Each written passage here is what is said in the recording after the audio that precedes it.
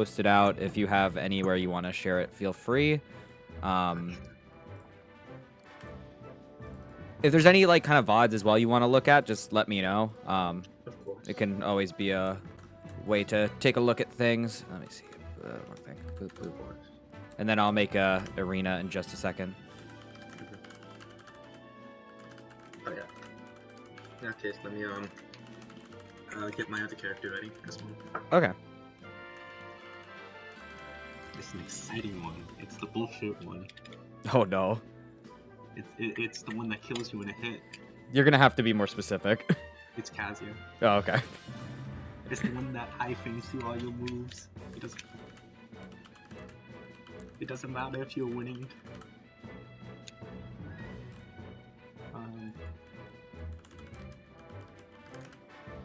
There we go.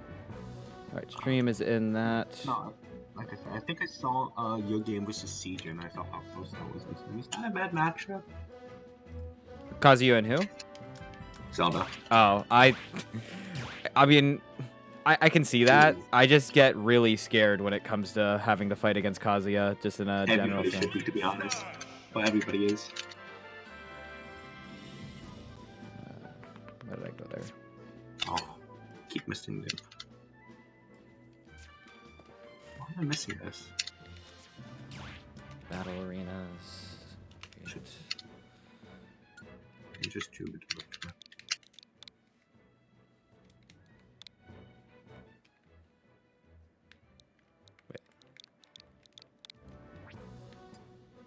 Oh, I did do that. Okay. I'm ready. All right. Put this out. I'll post it. I'll just send it to you. So, the arena ID. Let's see. We've got H2803, and pin is 3321. There we go.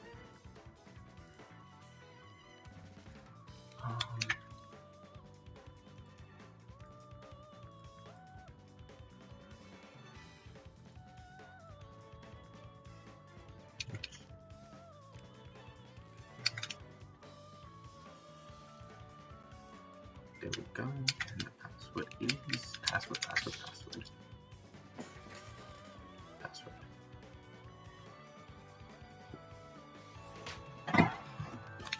Alright, let me actually start with the other one.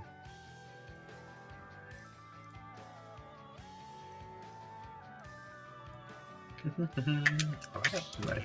All right. Get the water.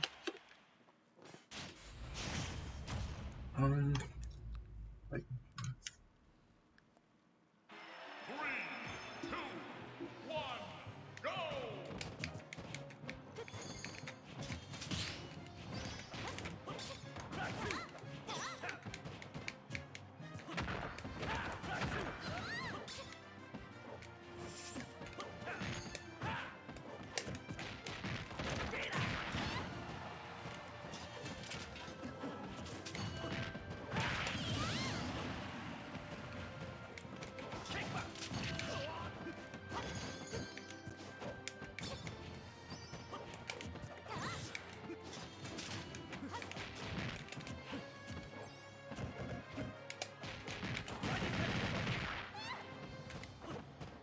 okay.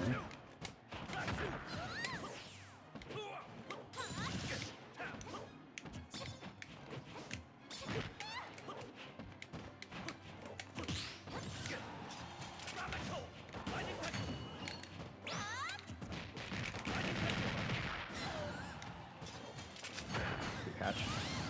Thank you.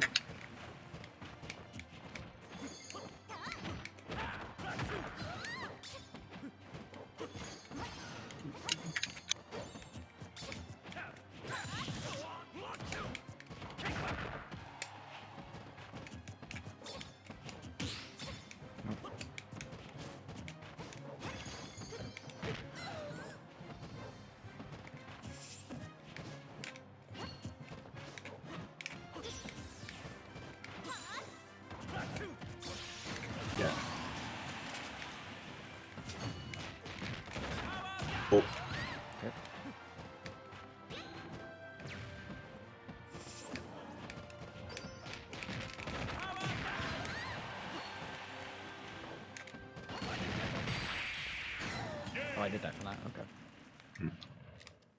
When is lightning kick? I'm aware that something like lightning kick has a really bad hitbox, but has a really small sweet spot. But I'm also aware that it's really fast. So in what conditions does lightning kick usually hit, or what's spacing usually? It's a little inconsistent. If we look at the frame data for it, it's like, Let me pull it up. yeah, I can send that to you. Frame data? Because against Zelda, I'm always scared that if I do something wrong on shield, like that crack shoot, Yep. I'm always gonna get hit by a lightning kick. I think the nice thing about crack shoot is like it puts you in such an interesting position. It's kind of hard to punish it even at a hit stun. I believe it's around like her foot, like her toe. Yeah, it's very quick. On the hitbox, you'll have to probably pause it. I see it. It's like one frame. Yeah, it's super tiny as well. So it's one of those things where if you're in a certain spacing, like too close to Zelda or too far from Zelda, she's not gonna get the sweet spot on reaction. What? Can you see the spacing? Like in game? Well, you can try and space it, but the thing is, the more you try and focus on the specific spacing for it, you're kind of like hovering in the air, and so your opponent's more likely to shield it if they're not in the air. I see. And it's also, there's a lot of shield stun on it, but it's not necessarily safe. So you can punish it.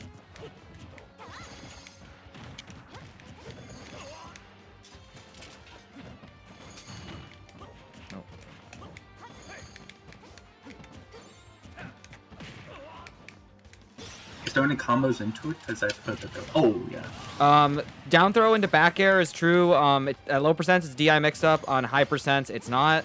As long as you do the right DI for it, which I believe is away. So if I'm away, I can't get hit by it.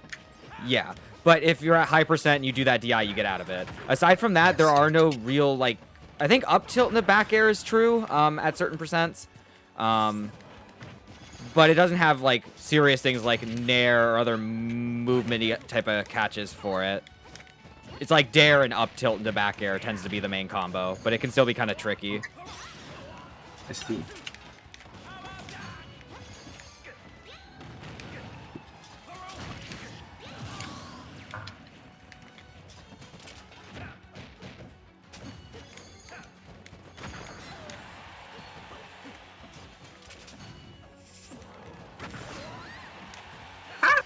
Living.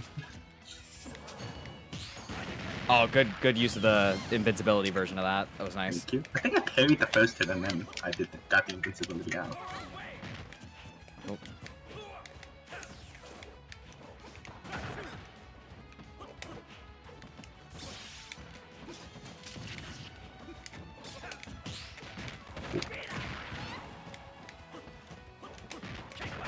Oh no! Oh, damn. Nah. If you're Kazuya, sure.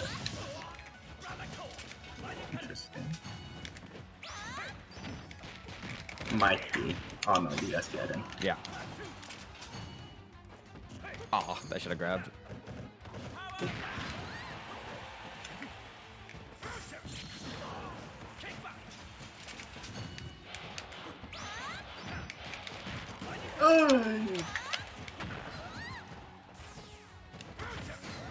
Wow, damn.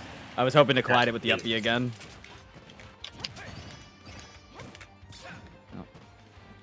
Is that a combo? No. Technically you can do, oh, you're dead. Oh, you got me. Jab into, down smash is technically true, depending on spacing. It's super tight. Oh, was that missing for the down smash? Yeah. And then it's like, I don't think jab into fair is true. It's a little too slow. So what I like to do a lot on shield is jab, down tilt, fair. It's not true. You could just roll out of the way. Just get out of there. But for people when they're in the corner and they feel pressured, they don't realize that. So. Oh, I see. It's just a good way to try and break that shield. Oh, I see. It's just pressure. Yeah, in that case, you just grabbed me right into it. So when they buffed Zelda's jab, they gave it 1 frame on hit. So on shield, it's still extremely unsafe. I see. Ooh. Oh. Yeah.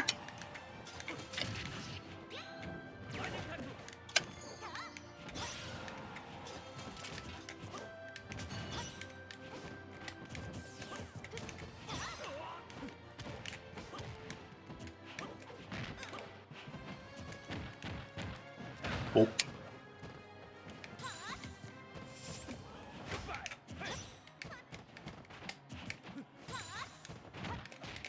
Oh, I see. Yeah. Oh, hi, Lucas Corn. Welcome to the stream. The GOAT. Damn, I didn't get the SDI that time. Let me try to practice that then.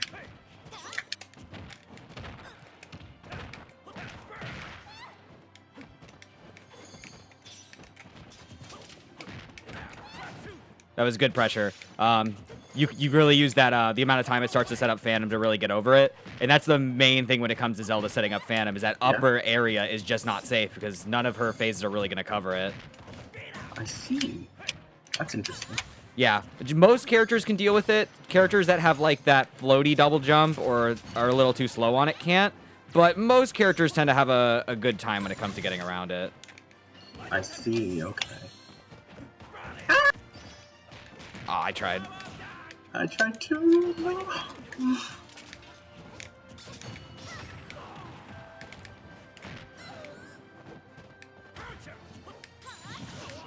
Yeah. Oh, the baby. Yep. Don't get me. Oh no, that's so sad.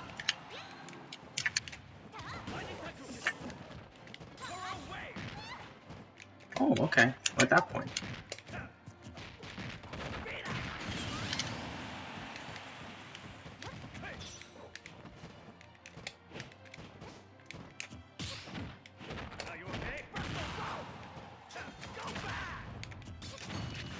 Oh, Yeah, you gotta be careful of that on stages that have that little bit of a lip. yeah.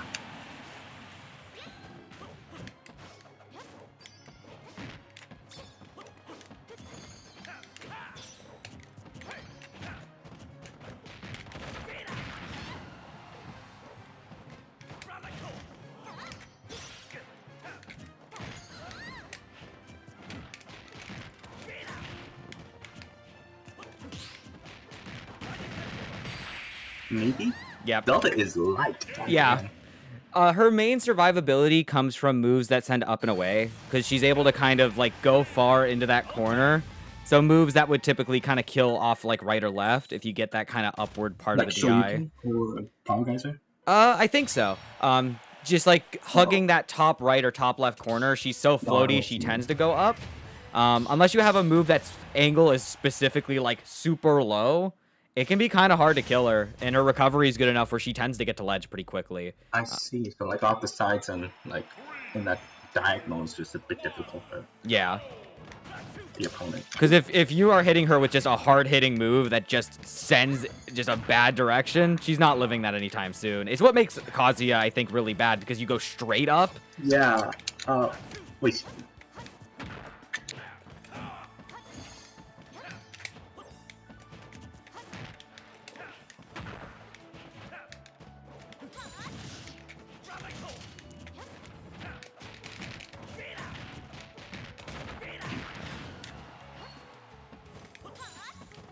Good weight.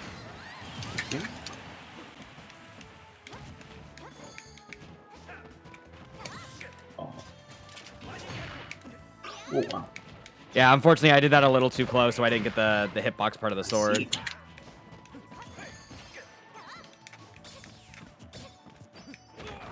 Oh. No, that's not okay.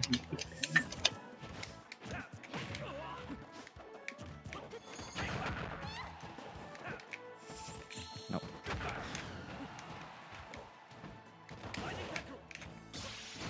Lightning kick. Yep.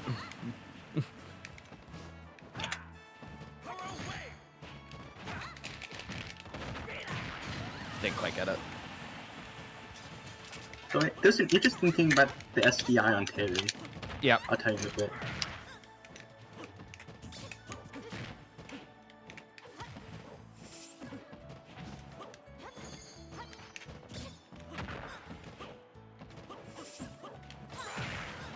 Wow, wait, what? Yeah, so the iframes are only on frames 3 to, I believe, 13. She's not invincible through the entire thing. Oh, okay, no, that explains it. Yeah, burn up was active enough for that. Oh, I see by that.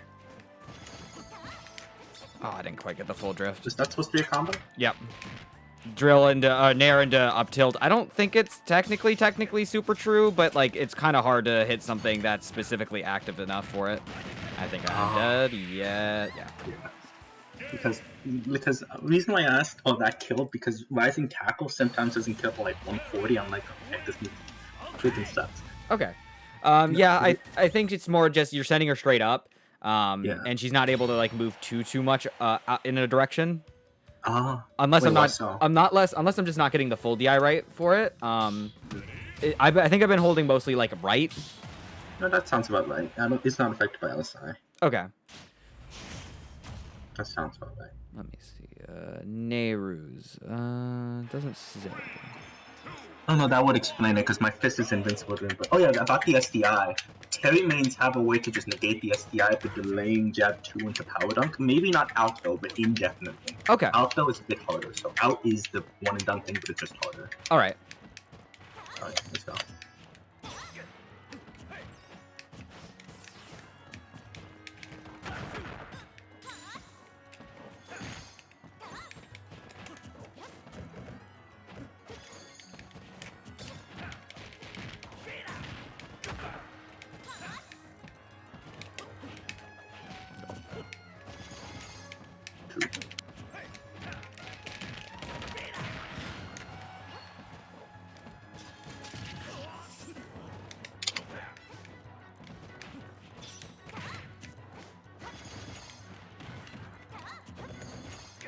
I see.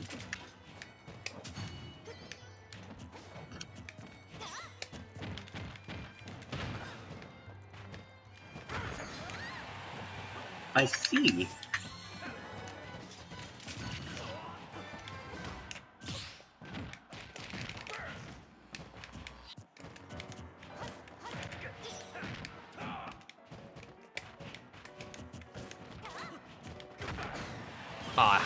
I did it too much to the right earlier. I see. No, I don't think you expect to get hit by that.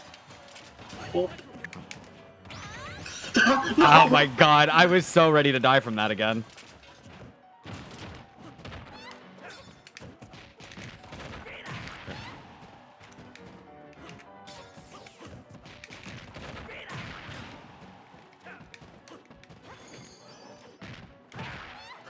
I hate myself.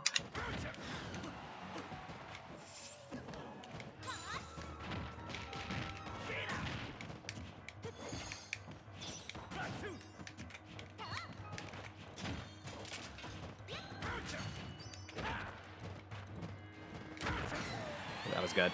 I wasn't sure if you were going to back up again, so challenging me there was good. Oh, no! Stop it.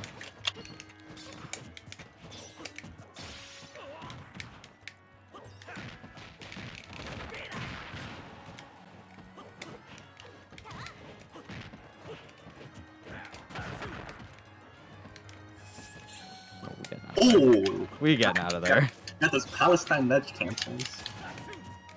Yeah, unfortunately, Zeldas are way harder, so you're probably not going to see them as often. I see. Why so? So she doesn't have, like, a lot of momentum. Like, if you look at Palutena's ledge cancels, she has a lot of momentum. Zelda's usually just kind of drop her. So you only have about, like, 3-ish, I think they're meters, in-game meters, to really hit that. Whatever the squares are in the training move. I see. Oh no!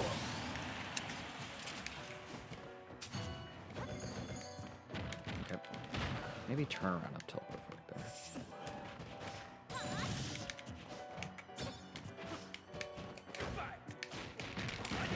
there. Yeah.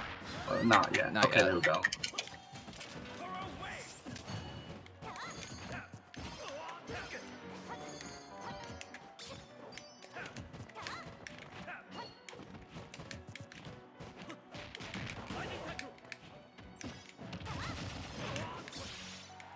A little more DI on that to out, and you would have been out of there.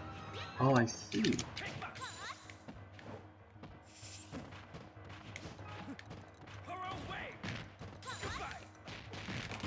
I didn't get enough SDI.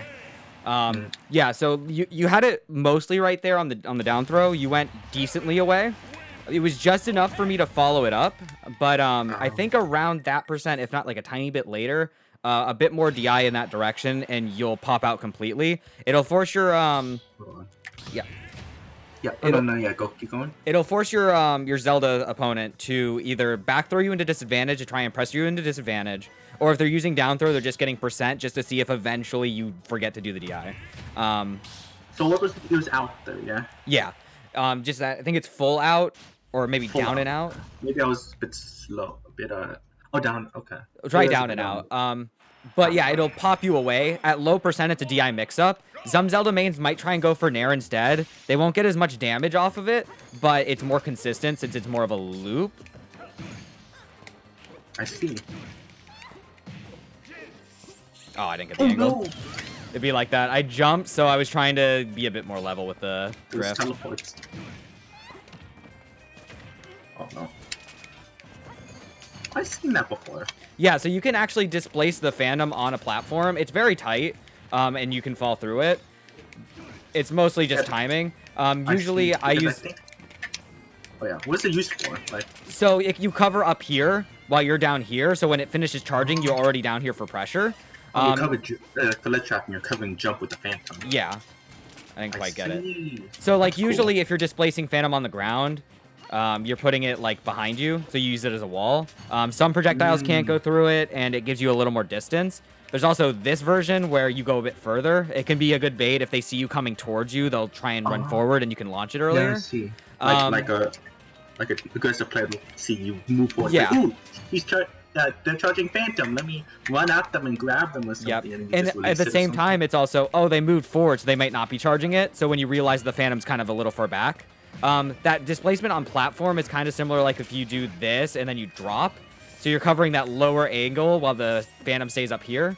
The Phantom this works similarly. I actually made it out of pools at low tide because I actually hit that on Smashville.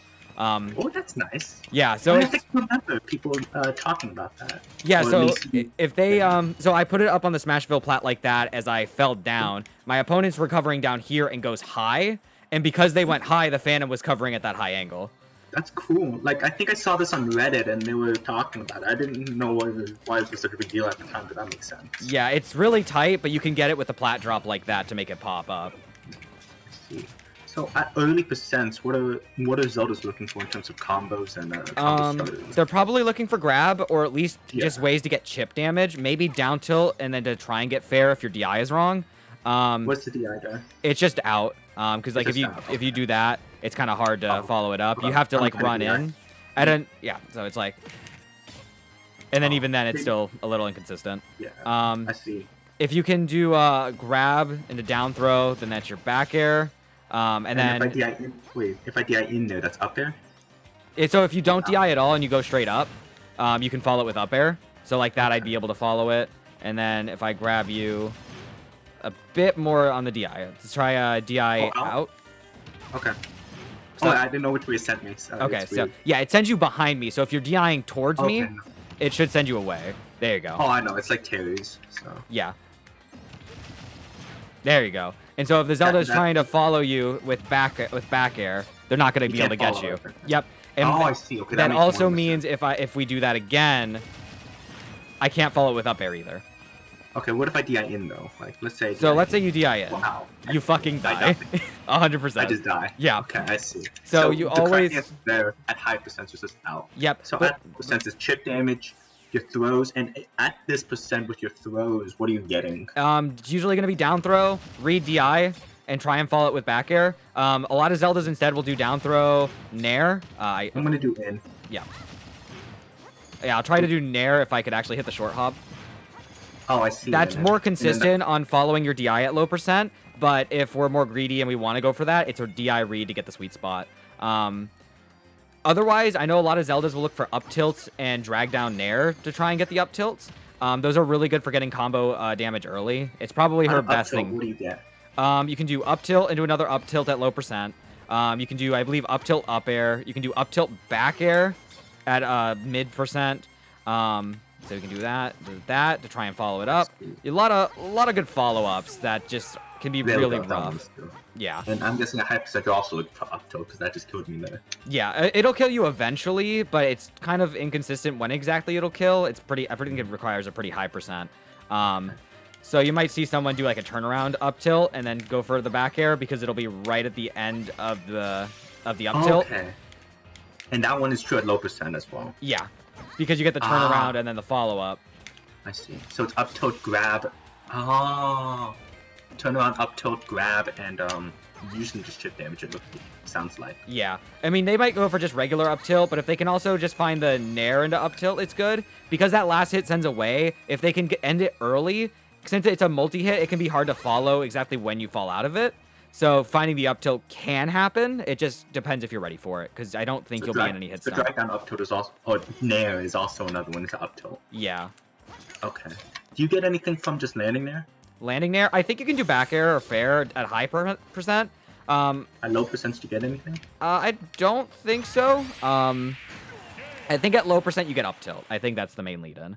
Okay, and then you get the back airs from that. Yeah, at a higher percent you can get the back air. You can do double up tilt into nair. It's kind of like grabbing away up tilt because you do up tilt, it sends relatively low with less effect on DI, and then you follow it with a back air or a nair, and the nair pops you away, so now you can probably set up an advantage.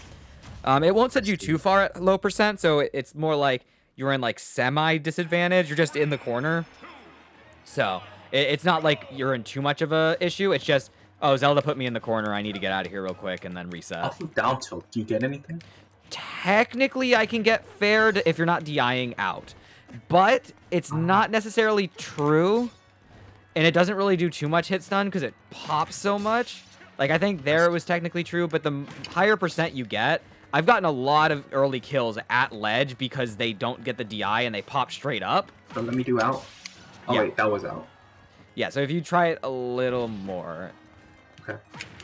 Yeah, I can't follow it see. there. If I'm like really close, I might be able to get it, but also no shield stun, so if you shield it, you're fine. Oh, I see. But it looks like a shield pressure tool, like a little. Yeah, it's part of that fake shield pressure I like to do, that jab, down tilt, fair. Yeah, it's technically not true. -10, but it looks like the safest move Zelda has. Yeah, it's not necessarily the worst. It just doesn't really have too much range. And again, as a poking tool, it really just pokes. You get the DI. I can't follow that up anymore. I'm just getting a tiny bit. You can't follow anything out. Yep. Ah. The most I could do is like down tilt, set up phantom. And then, yeah, it puts me in a weird situation. Yeah. Okay, so to recap, it's at low percent, it's up tilt, grab, maybe nair into grab, and up tilt. Yep. Those are some usual approaches. Sometimes they might try and and approach with just a raw fair. Oh, yeah. Just because it's like, yep, like if I can get that, I can get that. It's good damage. But if I get the sour spot, it has no hit stun, punish that. Whatever you got. Okay, so if I see the sour spot, I'm like, ooh, grab. Yep. Immediately. In the air, it's not safe. On the ground, it's not safe. So if you have a button... Oh, wait, I got... Oh yeah, also, I saw in one of the Terry games, you hit me with Sweet Spot, but I was able to punish. Is that negative on hit at low percent? It is not safe on hit. Wow. Okay. Yeah. It's actually one of the things that I think Melee Zelda has a lot better than old Zelda, is that Melee Zelda's Sweet Spots are safe on hit, but they can actually have their Sour Spots be combo moves at high percent. So you can combo a Sour Spot Fair into a Sweet Spot Fair in that game. Whereas in this game, Sour Spot Fair and Bear are never safe. Even on hit. Yeah, so... Wait, Sour Spot? Spot, Fair, and Bear are not safe. Same thing with Dare, and even then, Dare also isn't necessarily safe on shield. But if you get the hit, it's really good. It's just kind of, like, slow. I see. Do you get combos off of Dare? Because I think I've seen that before. Yeah, you can get Sweet Spot into back air, Sweet Spot into nair. Yeah, I see. Yeah. Is that at high and mid percents? Yeah. I believe at low percent, I can probably do turnaround grab. I see. But it's so risky. Like, you can see if I'm going for it. Because if I'm not going for fair or bear, I'm going for down air. And then, yeah.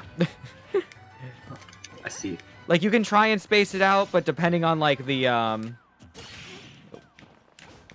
Wait, I'm going to be honest. not even that worth parrying the move. Because like it'll do a decent amount of shield stun, so if your shield's low, it's fine. But if you have the shield for it, it's gonna be hard for your opponent to space it properly. I see. I see. Yeah. Okay. So it's really obvious when you're going for downer because you're going to be probably right above me as opposed to next to me to try to hit fair or maybe even there. Because if I'm jumping, it's most likely than not I'm gonna go for fair, bear, or dare.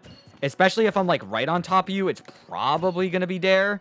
And then if I don't do anything and I try to tomahawk grab, Zelda's grab is pretty slow, so you should be able to react to it if she lands. Is it? It's, I think, frame 11. Wait, no way. Let me see. Grab. It's not, no way. Oh my god, it's frame 10. Frame 10. So a lot of Zeldas oftentimes will even just avoid using regular grab. A lot of Zeldas will use pivot grab because its range is actually pretty insane. If I can look at that. Pivot grab. Frame 14 and oh wait, sorry, I was in the I see! That is a range. Yeah. Let me do like right here. Yeah. It's like oh, hold on. Wait. Hold on. Let me move closer. No, but I see it. That is a range and a half. Yeah. I see. Especially if you're throwing out like a hitbox or something that's like kind of long and extends it, I can just grab it, and then, well, now I have you in grab, and Zelda's grab is pretty nice. When you do grab at this percent, what do you get? You just get stage? So if I do down throw, you do the DI, I just get damage. At this point, I'm trying to throw you into disadvantage.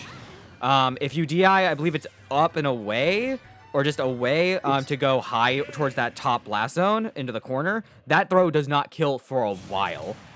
Oh, back throw? Yeah, back throw because it sends up and away. If you DI into that top corner, you should be able to live for a while. I see. Eventually, up throw will be the kill throw instead. What percent? Depends on the weight. I think for heavier characters, it might be like 150, 160. Oh, not bad. Yeah, so at that point, depending on where you are, back throw should kill. But on like lighter characters, usually I go straight for the up throw because it's a confirmed kill. Okay. I see. Okay.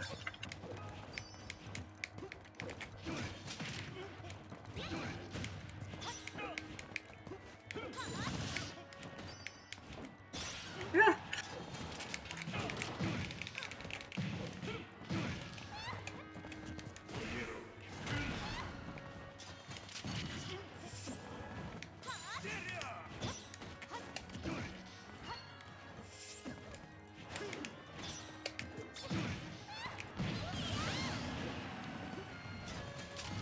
Oh no.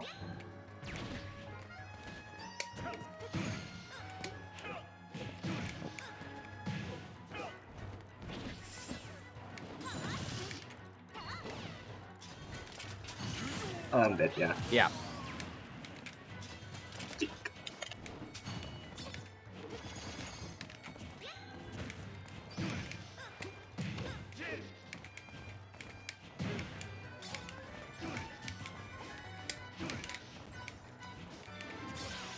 Ah, I see.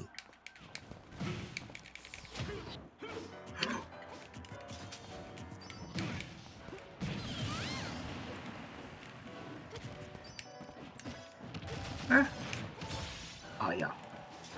So then I just have to take the DI. You had the DI. I think it was just a little low on the percent. You also landed on plat, and that was the only way I actually followed up. So if you hit if you would hit the tech there, I think you were okay. That's another thing, especially on PS2, that can be a problem, is landing on plat after down throw. Oh, I see. Yeah. I see.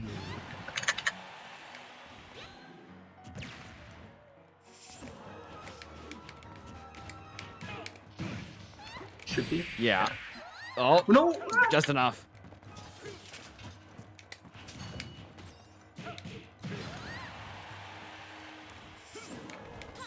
Oh, no! Yeah.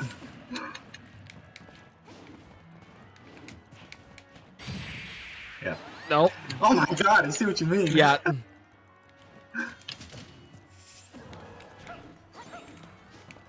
Yeah, I'm dead for that, though. One thing about neutral B that can really catch you off guard off stage is The direction it sends you is based on where you're located in the neutral B and which way Zelda is facing. In that last case off stage, I was facing towards the stage, and the multi-hit sent you in front of me, so it stage spiked you. If you were behind me at the end hit, it would have sent you behind me. If I was facing away from the stage and you were behind me, you would have gone into the stage. And if you were in front of me as I was facing off stage, it would have sent you towards the blast zone. Send me reverse of wherever you're facing. Yeah, so if you're behind me, it sends you the opposite of where I'm facing. But if you're in front of me, it sends you the direction I'm facing. There's also the chance that you fall out of it. That just happens. There is no tech. So there's a lot of things that can go wrong off stage. No, the pressure. Oh. Shit. Not quite.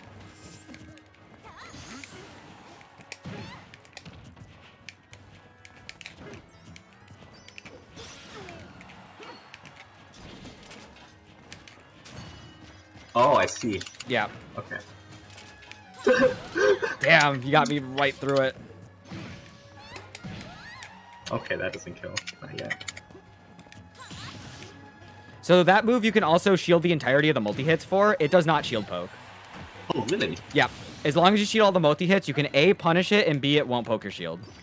I'm guessing it's a really good mix-up because people are expecting like 1 or 2 hits on shield. Yeah, it's actually a decent amount. I want to say it was 5 or 6.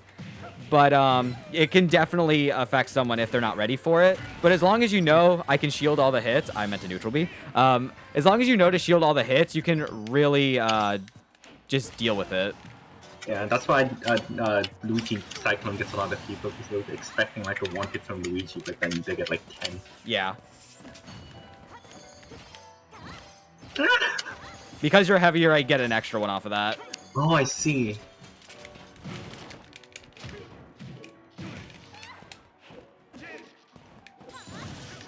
My invincibility, though!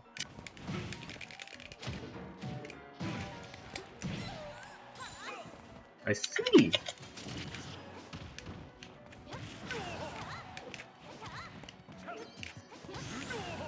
Oh, the plat pressure is insane! So Zelda's one safe aerial is that that up air under plat. It's super safe. You just gotta get out of there. Oh, I see. You just gotta jump or something. Oh, wait a minute. Yeah, because you just do that. Yeah, I'm just dead. I think that's the hardest part for Zelda dealing with it. That move's absolute super armor just kind of goes through multi-hits. So if I'm trying to... A lot of Zeldas love to backdash, turn around F smash, because it can catch... Is there any reason? It catches a lot of approaches, and even if they like don't immediately fall into the initial multi-hits, they may run into that last hit, and if it doesn't work, they might throw it out again. It's just active. It's just really active. It's really active, and it's pretty fast. You can SDI it out of it if your SDI is good enough. Really? Yeah. So if you see a Zelda like break your shield and then try and go for F smash, you can SDI through it before you get the last hit in. I love multi-hits in this game. I do too. Oh.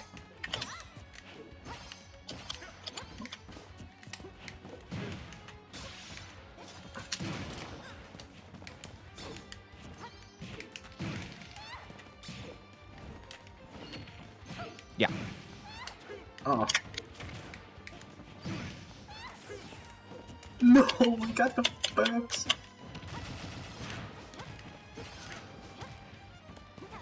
If I do DI out, you can still follow me and catch me not fast and catch my drift. Yep, I can still follow you, but it still takes a little long to, oh, I'm dead. It does take a little bit for the up air to come out, so as long as you're prepped for the air dodge, you're fine.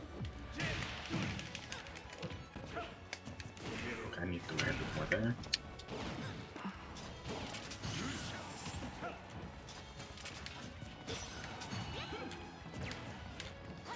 Oh, he went right under the, Are you dead? No, not quite. No, you're okay. Thankfully, we were center stage, so it wasn't the worst. Nope. Yeah, I'm dead for that, though. Oh no!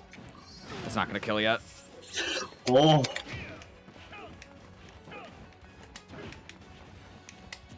As long as you notice that she starts the up B1 there, as long as you're cognizant, you won't be able to die from it. You'll just recognize it, and Zelda just threw themselves. It either resets neutral or Zelda just threw herself into disadvantage. It's just one of those things, like, if your opponent isn't ready for it, you can throw it out, but that doesn't make it good.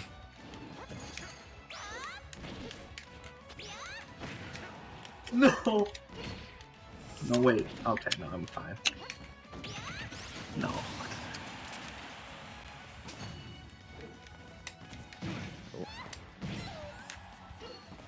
Wizliz, welcome to the stream. Oh. Please. I wasn't expecting it to send me that way. I'm honestly surprised I still lived. Yeah, it sends that. Oh, wait. Oh. Did you just need more percent on me there for the up air? I think so, because I wasn't able to pull it out in time. I probably should have just went for back air instead. Oh, I didn't have a check chance. Yeah, I think at that point I wanted to go with fair or bear, because up air just takes a little while to come out. I'm still not as confident with my up tilt into things, so it it's just not an option I go for as much as others, but it's a really good one. We're just kind of practicing in general, Wizliz. But I mean, yeah, there is the Arcadian that I'm debating going on to. Alright, Terry. I'm going. I missed yesterday because I left too late. Oh, gotcha. Because I was practicing something, I was like, oh, wait a minute, it's 7, I can't make this. Mm-hmm. And it was chill. Oh, I see. Okay.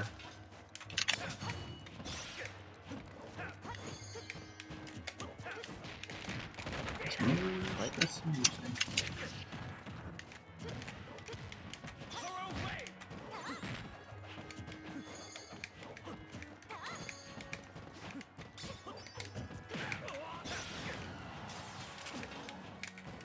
Oh, I meant to up smash. No.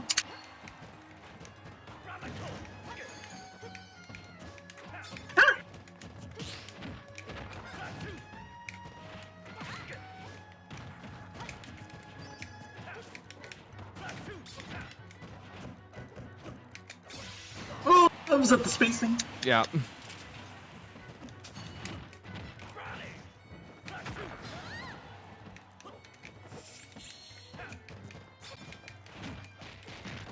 Oh, good rising tackle. Yeah.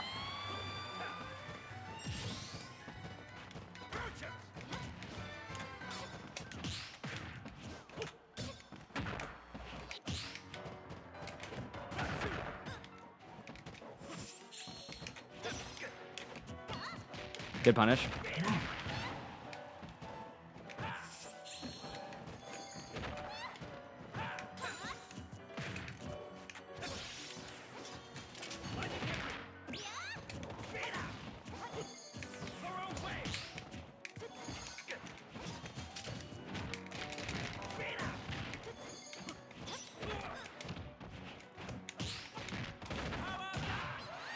Oh, damn.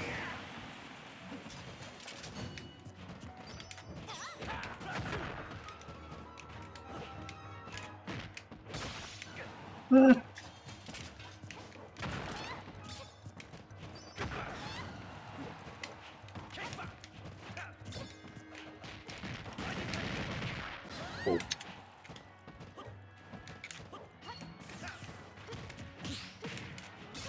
Oh. Yeah, that was no DI on that.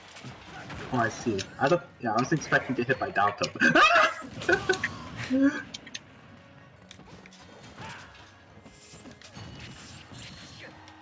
I see. Oh. That's a fun Phantom Windbox thing, setting you in a weird direction.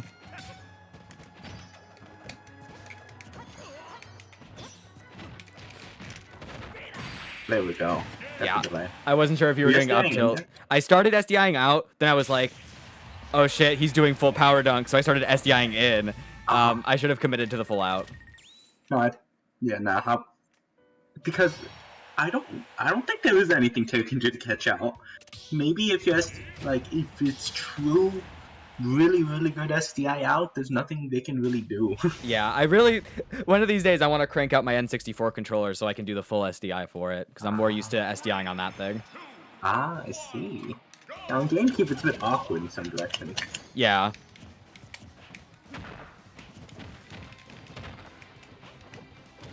Oh, I missed it.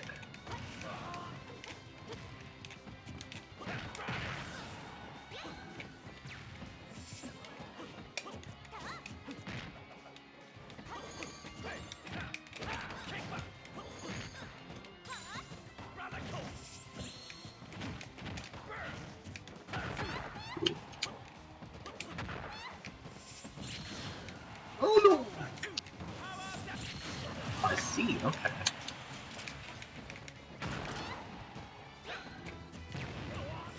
That move, don't worry about parrying it, just shield it. It doesn't do too much shield damage. Oh, I see, okay.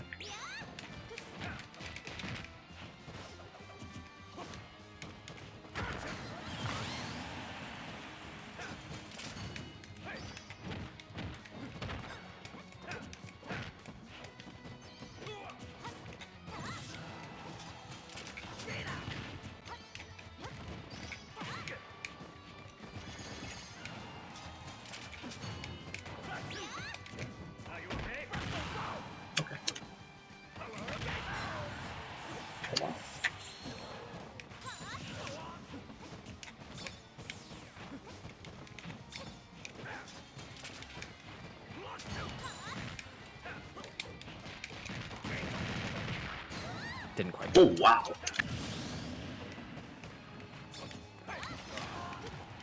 Oh, I'm dead. Yeah.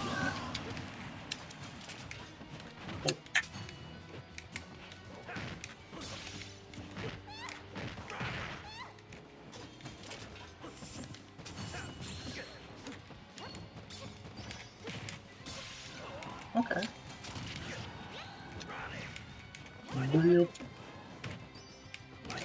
sucks.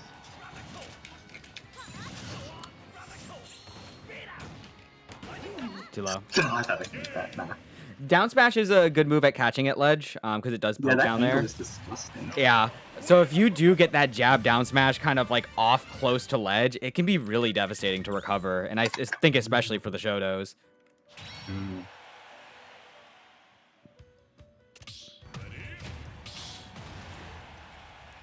I will say in terms of catching Zelda in disadvantage, usually she can make it to ledge just fine. If she's doing something silly like setting up Phantom as she's slowly falling, catch that with like a back air or something. But if she's going to recover back to ledge, usually you can just kind of sit there, maybe hold shield once they try to, if they try to up B onto you. But You're in a ledge trapping situation. yeah, because she has a really hard time like getting back on the stage here. All of her get-ups are really slow. They're not like the safest. And then if she like tries to jump, unless you're like directly with her where she can land a fair or bear, you can usually punish her at that angle. Oh, I see. But is her airspeed good or bad? What? Airspeed and. Yeah, she's just floaty and slow. Oh. Like it can allow her to travel a lot of distance. It's just she's so slow at doing it, you can usually catch her. Like even from like this high up, she can recover to ledge super consistently. So you don't want to like throw yourself too much into disadvantage by trying to get her out. But if she does something like this, that's a free back air. You just got to challenge her from below it. So let's say like run off, jump, back air, fair. Because Phantom doesn't cover below, you just kind of get a free punish off of that. Ooh, I'm dead. You are that's dead. fine.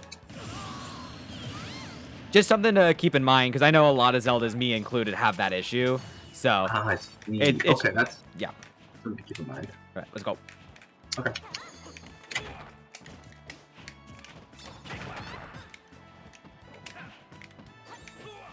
No.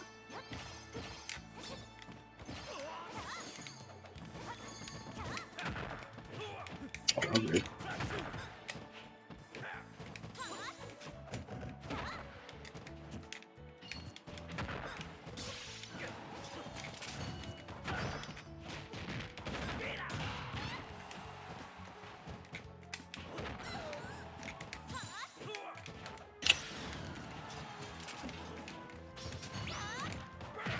I was actually expecting the wind box to carry you into that. It was just a little too far away. I see. Okay. Oh, I tried it.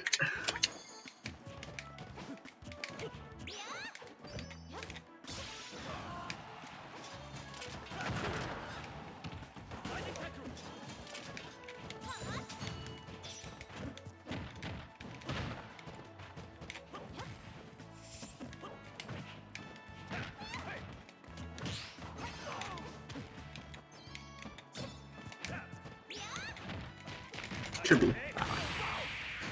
Yeah. I SDI'd it up, and I was like, wait, no, I need to go down. No, it's both. Oh, You it's can do both? either. Okay. Yeah, you can do either. I've seen Seabass get out of it doing down, but I've Okay. also seen other people get out of it doing up, so it's either. All right. Well, that's what I've seen at least. I haven't seen many people SDI it.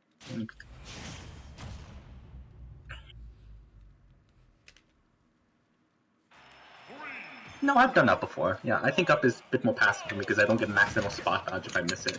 Okay. But both work. I see.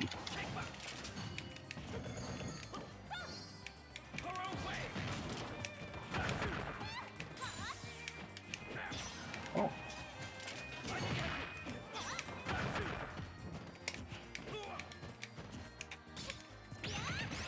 Okay. Ah, yeah.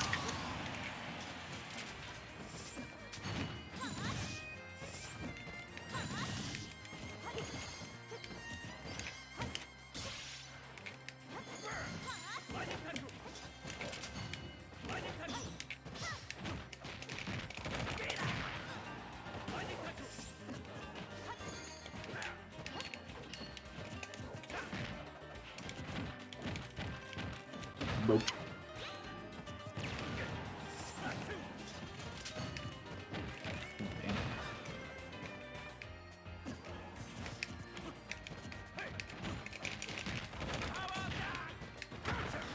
Oh, I was dying that way. Wow.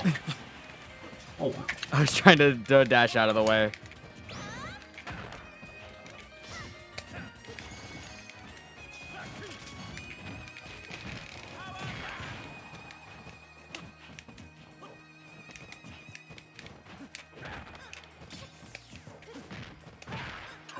I hate this hitbox so much.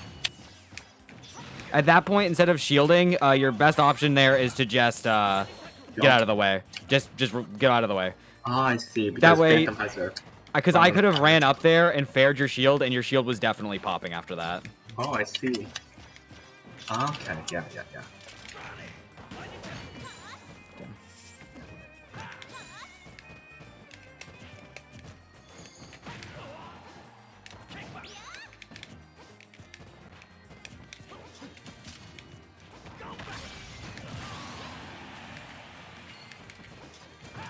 Oh.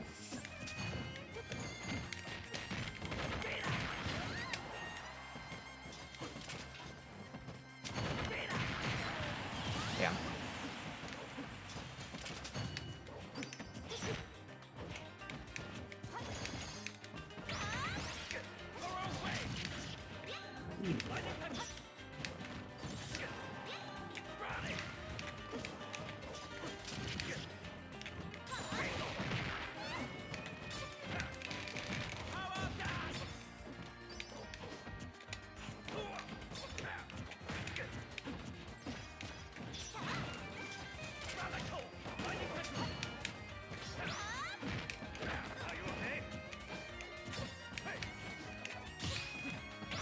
Oh no! They teleport. Oh wait, what? Oh, I knew it! I knew it! The problem was I fucked up the input. I actually hit neutral B instead of up B. Yeah, even before then, I saw his space and was like, okay, he's gonna do some weird teleport cancel let's jump on me, and I was like, okay, I need to get off the ledge. So I can ledge trump. I can hit you as you're recovering because it does hit a little below ledge. And then I can also use it to just jump back, set up Phantom, or a bunch of other fun things like go for down air. Oh, that's just a ledge cancel. Yeah, it's just a ledge cancel. Ah, But you also I do get see. the hitbox come out of it, so you can use I that to see. cover as well. I see. Okay.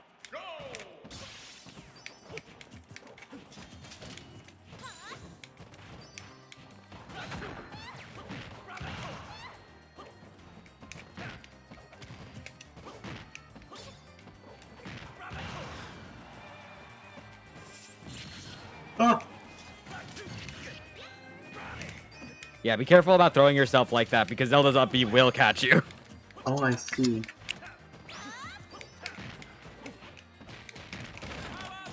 Yeah.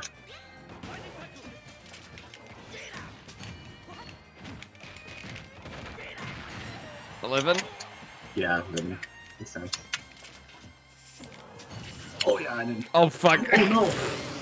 Thank you, Pokemon. No.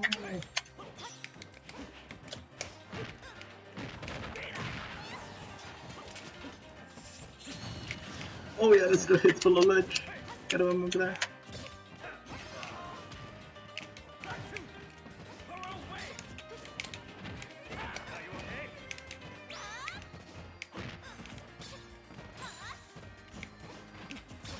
Oh yeah, that's.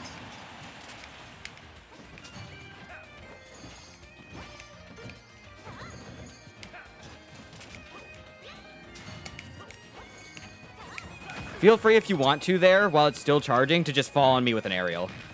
Because if I'm still charging it, I'm stuck in there. Yeah, because I was not because I didn't know if you could release it preemptively and I can release it, but it's not gonna hit up there. The main thing for it is if I release it mid-charge, I'm stuck in the release animation. I see. And if you hit me while it's charging, it'll fall apart as well. So you're very much incentivized to just run up and hit her.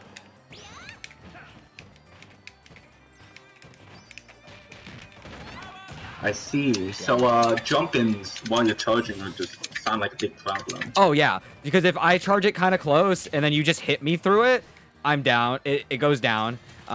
If you jump over it, it covers my thing. So if I panic release it, I'm still stuck in the release animation. Oh, that's interesting. Yeah, so you can really use that situation to your advantage. Nope.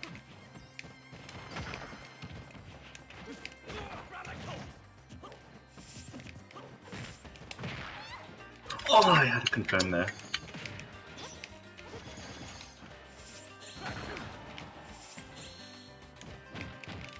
Get off stage. Oh, no neutral B. I'm dead. Oh. Did I catch you? You caught me before the new. I tried to hit the button. I don't know if it came out in time, but you can. The best way that you can catch it and know for sure that the move comes out is when it's in like frames 1 and 2. It starts to produce the sound for Nehru's, but it'll come out. But in the first 3 frames of it. I think you punched me before it came out. I think it was probably just as it was reading the input. Before you're intangible. Yeah, so you can punch her before it comes out like that. Yeah, it's because I'm reading it and it's intangible 4 to 13, so it looks like it caught you on the 3 frames, yeah? Or it sounds like it. Yeah. So I think maybe it's frame 3, just as like it's about to start. You'll hear the sound, so you probably caught me just a little bit earlier. Oh, yeah. Before we start, I want to ask you something about Zelda's neutral. Sure. Okay, so I faced you, I faced Cheyenne, I only faced Grayson only once ever. But in terms of neutral, it looks like it's revolved around, or at least what Cheyenne showed me when I was playing it, throwing out Phantom and seeing how the opponent reacts to it. What are all the things that Zelda can do to kind of catch people trying to avoid or otherwise not get hit by Phantom? It depends on positioning. So like if you're off stage, you're setting up Phantom to see how they recover to it. So like if they're staying at ledge and not realizing they can roll up, that's a good way to catch them. If you're trying to catch their recovery and seeing their timings for it. Same thing with side B. Side B is a huge chump check on what they're gonna do. So if you knock someone into disadvantage, usually Zeldas will send up first. They'll send full up to catch your jump. If they recognize that you're not jumping, they realize that you definitely have experience with this matchup before, so they're going to probably try and mess up your direction on where you're going. So now you're playing... Send down?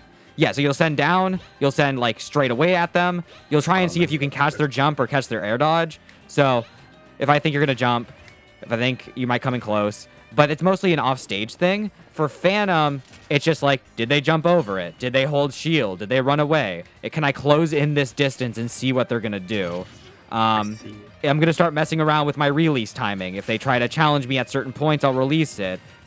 So it's a mix. So this is the first mix that I have to take, whether or not you release it or not. Yeah. So if I release it preemptively, like something like that, so you know, okay, he's really using that to approach. I'm going to shield it and I'm going to punish because of that. It's going to force the Zelda to probably do more falling back ones, or just to play a bit more keep away. When it comes to just neutral in general, though, Zelda's can play a bit different. I play a lot more aggressively, and I try to focus less on using them, except for in disadvantage or in advantage. I noticed a bit with between you and Cheyenne and how she plays. Yeah, I know Cheyenne and Grayson will play a bit more keep away, so they might play slower. That'll force you to have to, find a way to kind of approach their defense. It was something I worked with Weird a lot last time. If you went to watch our VOD with Weird from a few days ago, that was the main thing he was having issue with, was approaching against things like F smash, pivot F smashes, and overall turtling with down B and neutral B, and just picking out the timings. Part of that is recognizing the frames and the animation that goes with it. Since they're not one-to-one, getting a better visual for it is really important to really work around it. Kazuya might have a different way of getting in. He's got a lot of things that have intangibility, so he can really break through that defense easily. For Terry, that more aerial approach kind of going above them is really good. A lot of sorties can use that. So your main way is finding the holes in this neutral, and then just kind of picking it apart, especially if they're playing a bit more defensively. If they play more offensively like me, you're just playing a regular neutral. You're just like... just kind of scrapping, we're just playing the game. Yeah, it's just like, okay, I know these moves aren't safe on my shield. I know this pressure's fake. I can take advantage of it. But a lot of Zeldas will be a bit more behind it. And you're doing smash things like, oh yeah, he's delaying his timing on this aerial to catch my parry, etc., etc. Yep. I see. And around, what was it called? Down Night. It's, what was it? You're saying that Kazuya may have a different way because his jump is small. And it's okay, but he has the IDJ for it. Yeah. Someone like Terry could just jump over you charging, and it's like, oh. Yeah, but Zelda, instead, what Kazuya has is he's got things that are very intangible. He can really keep that distance. It's in Kazuya's best interest never to let Zelda get too far away. The Zelda can run, but you can just kind of follow. You're in the corner eventually. It's like, hey. Yeah. So now I gotta try and jump, but you can catch the jump, and then you can also catch other approaches. Yeah. Things like, I believe it's down B, where you just kind of go in for the grab. That can go through things and really catch you kind of early. So if you see Zelda doing this, and you know you can run it in pressure, well, what are they gonna do?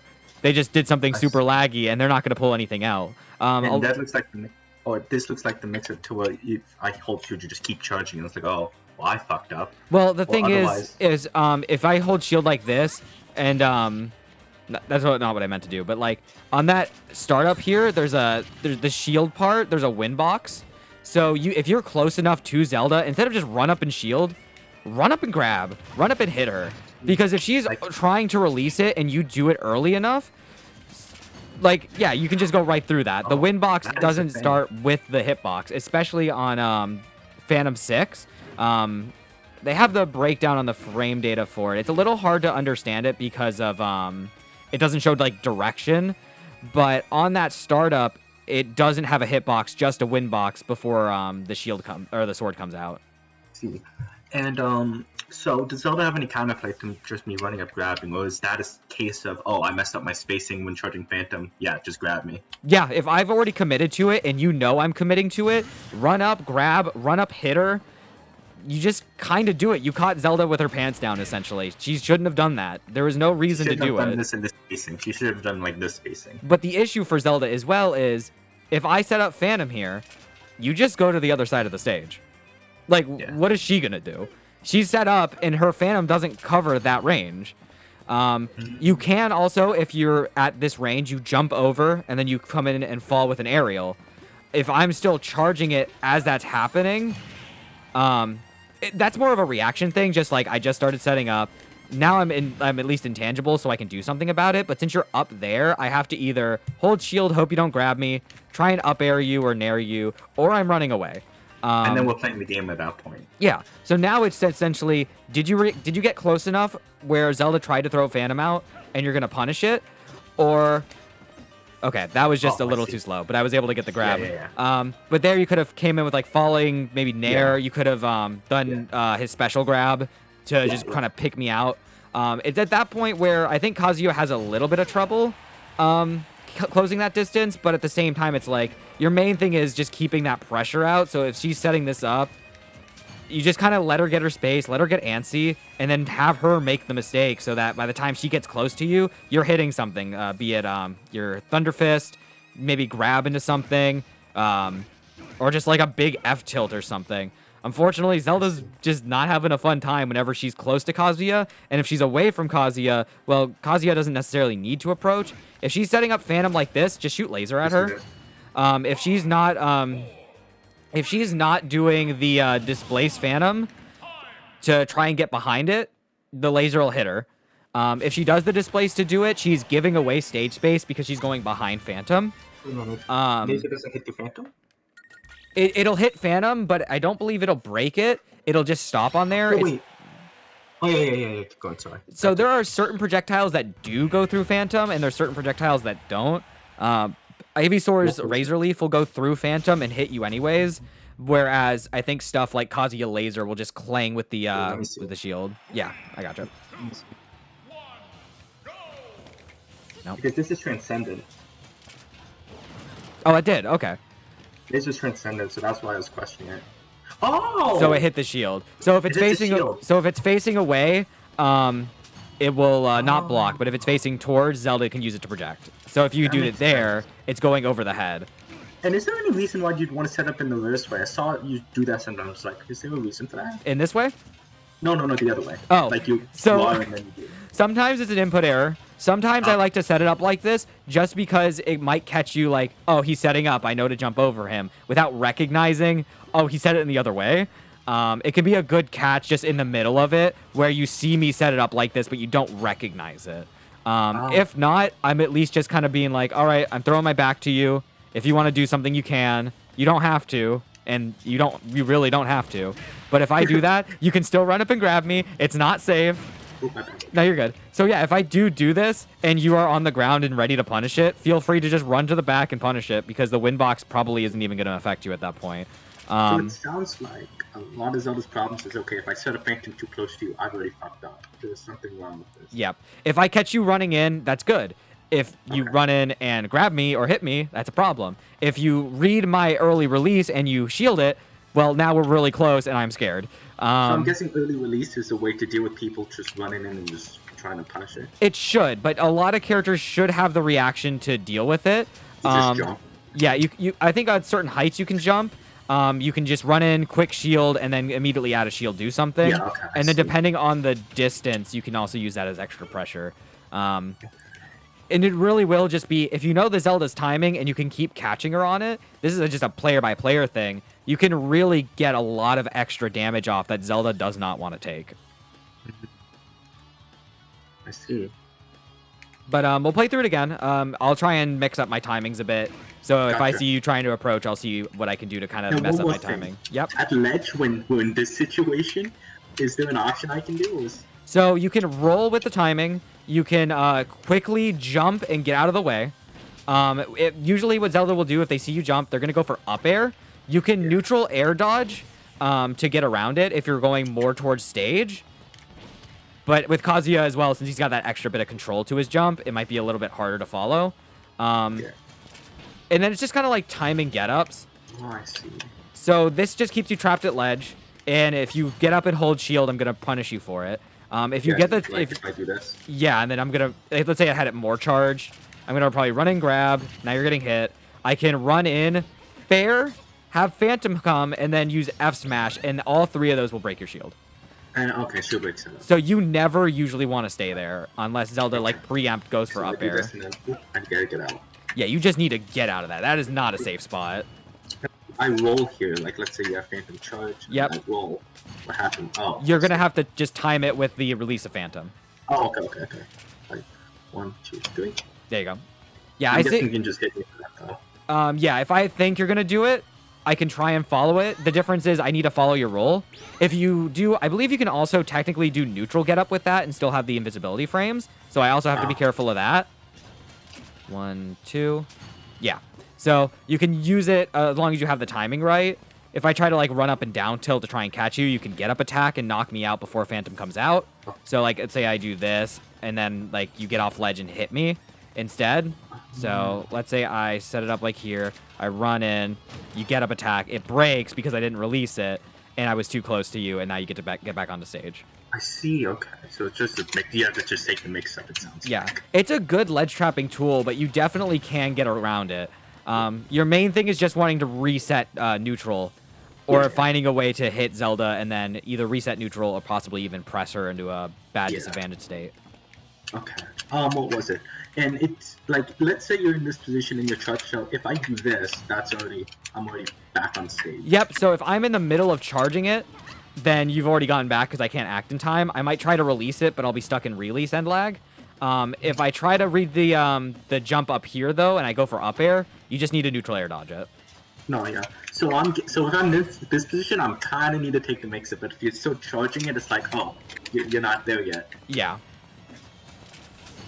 I'm back. Yep, and I was stuck at the end lag there because I tried to catch you, and you had already gotten over that arching swing. So this is checkmate, or checkmate, quote unquote. But you charging it is not. Or it sounds like it. Yeah. So now it's you're in disadvantage. I'm going to try and follow you with up air. Oh, my bad. No, you're good.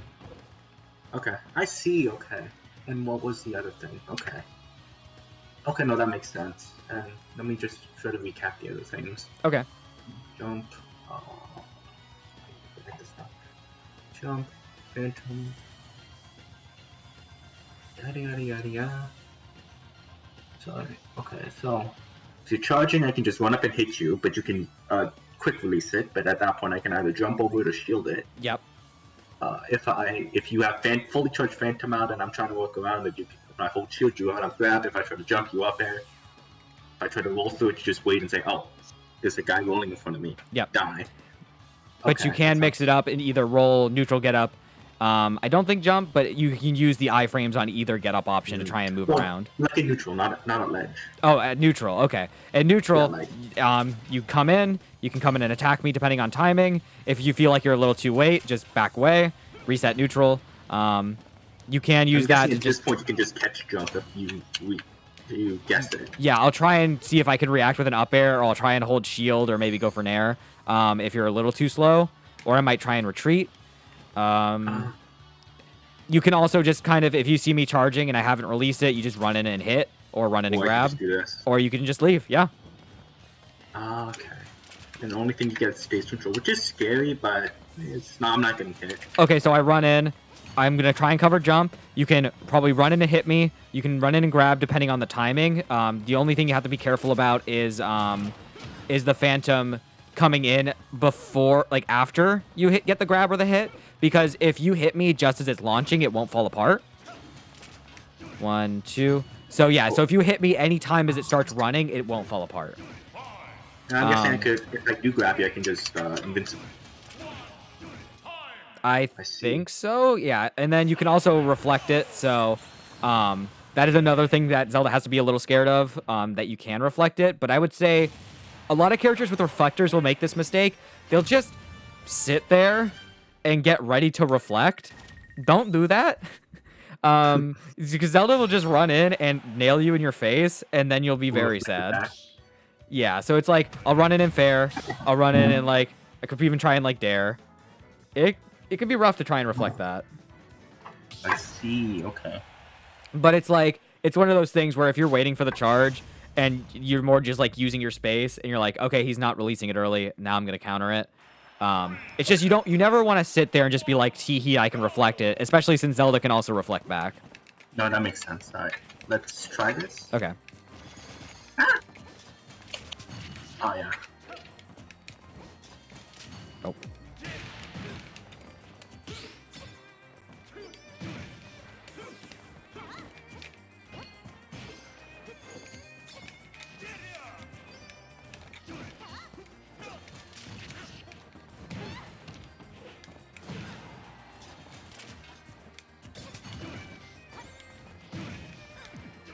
Yeah.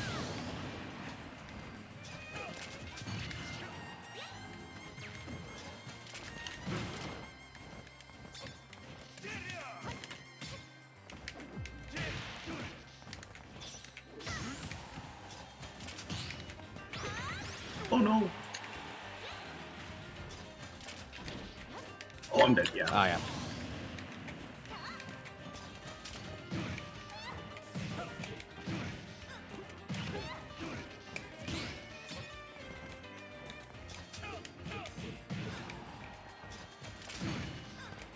Yeah, that was a good catch because you were low enough for it to where it couldn't sweep you under.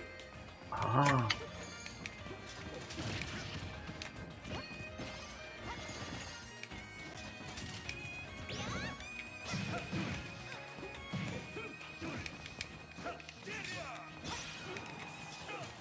Yeah.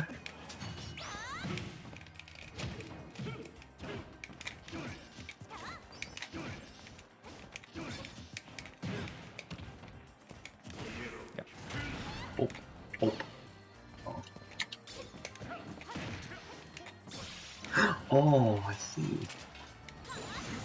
No. And I'm dead. What? And I'm dead. You're just dead. Yep. I shouldn't have done that. I should have just retreated, set up Phantom to get away from that grab. I don't think it's super armored dude. I think. Yeah, I think that's. you just went right through the F smash. All the hits. You I think that's the. No, I think that's the iframes neutral getter, or might have been. It could have been. But yeah, even if I had gotten the initial hits on that F smash, it still wouldn't break your super honor anyways. Mm. 3, 2, 1, go!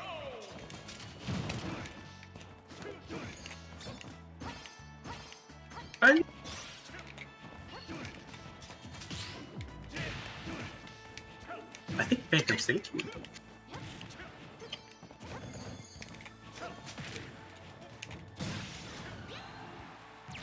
Oh. Oh my god. It was just barely. Oh no, wait, wrong way! I keep getting it inside Zelda. Yeah.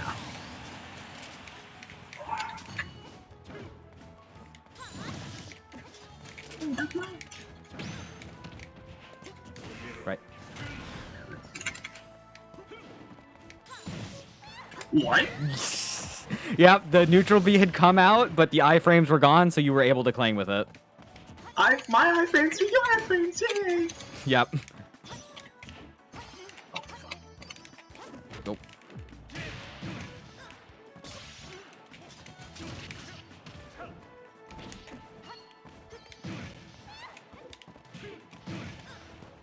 Oh yeah, you're in the air.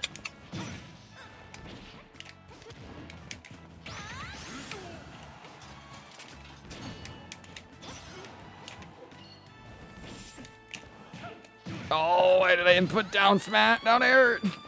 I wanted the fair. Wait, what do you? I did down air instead, which was slower, so it wasn't able to catch.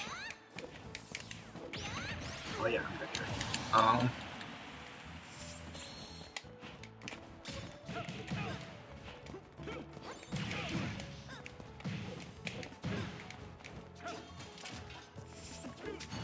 Oh, I tried. Yep. Okay.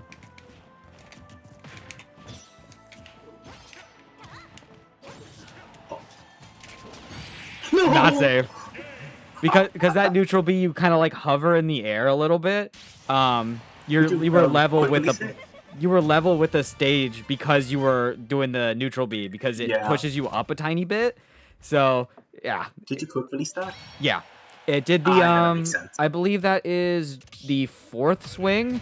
It's the overhead swing which slams down. Oh. Because I saw you doing it, I was like, I'm gonna release it. If it doesn't cover laser, it at least should hit you. Ah, I see.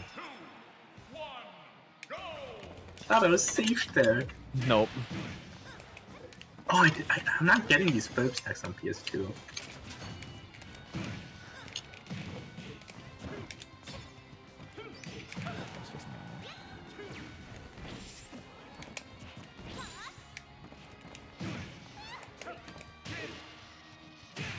Yeah.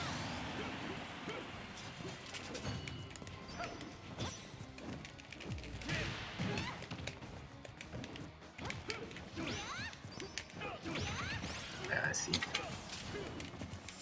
Oh.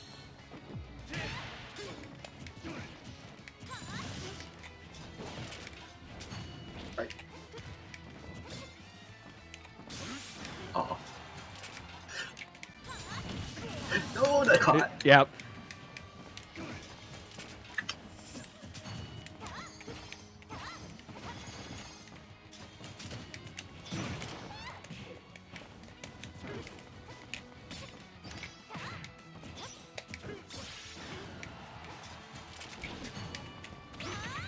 Oh, damn.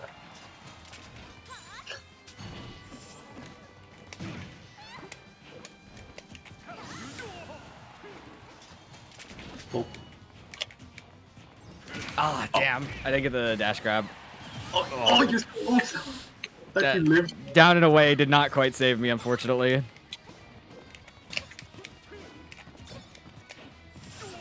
I see, yeah. Yeah, that's the one thing she does have, but the up B elevator is SDI-able, just regular DI-able, actually, on both hits. On the first hit, you can be sent slightly left or slightly right, and then on the second hit, you can DI, I believe it's down and away, and most characters can live with that DI. I see, okay. You see down and away? Yeah, I believe it's on the second hit. On the first hit, you can DI it, I believe, either way, and you'll go, like, a certain amount that way.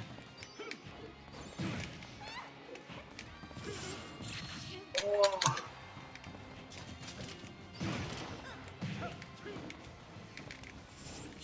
Nope.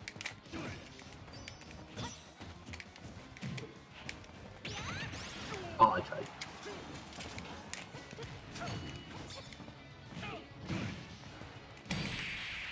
Yeah, no, I was too close to the blast zone, even if I could.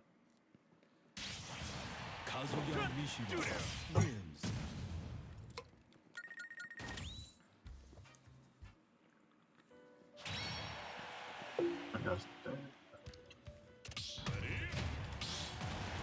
Hmm.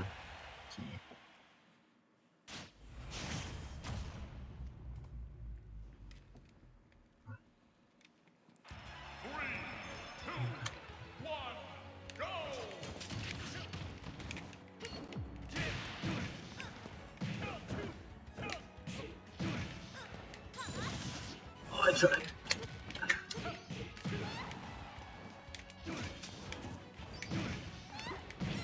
Wait, oh, I tried.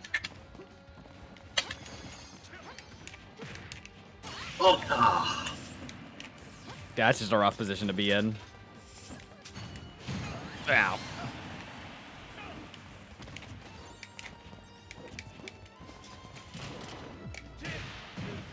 Oh, man.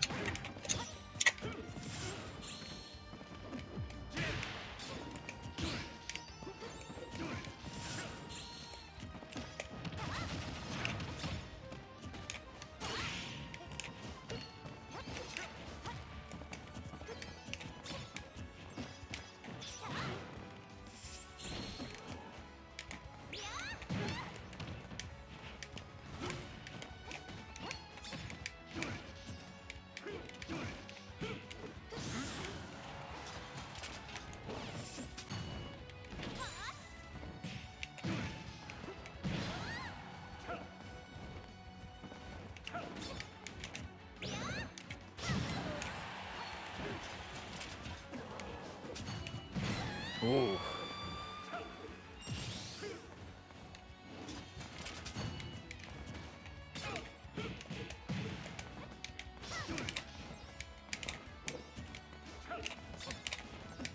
Oh, did it bad.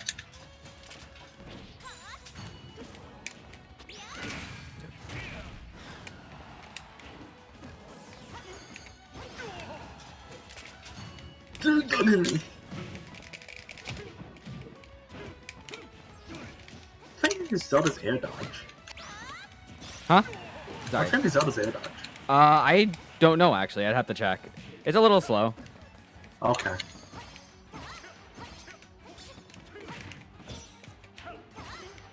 Like, I don't think it's noticeably slower than, like, the others. It just kind of exists. Let me take a look. Yeah, because what was it? I was trying to do a combo, and I don't know if I'm too slow. Or Zelda's air dodge is just one of those.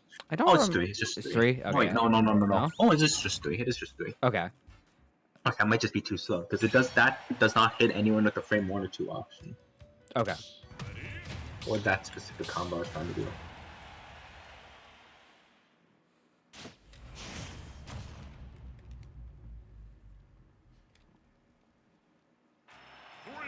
Alright. Boop, boop. Ah!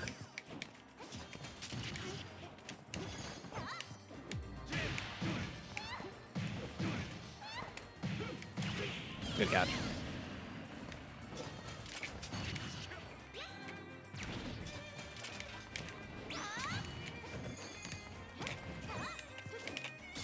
Oh!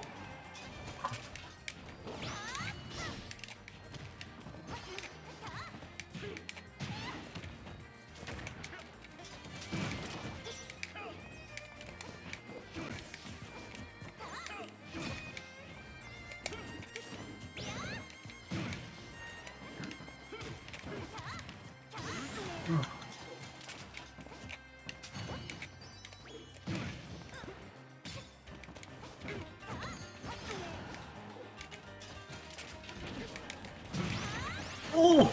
Yeah, it just got in your way just a little bit.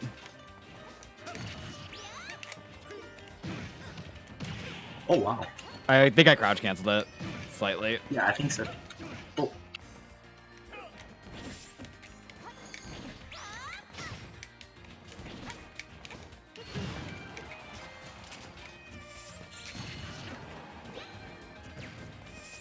Oh, wait. Wait, that was not out.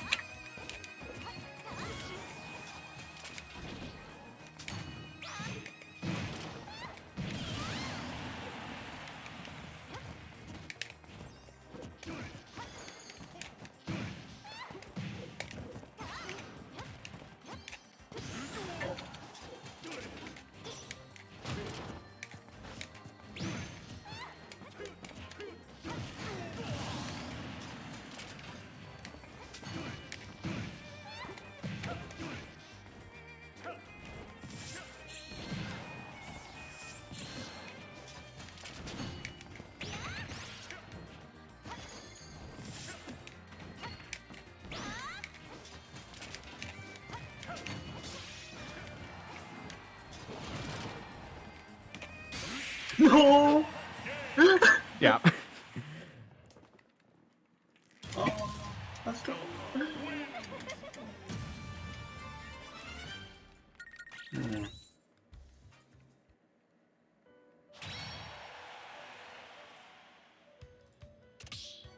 Boop. Gotta get some this guy in.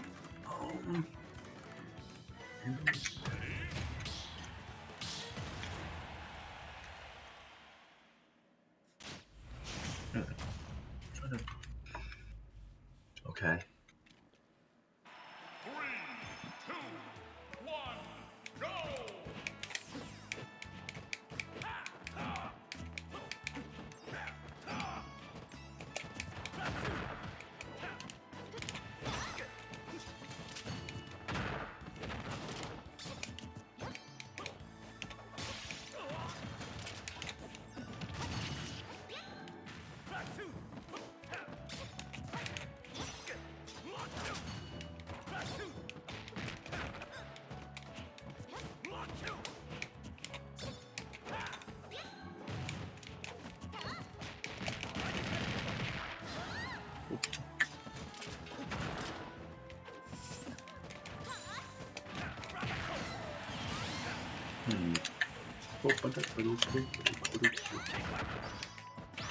What was wacky?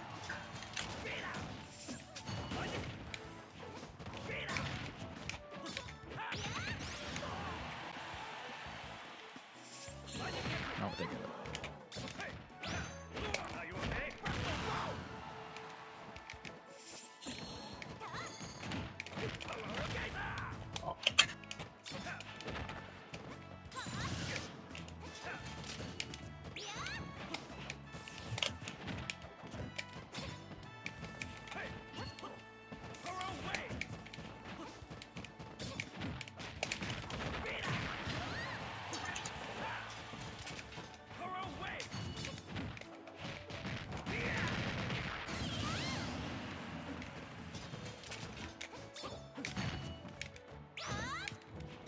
Oh.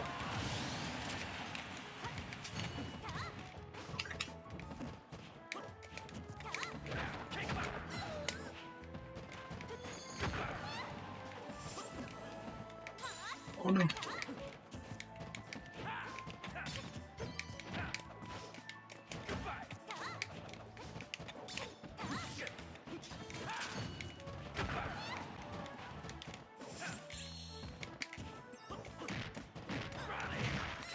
Oh my God. I was going holding up, and I think I slightly hit right just as you hit me.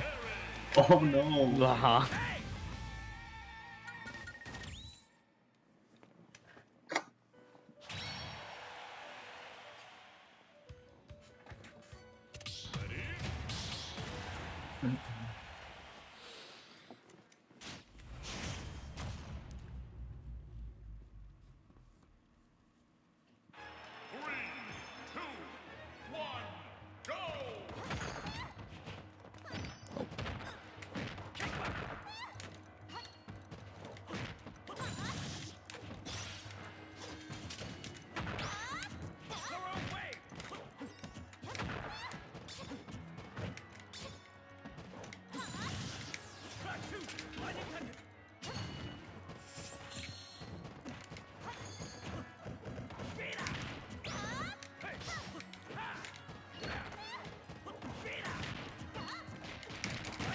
Maybe? Yeah. Yeah. Too high.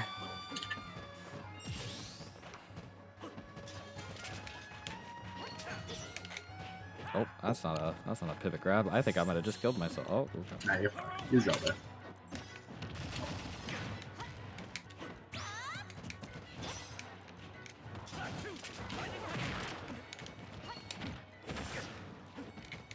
What frame is your up B? I think it's frame 3. Oh wow. It's pretty fast. That's why it's a get out of shield option. See, I didn't know that. I have to go double check, but yeah, it's one of those moves that you spam out of shield, but like you should have enough time on shield hit to to shield it if you notice it coming out. Oh yeah, no, okay, I see. It's one of those moves. Okay, I gotta be more careful in pressuring this field then.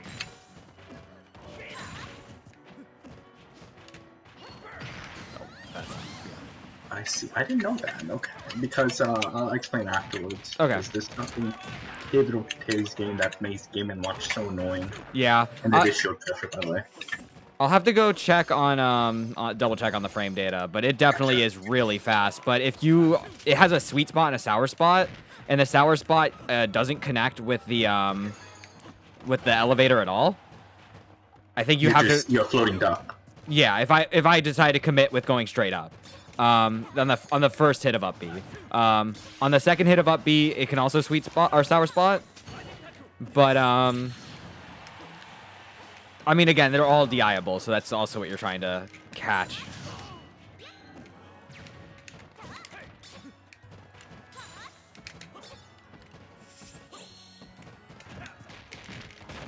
Yeah, should be. Okay, I was gonna be really shocked. Hold on, let me see this. Yeah, I need to double check this as well. It's frame 6. Frame 6. Okay, it's a bit slower. Makes sense. Still makes sense. Still makes sense. But because, it's wait, sorry, go. Okay, so it's frame 6, so it is still pretty fast, but it is like there are certain moves where if you touched it and they like panic response up B, you can shield it, and then she's a sitting duck up in the air if she decides to go straight up. If she decides to go straight down though, you just want to hold shield just to wait to see where she goes. So if she decides to stay on the ground full down, you shield it and then you punish the end lag because it's very laggy. Yeah.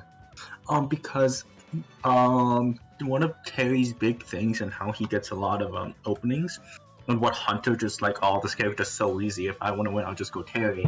And the reason why he says, oh, I'll just run up and press A is because down tilt on shield and jab on shield pretty much treat your shield as if there is no shield, if that makes sense. Okay. Pretty much, he opens you up by hitting one of those fast moves on shield, and down tilt and jab 1 or -6. So the reason why something like Cloud up B doesn't annoy me as much as Game & Watch up B is because I can shield Cloud up B and I have that mix up, but I have no mix up with Game & Watch up B. Okay.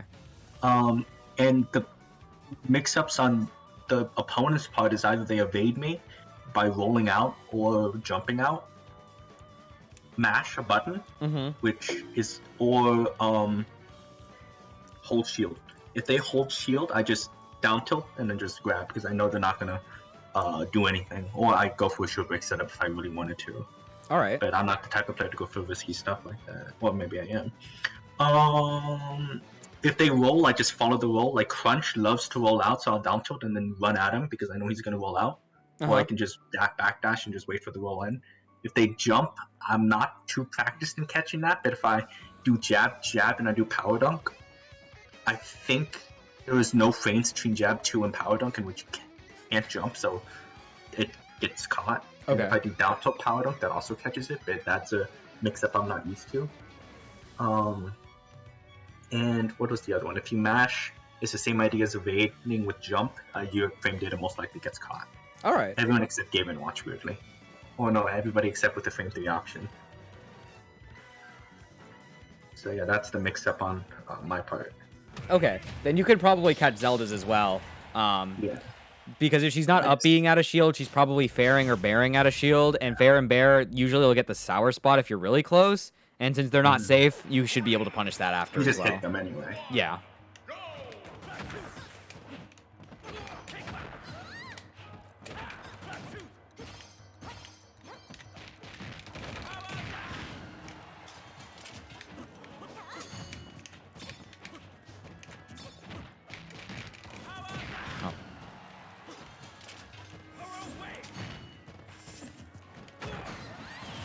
Ooh.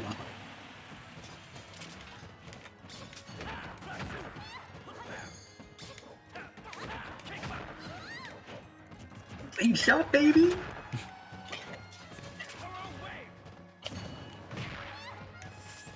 Oh. Oh no! I somehow fucked the angle up on that. All right, that's fine.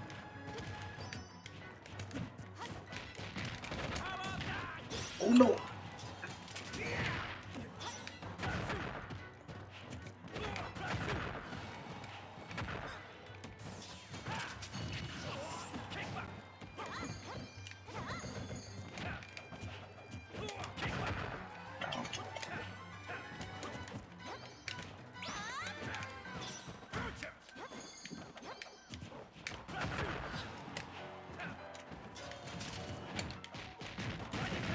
Think of me? Yeah. Oh wow.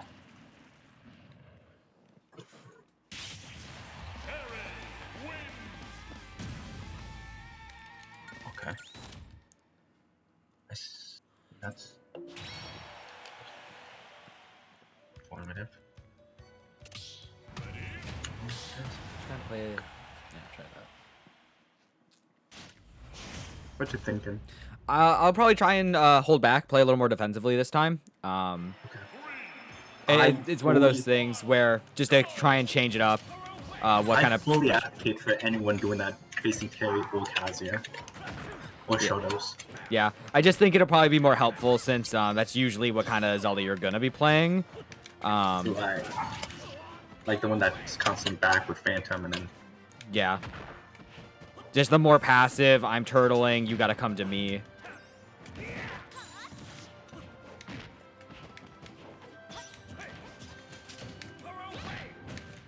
I'm fine with that. My approach game is not really that great. I see.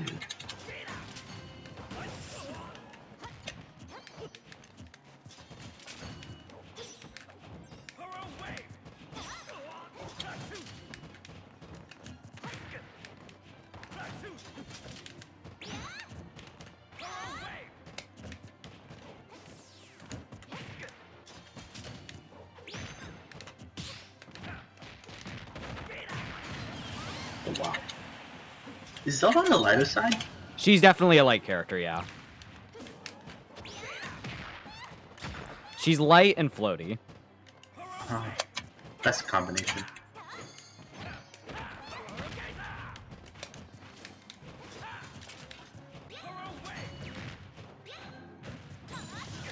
Let's see.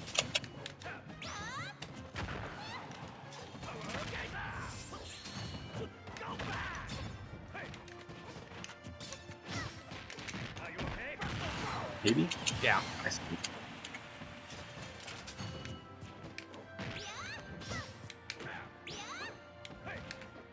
Oh, okay, yeah.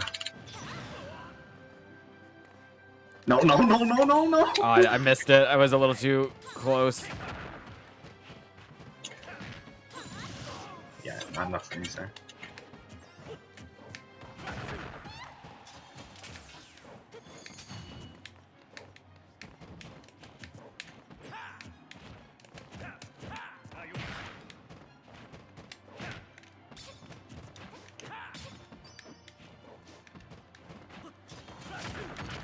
Oh, wow.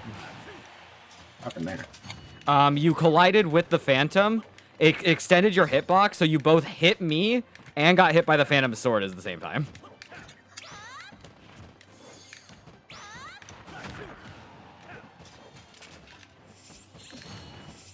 Ah! Yeah, gotta be careful.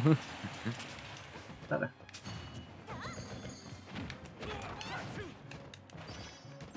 Wait, matchup! Yeah, it is. Well.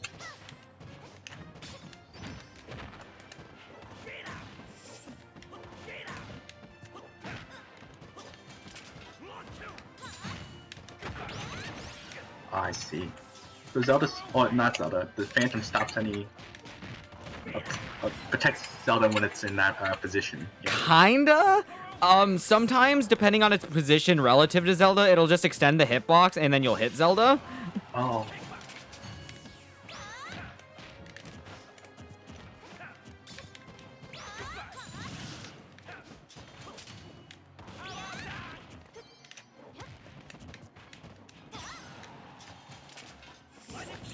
There it is. Oh. That was the wackiest. Yeah, interaction I've seen. the windbox pushed you in, so you missed the initial hit and got stuck with it as you went for the rising tackle.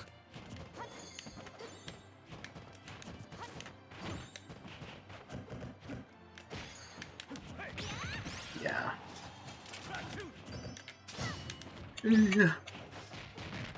Aw.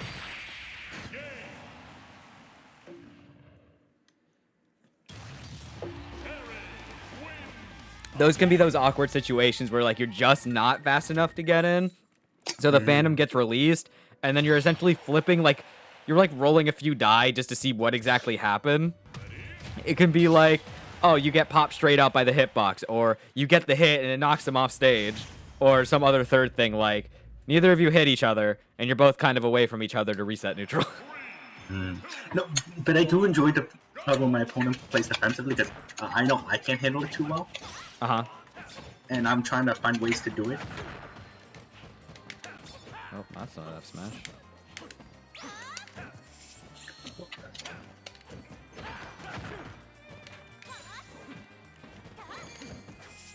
Oh. Oh. Yeah. Oh, fuck. No way. No Oh my DI. God. No DI. Oh, it looks like it's out. Oh my goodness.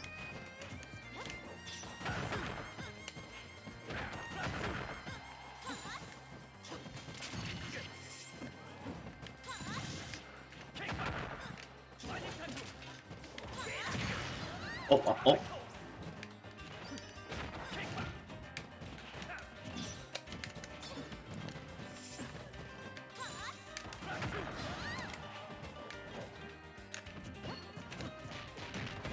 Wait,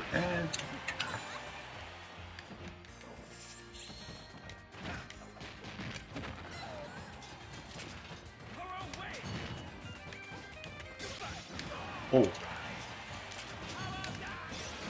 Yeah, my dead. No.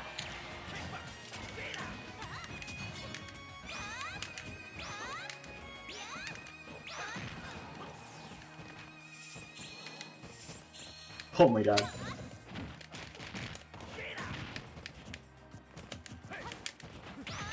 Yeah.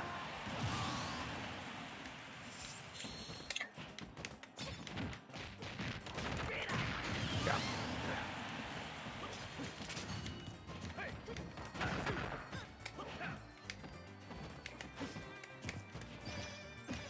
Oh.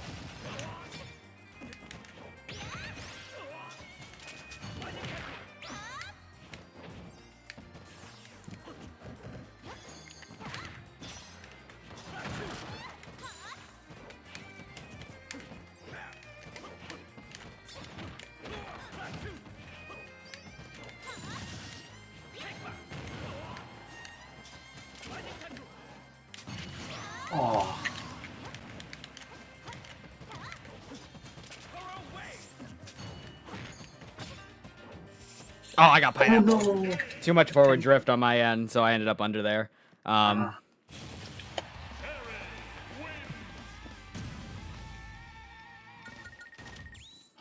will say that crack shoot's really good for just kind of poking a retreating F smash or neutral B, or down B. I just kind of noticed that every so often I was trying to set back for it, and then I get chipped out by it more. Yeah, crack shoot is honestly, people talk about Buster Wolf and auto cancel power dunk and what is it, Geyser. They're not talking about crack shoot. Yeah, That move is high key busted. it And on gets you. Zelda specifically, Oh yeah. I get the last possible hit. I get 2 combos out of it. Oh wow. Okay. Like Nair up there. I think that might just be true in Zelda. I know they're true on like Falcon Pikachu. But... Oh wow. But yeah.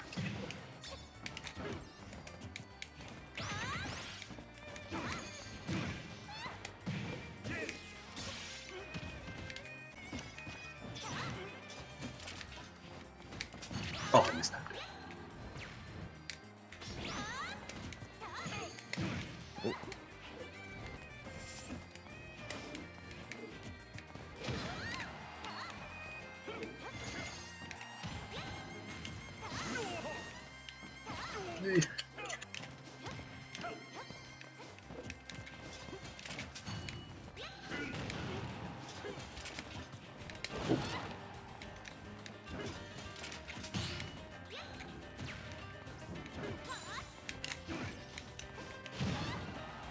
Oi!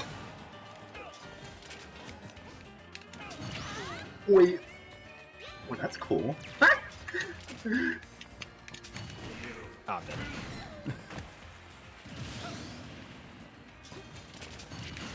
Yeah, I'm dead too. Yeah.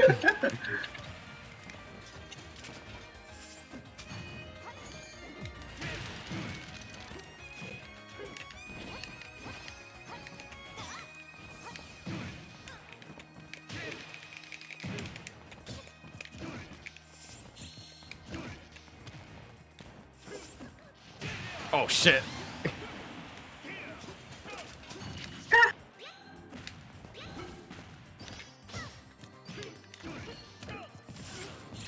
Oh, I see.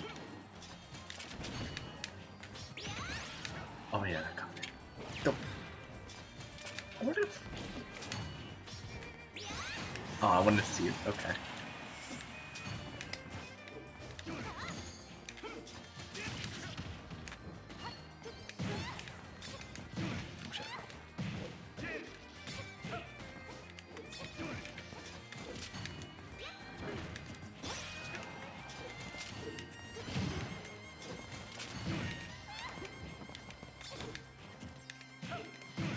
Maybe? Oh, yeah. Oh shit. I didn't expect you to just come right for it. What was it? Oh yeah, remind me about jab. That's just a frame trap, where I was like, you got hit. Oh yeah, wait, I have to. So if I hit you with jab on your shield, it's not safe. If I hit your shield with it, it's just fake pressure. If I hit it on hit, it has a tiny bit more hit stun on it than it does shield stun. So you technically can follow it with down smash. But if it's on shield, any kind of like down tilt or down smash technically isn't pressure. But it's fast enough to where people aren't expecting. It's like, oh my god. Yeah. I see. Okay.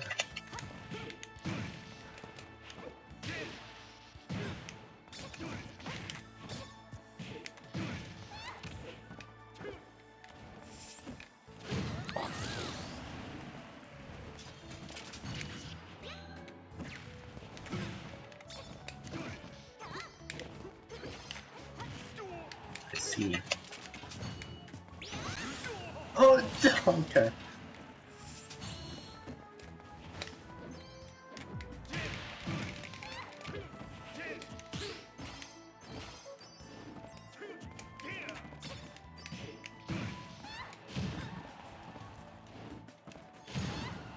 Oops. Wait, no. I just realized that.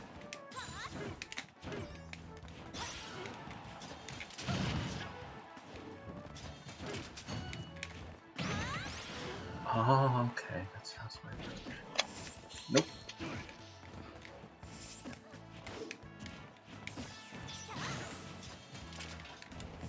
Oh, yeah! Got it! Nice setup, I love it. There you go.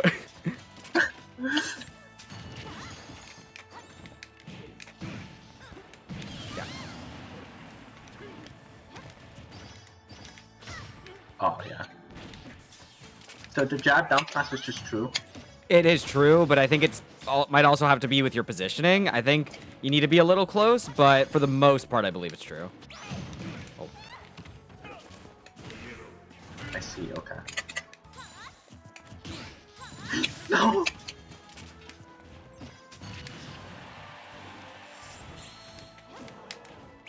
Got it. Oh, I wanted it. I wanted it.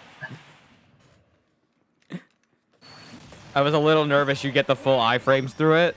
It's I just, was definitely gonna rage drive again. yeah. No, I know for a fact I was just gonna die if I didn't get that.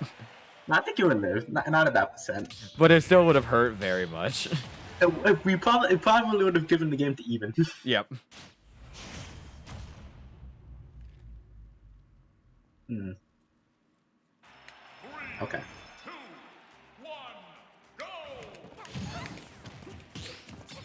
I see.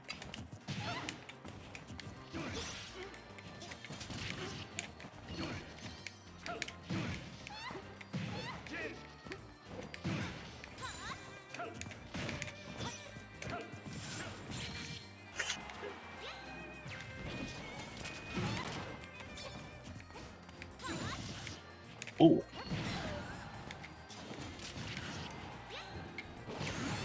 I got it.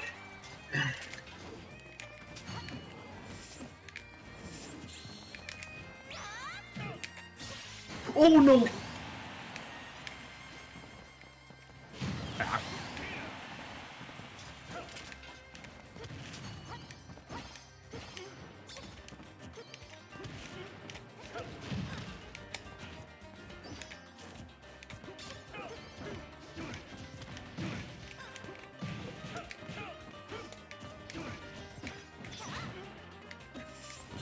No.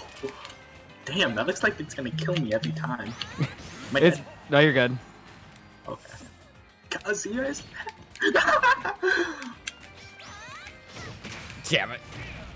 Oh, are you dead? No. Not quite. Okay, I thought I could. Oh, I tried to jab it. I don't know why. There we go. No! What?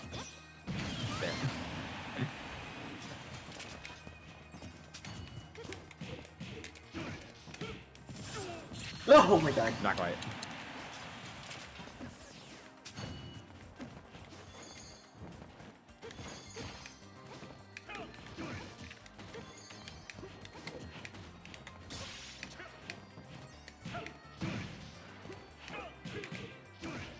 Oh, that's not good. That wasn't good. Oh. I straight up died for it. Whoops. Oopsie. Kazuya No, that happens a lot. wins. I'm not sure if electric would hit there. Seems to never hit there. Oh wait, it's down smash there. Wait, why do we have another person in here? How did that happen? Do we? Do you Who want to this give is? this a shot? I guess I don't know who this is. I don't Do you know who either. this is? Did they guess? Is there confusion in the stream? Granted, the name is the name of the pin. I just accidentally put it Yeah. in like that. We can make another lobby in a second. I just kind of want to see how I this saw it goes. and I was like, wait a minute. Okay, hopefully no one figures that out. Yeah. If you want to, I think Samus can kind of be considered similar to that. Very kind of keep away kind of style. I agree, but the mix-up is a bit more annoying to catch.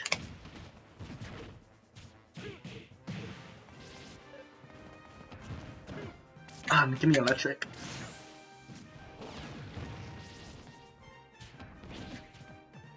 Okay, sure.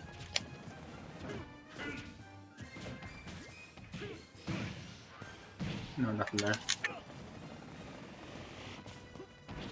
Oh, I see. Yeah, I'm good. Ooh, yeah.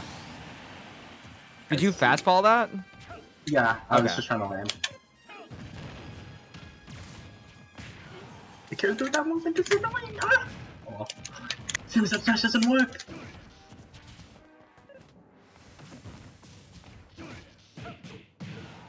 Oop.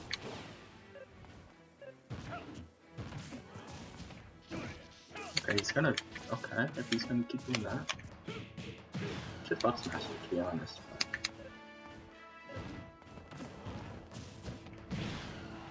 Die, Quiet. Samus! Nah, Samus heavy. You gotta be careful about that.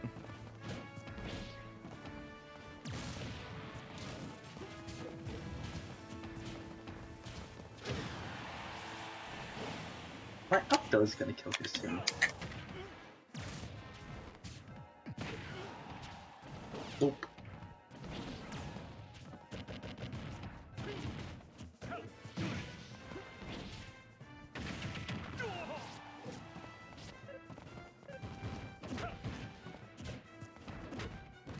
Die! There you go. You know what? Please, one grab. Give me one grab, Samus.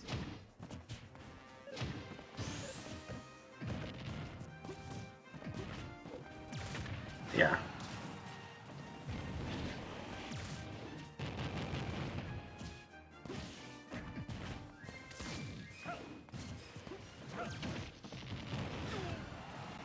Boop. Let's see if he charges next time. Yeah, I thought so.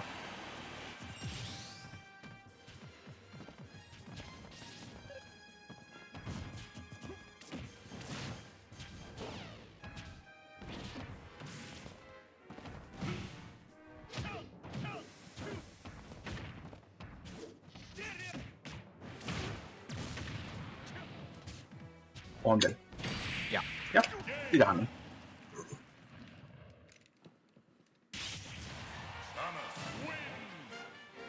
I was kind of surprised. I didn't feel like you were really trying to stay too grounded. Granted, we were on Battlefield, which is kind of hard for I'm that. scared of charge shot. Online, I don't really like charge shot. Okay.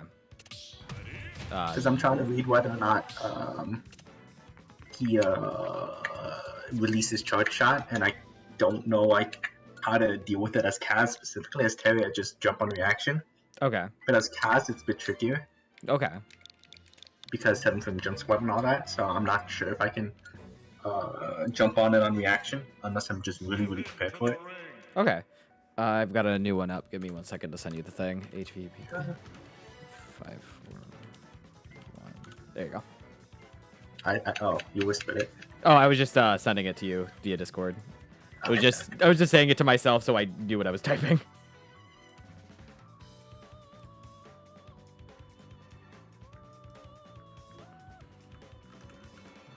Oh, it's ultimate freedom. Alright. What's is there any stage preference Zelda likes? Zelda likes small stages, 100%. Her favorite stage is probably Smashville. FD is a decent counter pick, and then the rest are kind of just stages that are either matchup specific or just are better than some of the shittier ones. From what I've heard, Zelda's least favorite stages are either Kalos, which I think is a Florida Zelda thing, and then I've also seen opinions that no one likes Town, but at least for me, I like Town. It's just, like, not the best. It's like picking the lesser of two evils. They're both not good. Oh, I see. The main thing is they're too big. It's hard to really trap someone when they have a lot more stage to play with. And also, sometimes the blast zones are kind of quick. Kalos' walls also, in particular, it makes it hard for Phantom to peek under them anyways. And it also means even if you get Dare, it does give the opportunity for the opponent to get wall techs. I see, okay. Wait, what'd you say about the platforms in Phantom? So, you know how on this stage I can get Phantom to poke under the stage like that? I can't do that because of Kalos' walls. Oh, okay, I see. Let's see. FD, I think, is good, though I think sometimes it's not, just depending on the matchup. It's just a very polarizing kind of stage. Battlefield, I think, can be good as long as you can use that to really get chains. Just certain characters can make that really brutal, especially ones that can circle camp really strongly. Let's see. I'm not too sure what the opinion is on Yoshi's. I think that's another one of those matchup ones. And then Town and Kalos are just really big stages that make it really difficult to kind of follow.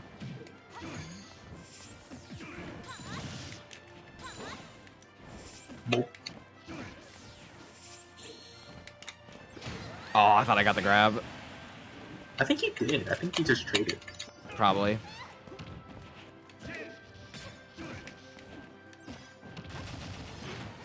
Yeah, I will take that. Yeah, at that percent, it's just a mix-up. So you can even do it to where you do it like a less.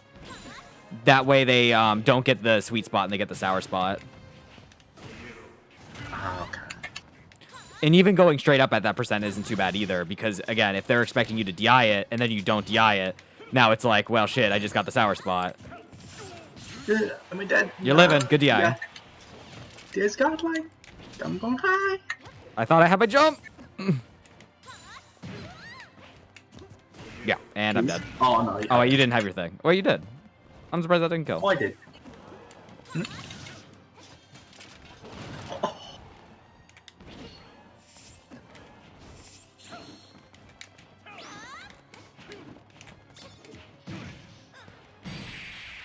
Yeah. Samus. That is an interesting Kazuya matchup. Mishima wins. Samus is just a really good character that for some reason I feel like no one really talks about.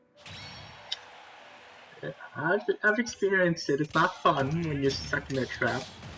Like really good Samuses, that Samus wasn't doing it, but like they can keep that charge shot there so it's always on the table and they just keep canceling Yeah. it. It's like, imagine if you had Phantom that you could just cancel but still have the full charge of.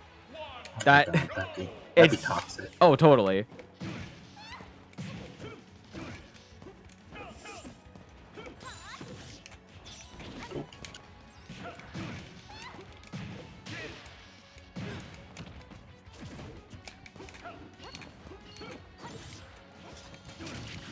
Wait, where? Yeah,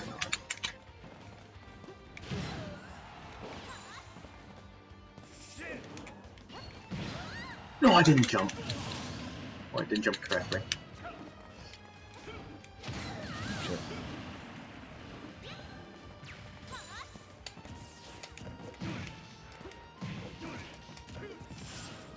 All right.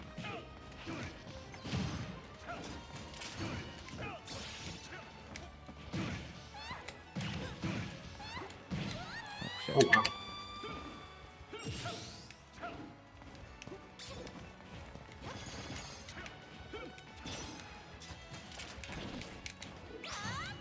Wait, no!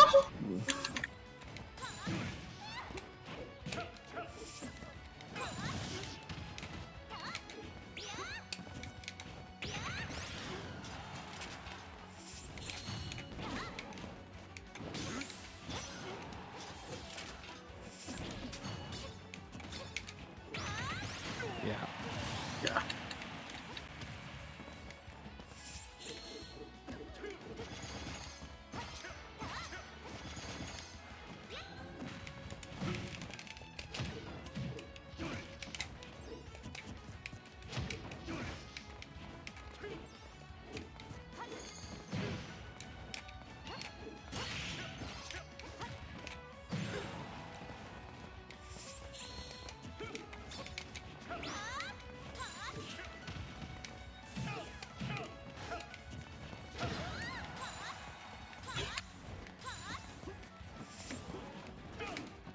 Oh, I didn't get the grab in time.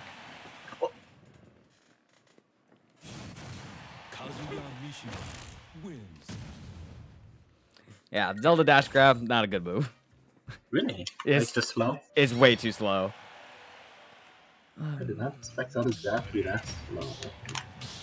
Yeah, her grab has been like notoriously slow in all the games. And her dash grab is just kind of a worse version of that. It's frame 13, active 13 and 14. No! Oh, yeah, it's...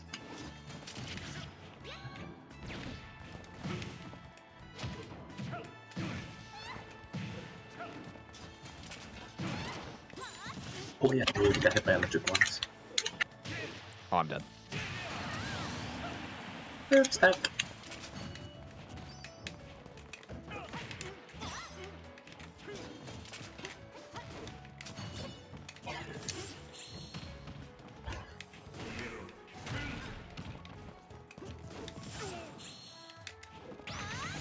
Wait, what the hell?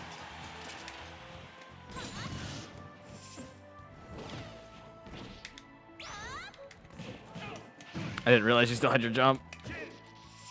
Oh shit, spacing.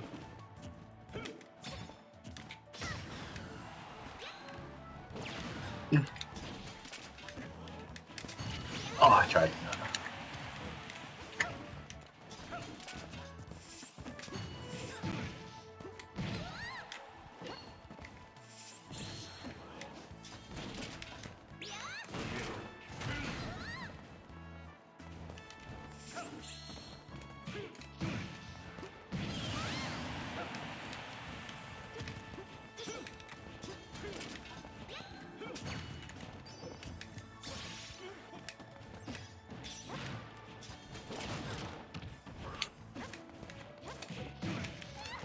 Oh no.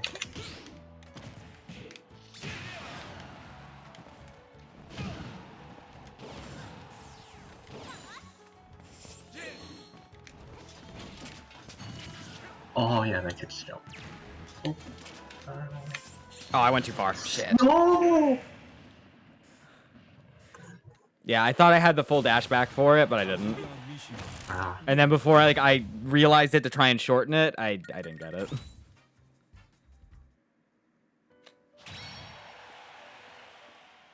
Fine. Yeah, cutting. Okay. Hmm.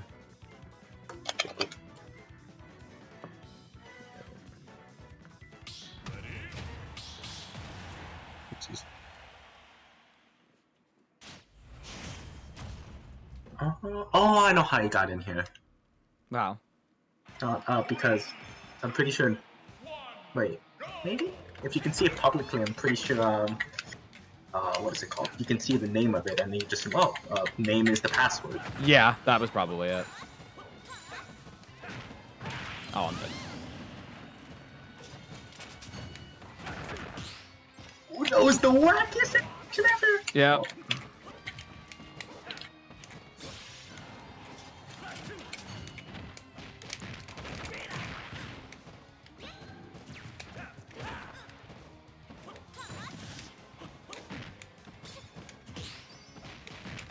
Wow. Just over my jab.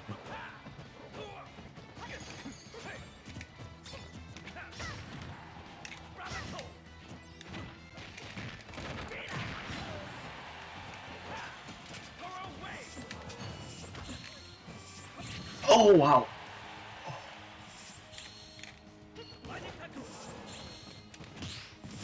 You got the DI on it. You got the DI on the first hit and the second hit. Oh, man, I got the angle wrong. You know, that was really good. Is that the sour spot? Yeah, so you got the first DI, which sent you slightly up and right, so I couldn't follow it, and then I think I got the sour spot on the second hit. Oh. Can But- you follow my DI on the first hit? I Or the second? can, but the reaction time for it is insane. You have to just guess at that point. Yeah. Oh, I'm dead. Yeah. I was moving too much. Like, we'll be able to watch that back when the VOD is posted. Just, like, how tight, like, I would have had to have thought, like, where you were going. You can do it once you get used to it, but not a lot of Zeldas have that reaction for it. Me included. I definitely don't have those.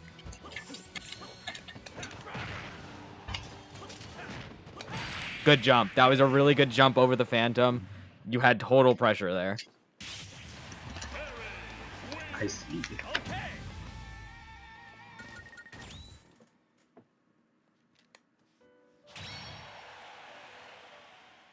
Hmm.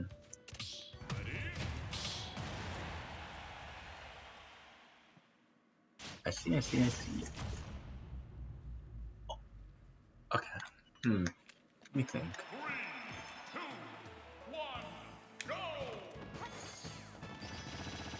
Oh.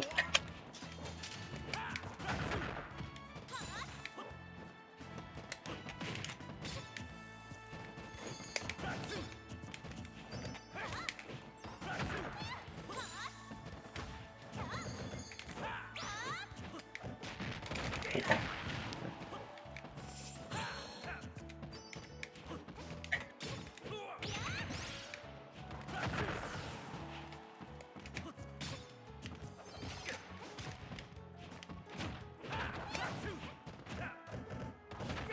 Oh, I poked. Okay. Oh wow. Oh yeah, that's the other response to hold. It might just poke sometimes. Oh, okay. That's why Terry's true pressure is so freaking good. It's... That's not what I wanted.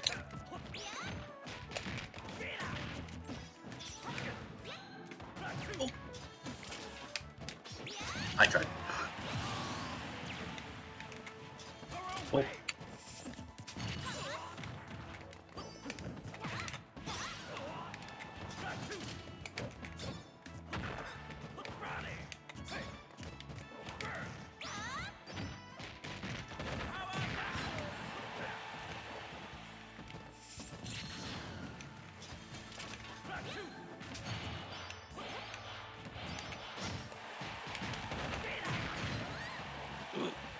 Oh wow. Damn. Being able to DI into that corner can be so helpful. I see now.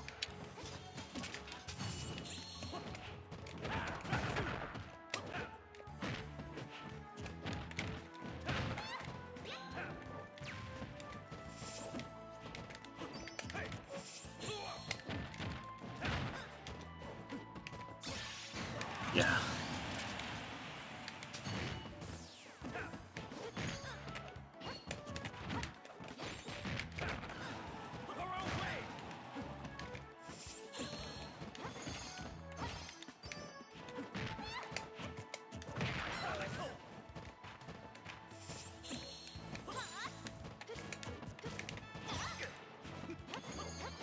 Oh my god, that was perfect. Oh my god. Could- No, did I just micro pixels jump over your up tilt and then... That was a straight up parabola right around the arc of the up tilt, and before I could be actionable again, you were able to get the back air. Oh my god, the perfect whiff punish.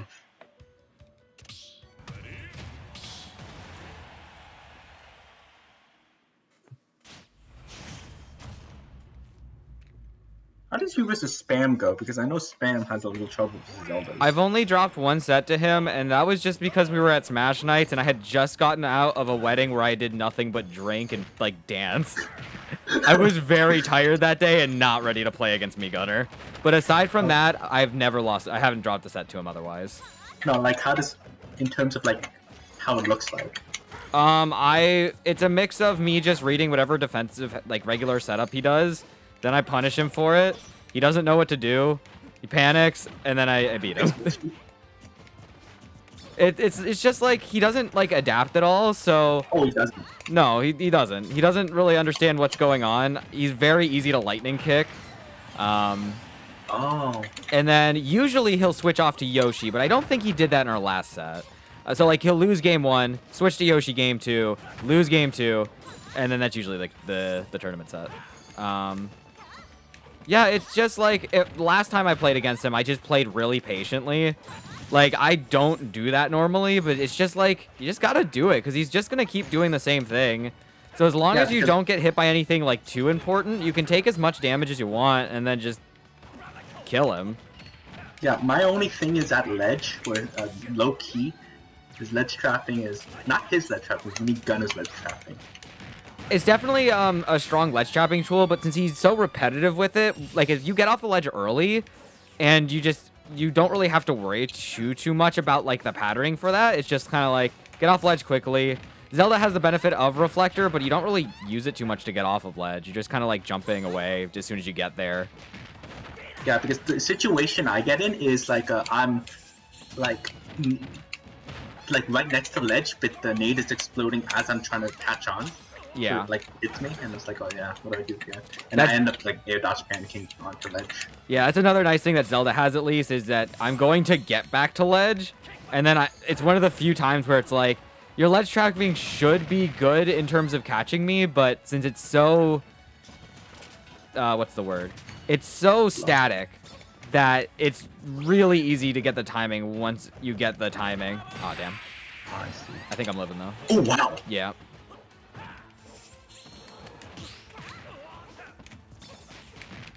Okay. Well, let's like pretend I got what the were you back there. But yeah, he's very static when it comes to his ledge trap. He's not like doing anything different. So when I get off of ledge, he doesn't really have an answer for it. Like jump or... Yeah, it's just like usually jump. Yeah, Just because it's that's just what like I thought.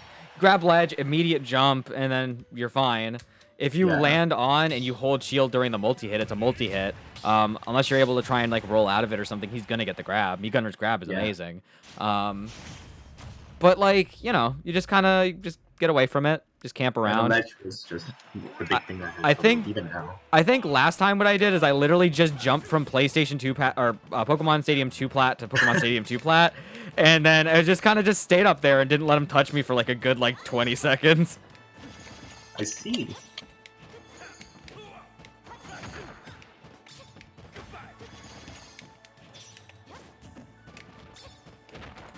Ah, okay. Now. Yeah. Oh.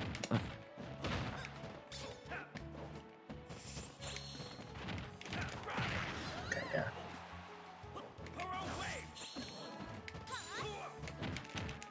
That is laggy. Oh, wow. Oh yeah. I'm dead. Like, I faced Zelda online who just, or like in a battle arena where she just spammed that, and I was like, this move is overpowered! Yeah. And I don't know what situation, maybe they're just using it well. The main thing is if they repeat using it, plus using it online where it's a bit laggier, it can be hard to punish certain options like that. But as long as you get the idea for how long it looks, like how long it is and how long it looks, rather than like based solely on physicality, like how visual it is can be really, really misleading. Oh, I tried. Oh, but you're living though. Yeah. Oh, yeah, they use it like that. Yeah, so like you can shield the entire thing through it. It's just since you're not really expecting it. Yeah, that time is just like, yeah. Oh! I made that?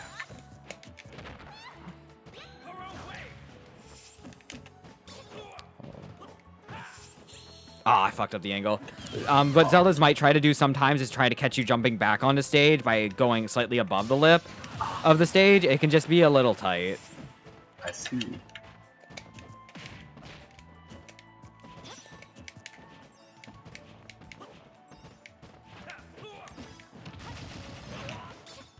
Good mix up.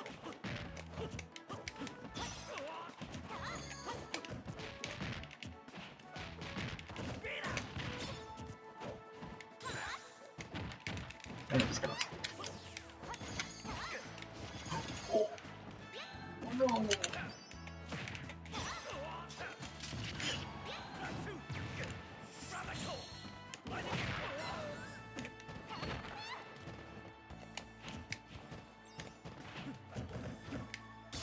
Oh!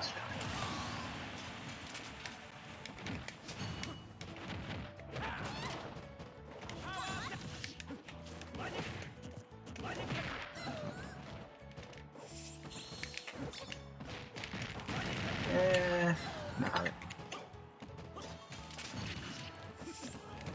Oh, I didn't get the air dodge in time. Oh, Oh! I needed to do maybe a little bit to the left to go for the corner. What are you trying to do? I was trying to well, at first I was trying to jump air dodge on because I was expecting the dash attack, but I didn't do it in time. And then when you knocked me up, I'm thinking I might have been able to DI a little bit to the left more, because I went up and kind of right. You weren't expecting to get hit by that. Yeah, because what I should have done is quickly move my control stick a little bit to the left to try and hug the corner of the screen, because I had a little bit more leeway. Okay, and now I do want to ask a more general question about the game, because I've been trying to find an idea for this for a while and why people do it. Yeah? What do you think the role of movement is in this game? Like, what it does? Movement? Yeah, just good movement. It depends I on never the... understood what people mean by good movement, or... Because I just see movement as, hey, get to place, and then that's it. Movement doesn't necessarily have to be place to place, especially character difference. Good movement can be putting yourself in a position for success. It doesn't necessarily mean getting to place because I guess place to place is very strict on what that can mean. In a platform fighter, because you have so many directions of movement and where you can be, good movement could mean getting yourself out of harm's way. Good movement can be setting yourself into a frame trapping position where you can cover a few different options. And then sometimes good movement can just be doing a really close, like, dash dance to cover multiple, or to at least threaten, without directly throwing out an option. I think you see that a lot in Melee. The game's immense movement speed allows for characters like Fox and Marth to really put themselves into such good positions with even, like, a little bit of actual distance covered, but with good tight-knit movement that allows them to cover and threaten in a lot of different spaces. I'll try and think of it in another way, but I guess in the case of, like, good movement, one thing could be a Palu able to put themselves just in a position where they get kind of close to the stage and then get, like, a ledge cancel on a platform to at least reset neutral. It can be good movement as a way of getting yourself out of harm's way and getting yourself into a position where you reset neutral.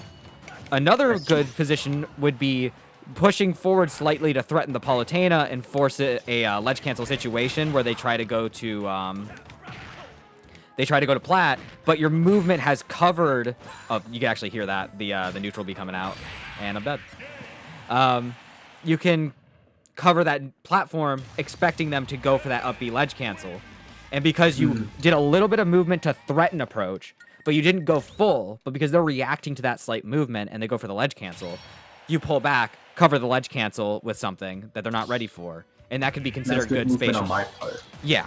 And it really can depend on character to character, but your overall movement can be your spacing mixed in with how you handle your movement. Because Melee is such a free-flowing game, like, if your tech skill is on point and there isn't really any delay, it's really easy to, or it's not really easy, it's really hard to get the perfect movement for it, that, like, you get that perfectly spaced, like, wave dash into up smash or something.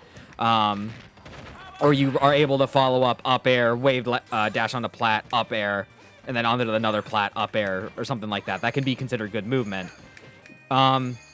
There's a good video about Melee's movement where you can use movement just to threaten space, and because all you do is not actually commit to a button, but you threaten the idea of a button, you can force your opponent to react in a disadvantageous way. I didn't have a jump.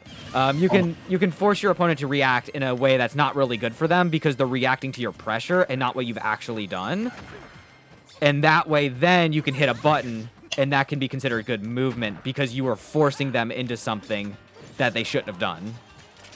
I see. Okay. No, that makes a lot of sense. Just threatening a space and threatening the idea. Oh, I almost got it. Damn.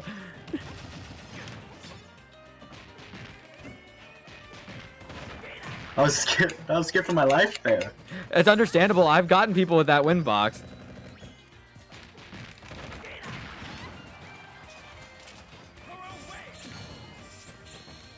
Like, I would consider that good movement. You use your little dash to kind of bait it out. So then when the up B came in, you were already grounded, so you could shield it. I'm dead. You could shield it when you were ready. A lot of players in that situation might jump a lot, and because they're jumping, they can't cover the up B when it's coming for them, and either it forces them to air dodge, or they get hit by it because they're not expecting it. But if you stay grounded like that, well, now you're covering the up B on if they try to do something reckless like that because it's not safe. I see. Oh. Oh, I didn't quite get it. Wow, I'm dead. Yeah, I missed the ledge cancel. What was it? Okay, no, that makes a lot of sense because if I watched a lot of Riddle's VODs and I just see his movements, like, okay, this guy's doing stuff I don't understand, but I can see it looks nice. Yeah. Because what was it? A lot of Terry's gameplay, I believe, could be line and movement, where you threaten the idea that he's going to commit to his up-close stuff. Yep. And then you just catch the opponent doing whatever they're doing to avoid that. Problem is, I have no idea how to threaten people so they do something in that way. Or at least well against some players. Yeah, and that can be also a player-by-player thing, because part of your movement is going to be a direct relation to what your opponent is doing in your opponent's mindset. So trying to understand what your opponent likes going for, the things they consider safe, or things that they are often going for. And you're kind of using that to help dictate what your movement can be. Part of that's just having a good understanding with how your character moves, what their movement tools are, because there are characters that are just faster in this game. Some characters implement like wavelands. Some characters use their movement spacing, like they can use fair a lot of space. So as long as they don't move too far in, they can keep you at an arm's reach where you're never a threat. Where other characters keep you so close and never really let you go. MKLeo is good with this, especially with Byleth, because Byleth really kind of needs that bit of spacing. They have Nair, so they can use that as like a attack on shield, sure, in a close range situation. But it's definitely those far range things where he's applying pressure on like staying around mid range and just trying to kind of keep that positioning to see what his opponent does, and then he uses that to kind of burst. I think I know what you mean.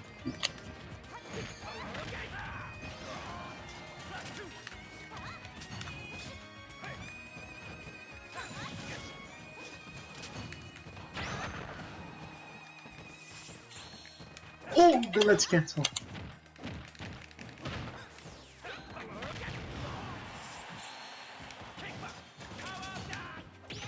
Yeah.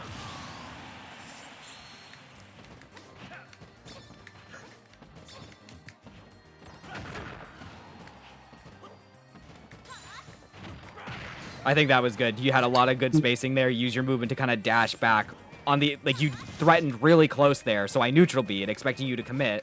But because you didn't, I wasn't really able to react in time, and you were able to get the punish. I see, okay. That neutral B is something. Oh! Yeah. No, okay. Yeah.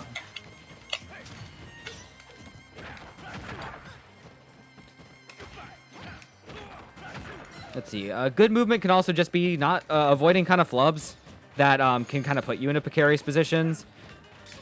So, like, you might notice that, like, especially in Melee, people can, like, flub their ledge dashes or certain positions, and then they are in a very bad spot.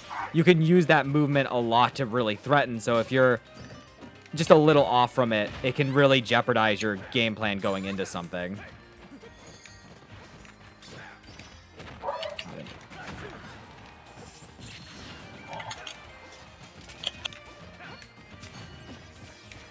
Yeah, there you should have just ran to the other side to play it safe. Oh, that caught my jump. Yeah, okay. Yep. Yeah.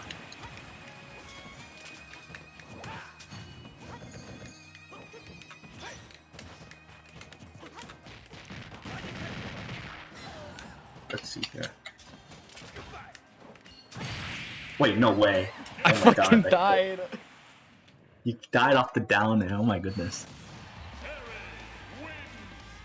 I see, okay. So just to refresh, Yeah. movement can be used to threaten an idea, like a button. Only what was it? Yep. I'm trying to think of like any particular examples from VODs that I know of. I just know MKLeo is really good with his movement threats. Since I play a lot of Smash 64, where you are in position to your opponent can be really important, especially for more of the higher tiers. So for I play a lot of Smash 64, and because we only play on one stage, and there are very few characters, understanding each character's kind of burst option and movement around both the platforms and on the stage itself is really important. So your movement yeah, so like your movement really needs to be crisp to kind of make sure you're not caught like on your laurels. So for Falcon, for instance, he can stay on the ground, he can dash dance, he can close distance, and then he can burst and grab you. He can also threaten the space for a grab, pull back, threaten again, and maybe go for an up air instead. And his up air is a very high juggling kick, and that can set up for a lot of damage really quickly.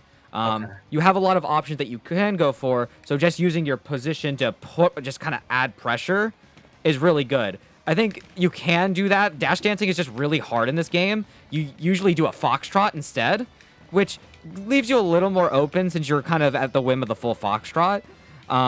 But other characters kind of do have extra bits where it's not as difficult. Their foxtrot might be smaller. I think Fox in particular has a really tight one, which can make it so he's really threatening. If you look at how Light plays, because Light has to play some movement based on the ground, that's what makes Fox really good. His speed and his ground maneuverability is really strong, and since a lot of his moves land and combo into each other really well, your goal is to threaten options to force your opponent to react, and then you pick them apart then and there to get them to react to things that they shouldn't, and then to counteract on it. His main issues can come from off stage.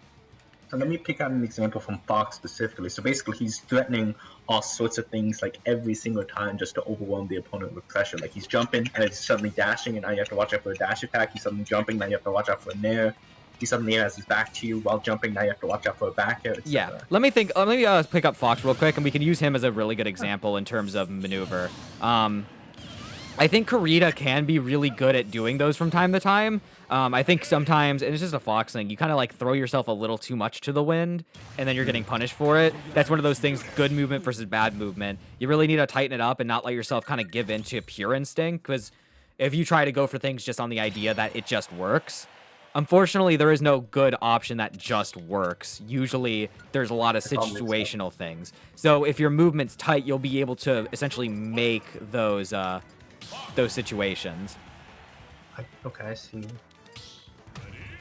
To where you don't force them, but you coerce them to act based on the threat of, oh shit, nails coming, gotta hit this button to hit them away or move away. The thing is, since we're all just people, it takes a second for things to come out, and since we're always under the pressure of tournament, yeah, his dash is really tight. So you can use this to kind of really bait and weave and boff through it.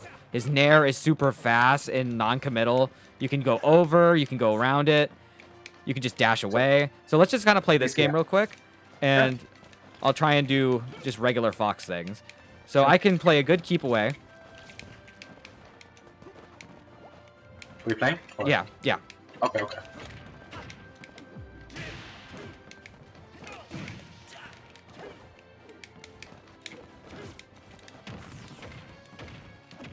No.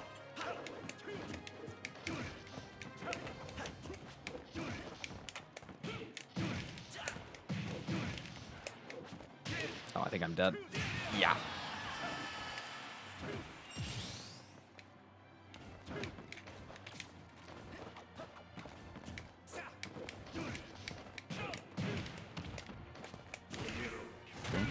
Okay, I see.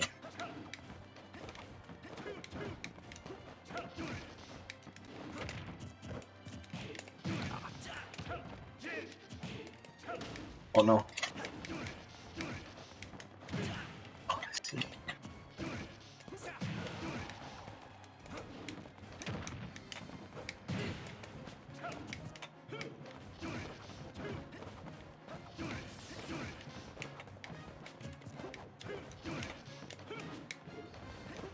Ooh.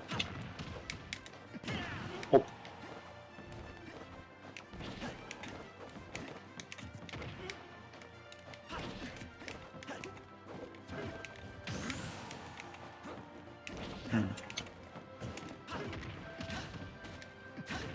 Oh my. Oh, fuck. I wasn't expecting that to hit.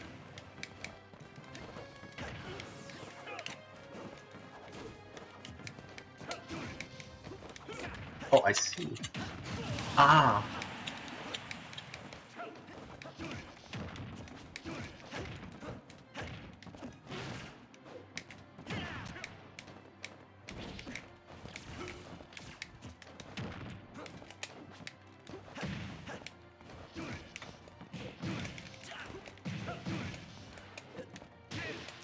Oh, yeah.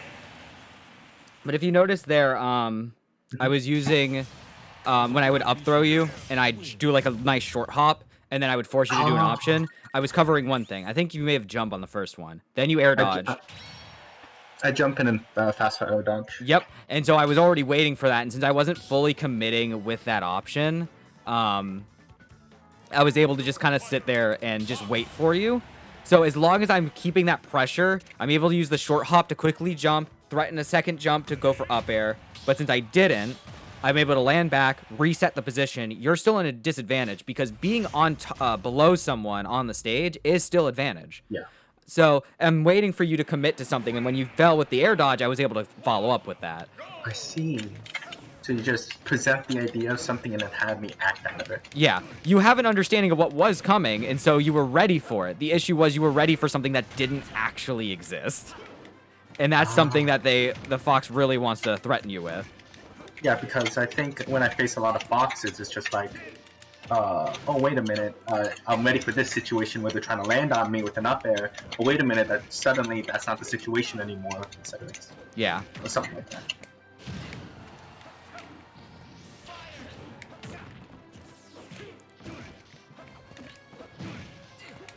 Oh yeah, I'm dead.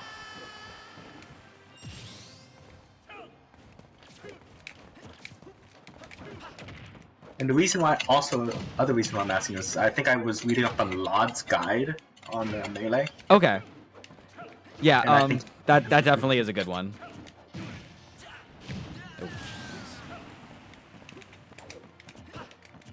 Oh,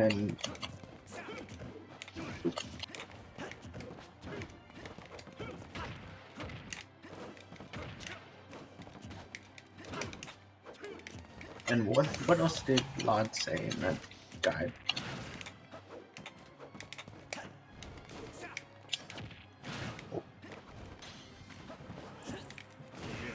Oh yeah.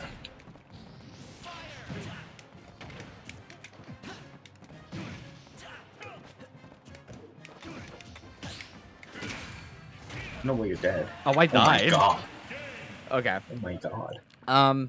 Yeah, movement in particular can be really good, especially for Peach, because Peach can really struggle a lot against faster characters like Fox.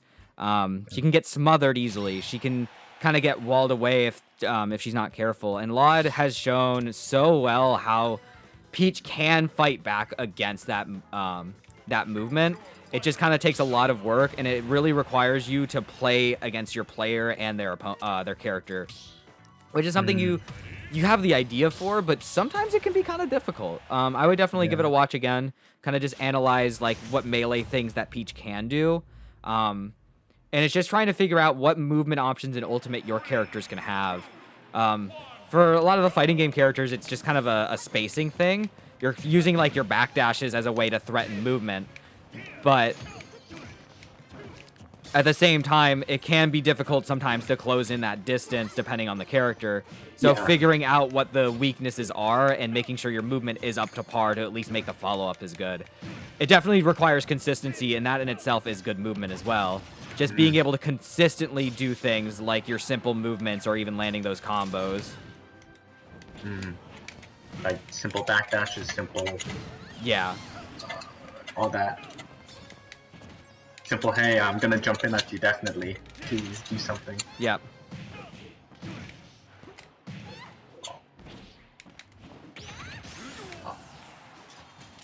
Oh, wait.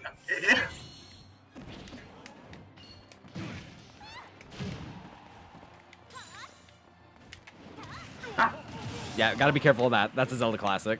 But as long as you shield it or you just stay slightly away, you should be okay. I see. Okay. Oh. Yeah. I know for a lot of sorties, they can use wave dashes on the plat in this game, and it's not the worst option. It's good to just kind of place themselves in a threatening range to kind of cover back slightly. Yeah, except for like Roy, who's literally covers every option on that plat. Yeah. Oh, wait, not yet, not yet, not yet.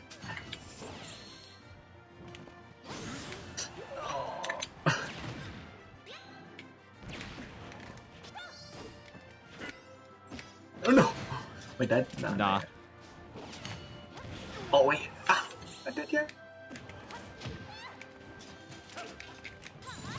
Got it. Oh my god! Yeah.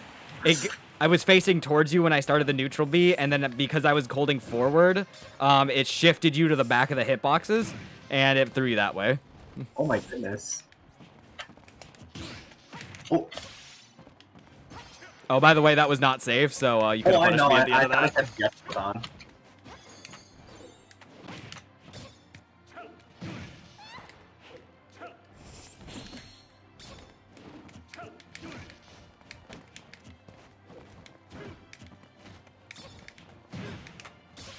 Oh. No. No, I thought I could get it up. Oh wait, it doesn't.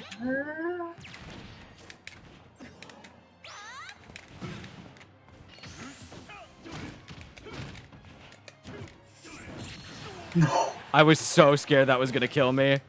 Nah, I was trying to get Rage Drive out.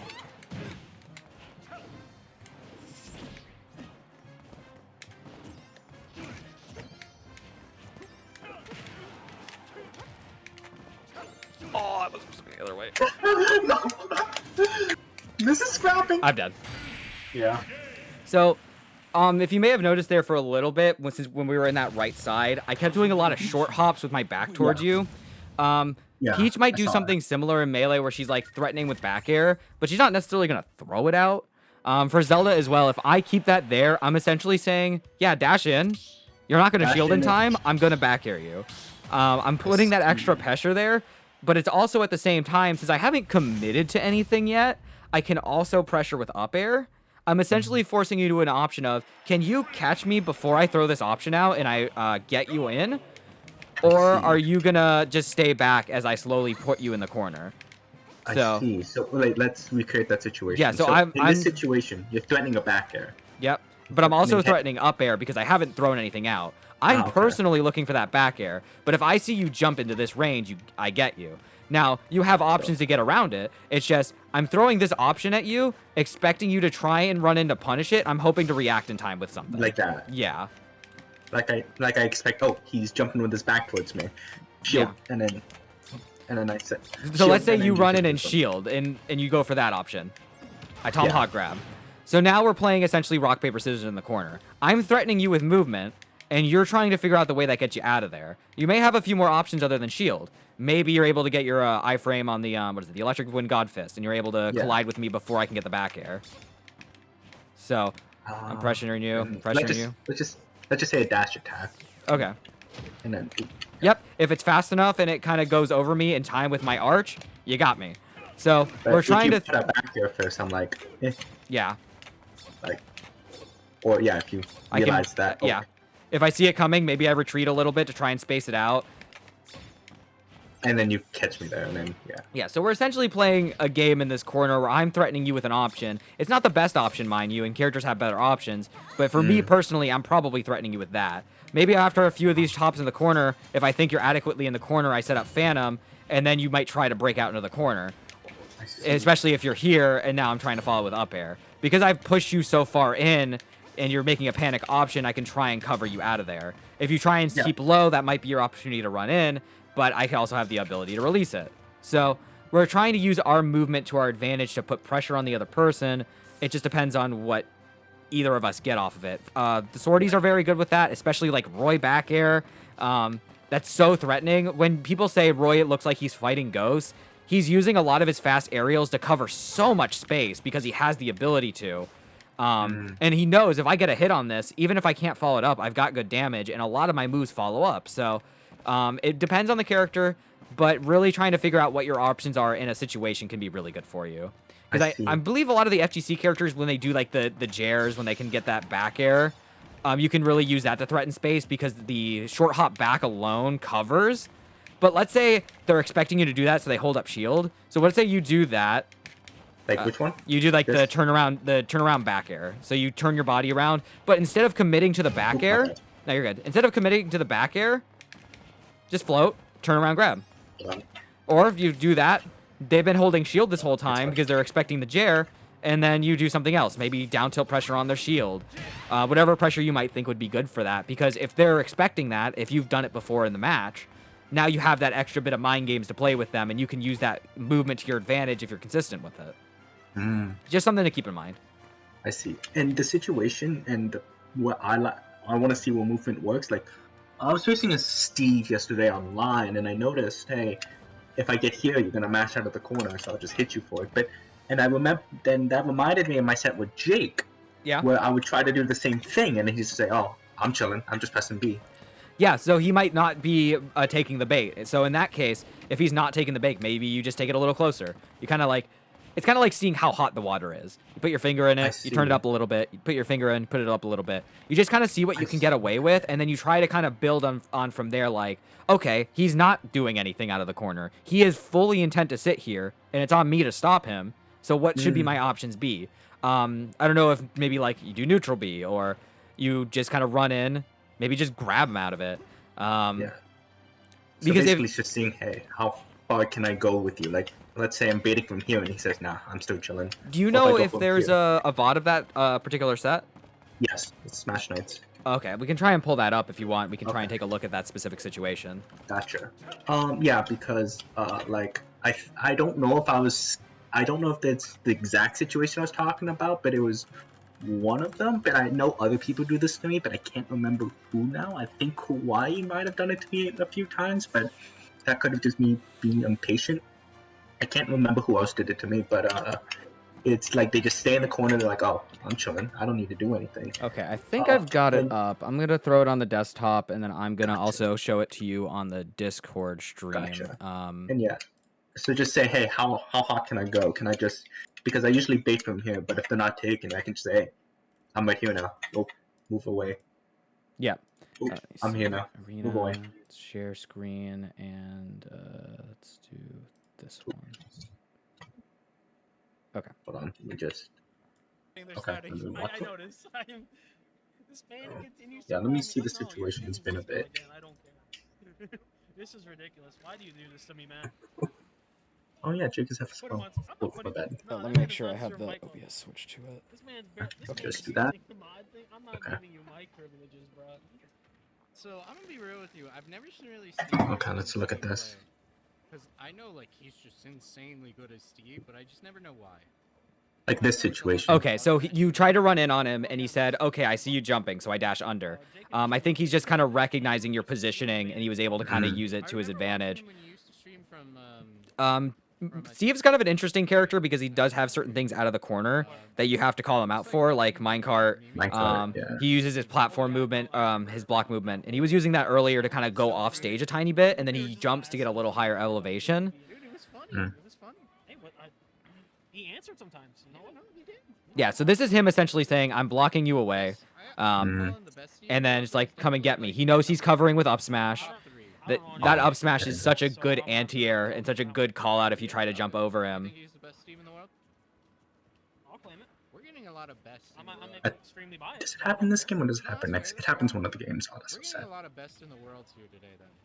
Yeah, that's just CFL for you. Mm. Either way, And he's also got good really positioning. His movement's really good into knowing what he's going to connect into. So he knew if he got that down air, it could lead into the up smash right after. He was Ah. able to follow your DI perfectly, He just- probably because it sets up for it. He just knows the positioning of his moves and say, okay, this will send here, so I can just be here. Yeah. And that'll be okay. I thought for a second I see, it would be like okay. a more steep knockback handle, and I wanted to see if he could tech off that block, but Okay, I see. Like, look at that jumping backer. I'm going to replay that. Yeah, let me look. So right over here. Which one? So he's gonna minecart you off. He's gonna be under this plat. So you notice he's under plat, so he's kind of covered up here in case you try to jump Yeah. over him. So you come in and look at that. He jumped. It looked like he jumped back. Then he turned around and was able to get the back air. Mhm. Just And to he's cover. yep, he covered that top. You were able to get through by sneaking under. And then as soon as he's done that, he proceeds to back away. Look at that movement. That movement is so good at kind of designating this area as his own space. Is it See, period? like that little L area, like going Yes. down. So just like the immediate up area that he has, like right here, and then where his name tag is. You back away. Hmm. Oh my god, he's so good at getting diamond. He had it last stock and this stock. So you're gonna throw out F tilt, but he's gonna Yeah. jump.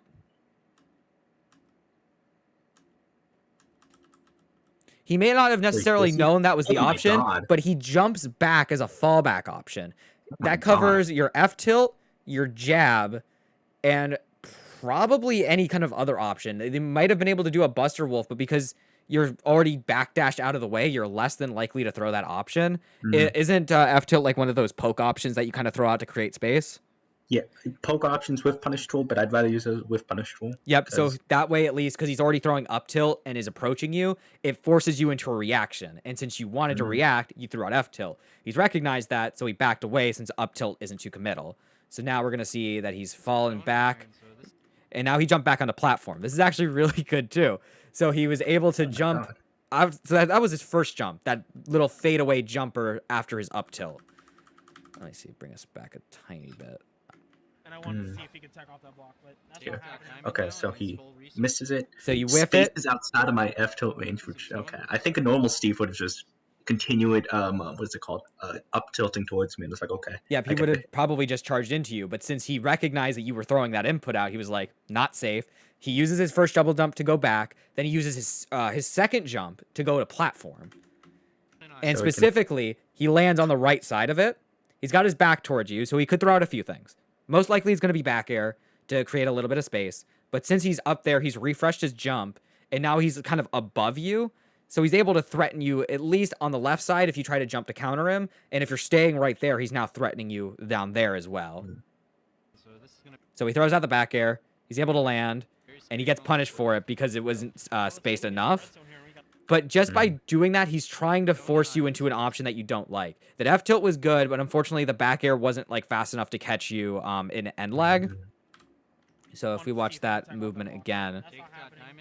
Okay, so he fades back with his jump. Says nah.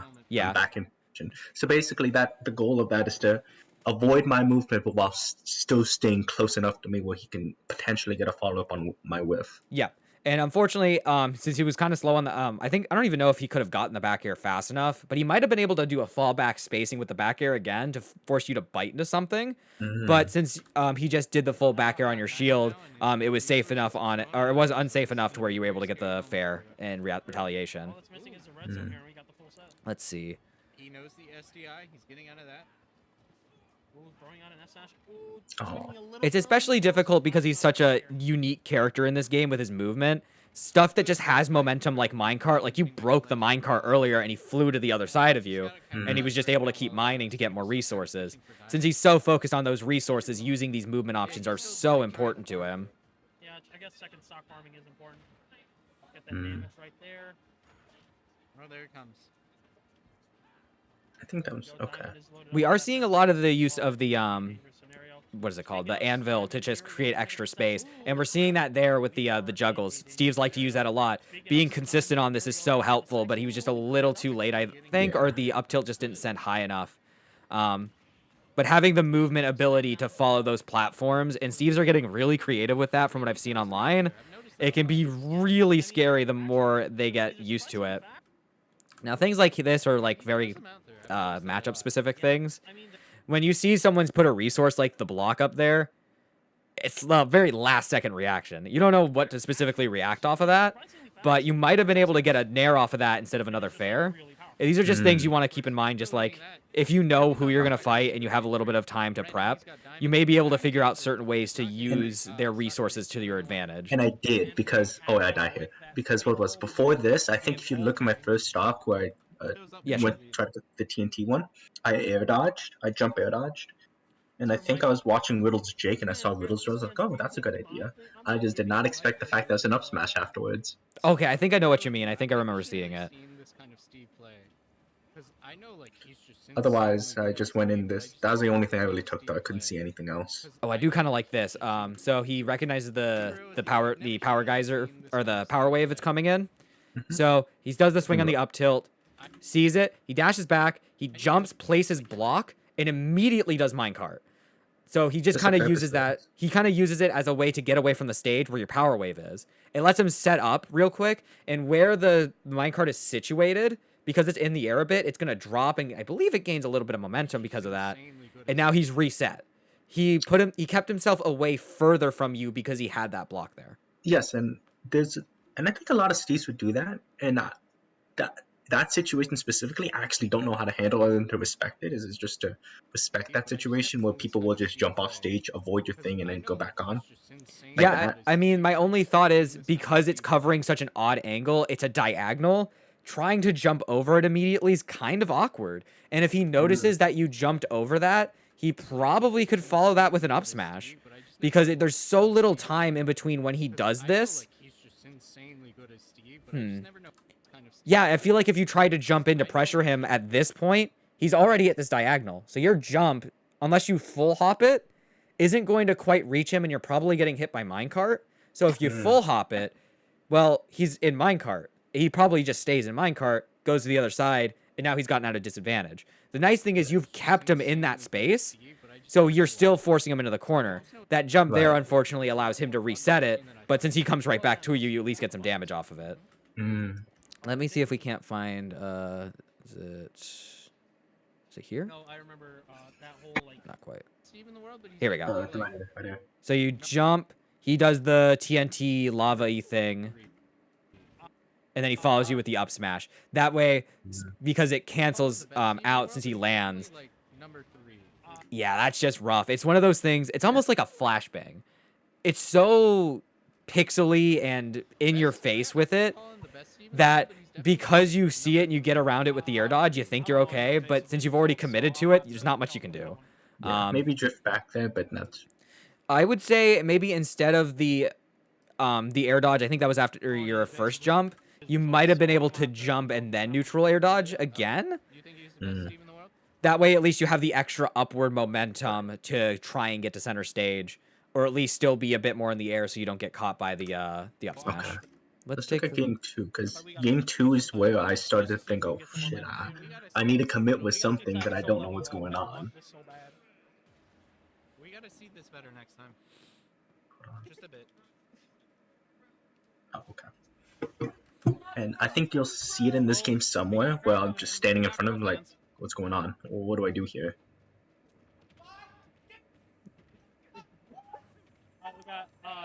We got Big Sauce streaming in the background. I love this. I love this vibe. Though. Oh wow, I can't believe that actually connected. That is a Yeah, combo yeah. that I completely missed. Like, I start like here, I'm like, oh, what the hell? I got it. Yeah, it was a very interesting kind of setup there with the blocks, but he used it to his advantage.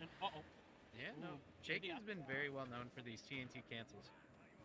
Oh, Okay. facing the air dodge. I just think a lot of this movement that you have here going on is just a lot of unnecessary movement. see. I think there's one thing that can be said about keeping yourself moving, keeps your hands warm, keeps you kind of focused. But things like this, when it comes to, I think, Steve recovery in general, because he comes down here with the air dodge, because you threw yourself on the top plat, you're not really covering him going back to ledge. I don't know if you'd at this point be able to geyser to at least catch him going there. Not really. I'd rather have them in a sled trapping situation, but no, you could probably catch it, but I feel it's too risky. Okay, you're at least able to follow it up there. So you did have the positioning onto plat. I guess it just looks a little extra, and I would just be careful about that. You Like, just get on there and then you're just like, oh, I'm fine, I'm chilling. yeah, things like just kind of throwing Nair out when you don't need to that stales it a little bit. I would just be careful about that. But the fact that you do get this coverage is really nice. That spike would have been beautiful. Oh, and then you try to catch him up there, just the minecart Yeah. covering it. Listen, man, I hate that they're down at a spike. It's need to practice that then. That's fine. I'm surprised that SK. Hey, it's cool. It's college. Ooh, that We had situation. 14 setups today. I was so shocked. Oh yeah, no, that is. Like, we so did many great. people pulled up that no one expected to. Hmm. This year has been a great year for setups. I'm very proud and very happy with everyone. Like, I'm fine here. Like, Yeah. I'm chilling. I'll be honest, he's just wasting resources. He's just kind of waiting for you to be antsy. As long as you kind of hold your ground to try and cover his options, you should be good. Jake's kind of a bad scenario. All right, that catches. Right into the burn knuckle. I kind of wish the DI was a little. Good catch. Getting the down smash though, that's gonna take it and even them up. Krill, Bad scenario, able to escape minecart thanks to power. ooh, and evening back up the percentage just a little bit more.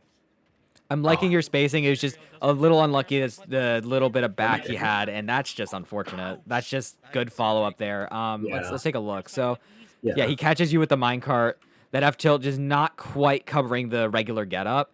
And since he's just fast enough to get it, he's able to get that. I think that was fair. Yeah, and that's just consistency. Yeah, he got me. And for Steve's, this is just kind of important that you follow the minecart in general so you can get these continuations. He goes a bit far out, but I mean, he recognized for the most part, I have a specific positioning. Watch where he is. So he's up here. He's staying about this spacing because he knows if I fall down here, I can keep this and get fair. Because your get out of minecart is just fixed, he knows the position he's coming in from here, and he's able to follow it up. Yeah. So it's just good follow up. He understands the positioning, both of his fair and where he needs to be with it. Hey man, minecart is stupid good. Oh, I think that was meant to be a backbeat. Unfortunately, not coming out in time. Not sure if he wanted to parry the anvil there or just go for. Oh, that was nice. That goes under that second block, right? The crack What do you shoot. mean? So when you crack shot, the bottom block was broken. The second block was about to break, and you managed to get the crack shoot right under it. Yeah, Which can be that's- really good for catching it because of how fast and explosive it is. Yeah, this is why this matchup is even compared to Shoto's, because you can do that. Okay. And in game 1, that's why he's dashing near the block, because last time I played Jake, he just F smashed the block, and I was like, okay. Before I could get my crack shot, I was like, okay, I know this is a thing, Alright. so let's We're just up here on 100. let him break the blocks for Something me. happened here, but you have the tools. He tried the up smash. It's not killing. I'm shocked. Yeah, big. Yeah, and That's yeah, gonna yeah, kill yeah, though. Yep, yeah. good wait. That- I'm surprised he stayed in there, but maybe he was expecting you to try and jump to follow. Go. Like here, I'm like, okay, I'm about to die to any good diamond hit. Military cheese you got here. Oh, he's trying to pull. What do I do here? And then I think that's my mindset. going Oh into this yeah, right now. and then you get Oh, I didn't Yeah. know that- Oh, that's I did. oh no, not quite. Not dead yet. We've had No, I SKs think there's so one many more times when this position. happens. Oh, wait, is it Where, this one? yeah, the fake kill screen. Oh Yeah. yeah. Go. That up to the TNT to keep you covered there. You panic and I believe air dodge back to ledge. Where, yeah, And the since fake- you've air dodged back to ledge, even if you had grabbed it, you're still vulnerable. Scared about it. Just a lot of just kind of weird Steve positioning from him that just is more. He really wants to get away from you and get you to come in. He wants you to bite, and then he's kind of able to get a lot. Just the weird smaller positionings because he's a smaller character, like being on Anvil with F smash. It's covering such an awkward positioning. Instead of getting like down and mid, it's covering like low, mid, and slight high.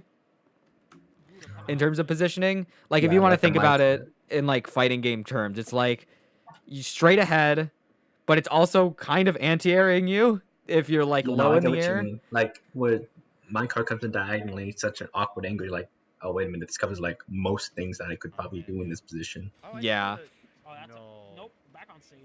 Oh my god, and the little bit of micro spacing there is actually really good from him. He keeps just away, so Coming out of Jake. he jumps, gets the fair. He does a little bit of a walk back to mine. As you're falling in with this nair, he reacts to it by just holding a little more. And then he does the pivot grab. He just moves just slightly out of your position, so as you land, he's able to grab you before you can throw out an option. Where this happens. Where, yeah, And then this is just a really rough position where it's like, I get up, he might F smash me. I jump up, I get hit by TNT.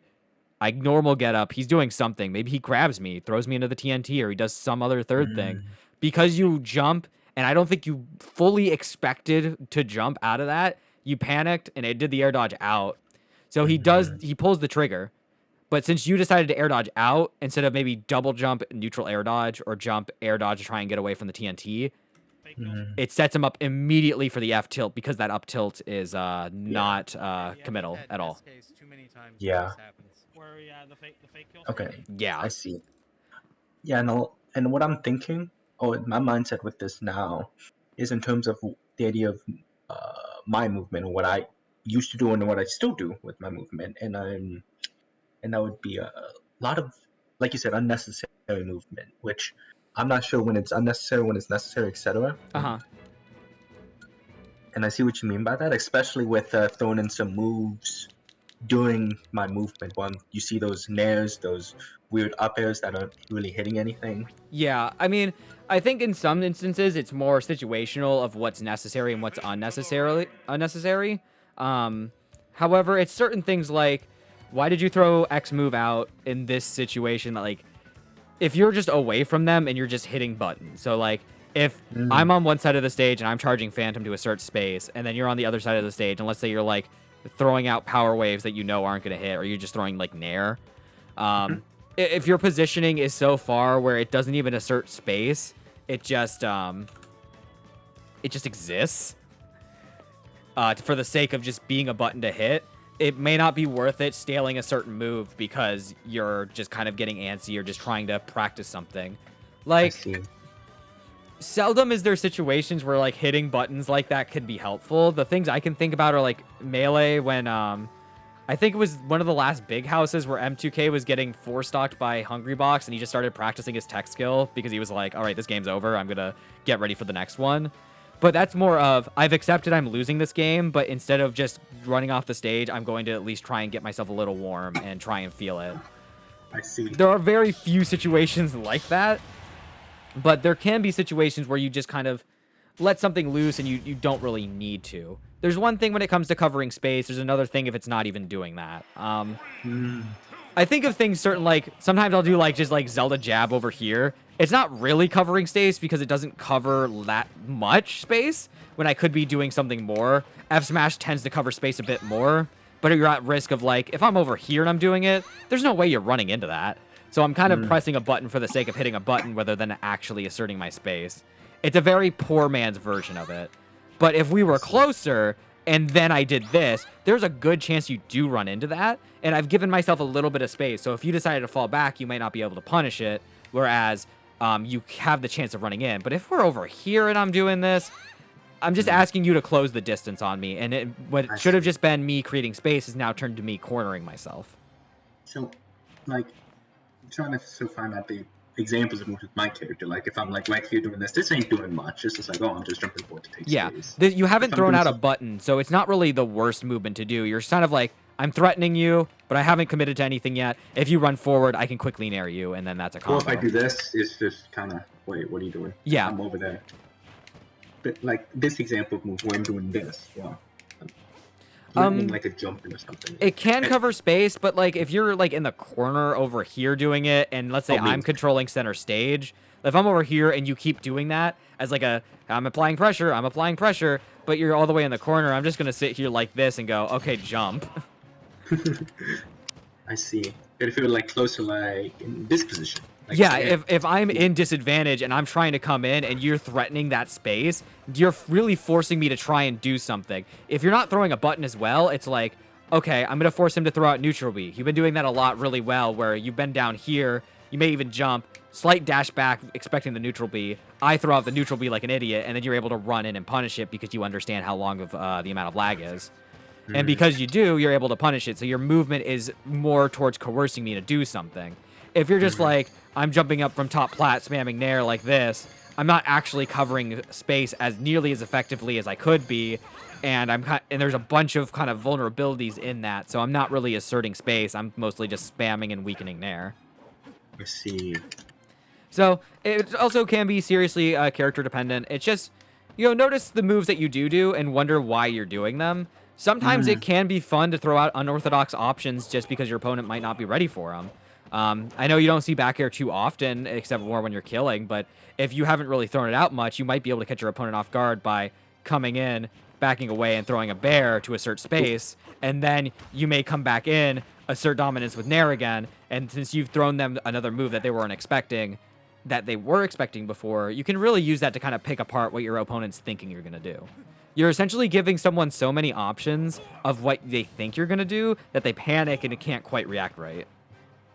And that goes back to the Fox situation where they're like doing this, hey, I'm jumping in on you. Oh, no, I'm suddenly dashing. Yeah. And they're giving a lot of stimulus of, hey, you have to watch it for nair. Oh, no. Now you have to watch it for dash attack or dash grab. Yeah.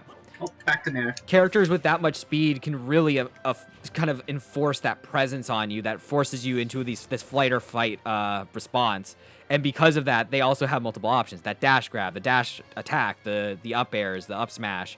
It's just like, I want you to do something, and I'm going to threaten you in a few different ways. And if you're just not ready for it, then you're not ready for it.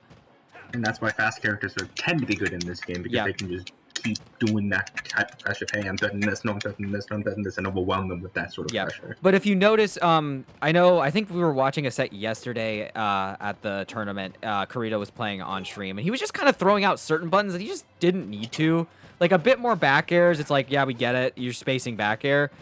You really use that to your ability to kind of mix up, especially once you understand what your opponent's reacting to. If you see, like, you back air their shield and then they jump, instead of going for a second back air, you follow it up with, like, up air, and then they get caught in the up air.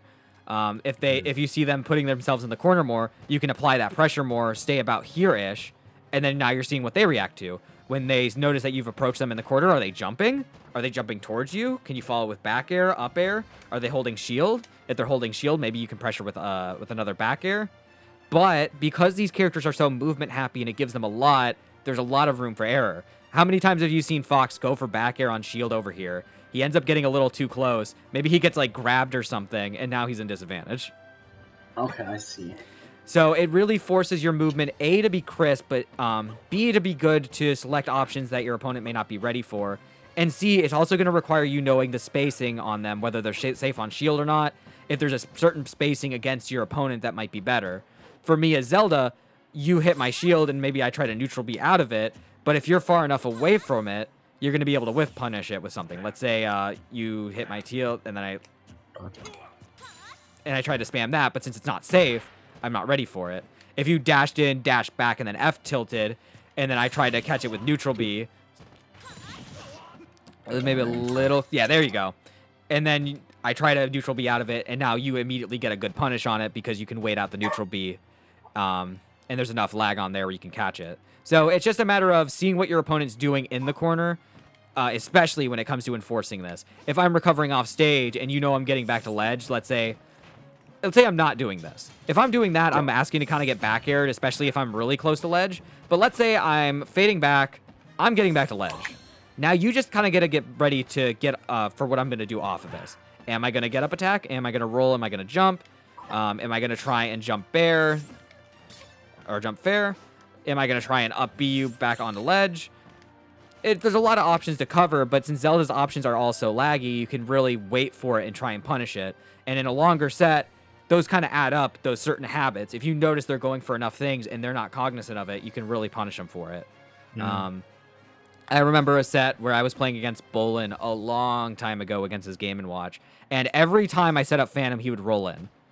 I kept waiting for it, and on the last stock of the game, I finally managed to catch it with an F smash because I didn't punish it for a while. Sometimes you let him get away with something earlier in the set to punish later in the set. I see, okay. But it all depends on the set, all depends on the character, and it all depends on the player. So these are the things you want to keep in mind when it comes to how you interact and how you stay close. And I think one thing to be said is, on the one hand, watching top players, really handy to see what they do. Watch how they play against top players, watch how they play against lower level players, and then finding other players around your play level, maybe even a little bit higher, just like trying to figure out a multitude different levels of players with your character. You can see how they interact in these situations, and you can try and figure out more, okay, so I've noticed that in this specific situation, player Y did this, player Z did this, and I could see that in certain circumstances, this would work well for player Y. Player Z, on the other hand, went for a different option, and either it worked better, or his opponent was able to move out of the way. Depending on how scientific you want to make this, it can be good, but just having that amplitude amount of information can be really helpful to try and build up upon what you should do in the corner, or what you should do to add that pressure. All right, let's just give it a little more. Gotcha. What? Oh, no! I held down. I thought I recorrected in time. I did not.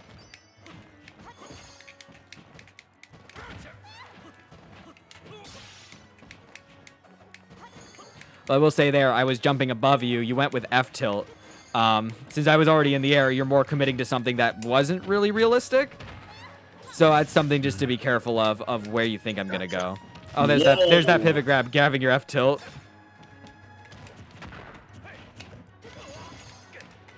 Okay. I see, yes. Okay.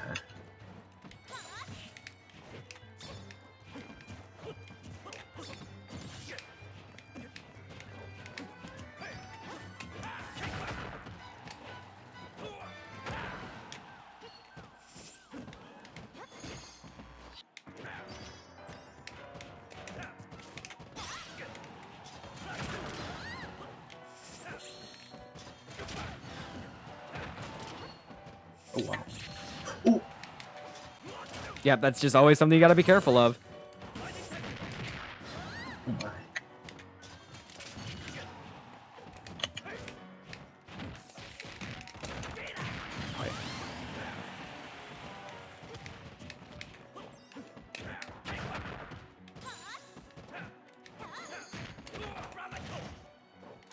I didn't have a jump. Thought I landed. but I didn't. That was some good pressure, though, at the ledge there. It was kind of hard for me to get around it. You found your confirms, and it worked out well. Yeah, and it's just like those positions there. So you were kind of facing away from me as I upbeat into you, because it's just like, it's just remembering that, okay, Zelda does have the option to apply pressure there if I'm not careful. If you want, you can do a small short hop, fast fall land, shield, and being like, I see your up B, so I'm going to punish it after I shield it. So if they don't actually go to ledge and they come to hit you, it's a free punish. Whereas if you kind of like do that hop and it's slow for you to come back down, I get a free hit like I did there.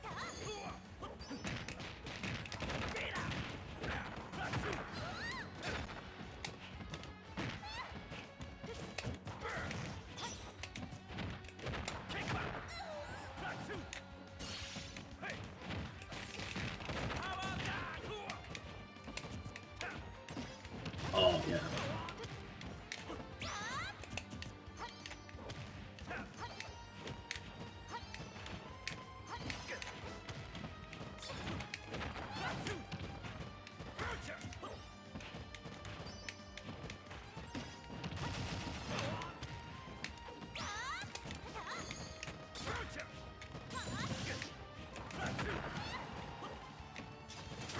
Oh, that was the wrong way.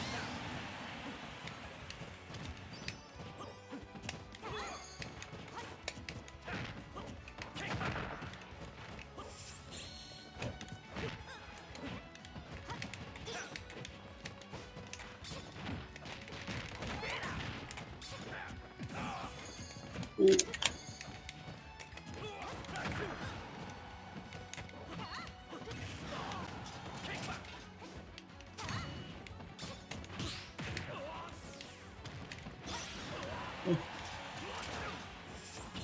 Oh, yeah, you go.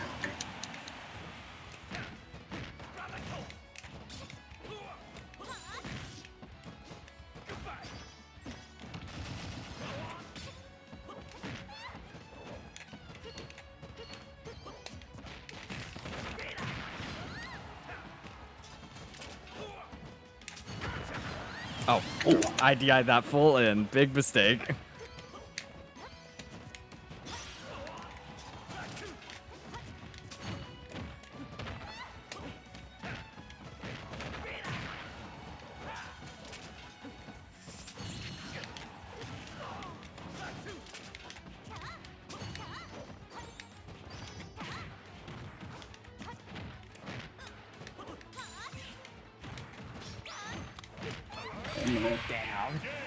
I just slightly misspaced that for the F smash.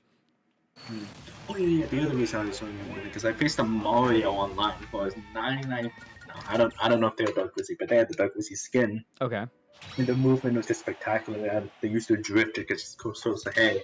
And then it'll be slightly in your range where you think you can get a crack shot, and now I'm just gonna drift back out. Yeah, that can definitely be effective when it comes to your spacing. I know a lot of characters in this game can wave bounce. Depending on the character, it can be really good for just changing your movement speed on a dime, going into a different direction, or having your back turned. And it can be so effective for characters like Mario and Young Link, who get so much off of something like that, especially since they're very combo-happy characters. And that can be really good for their movement, because it's just an added movement option. Because it just becomes this extra little bit of bait. Oh, you thought I was going one way, but then I went the other way?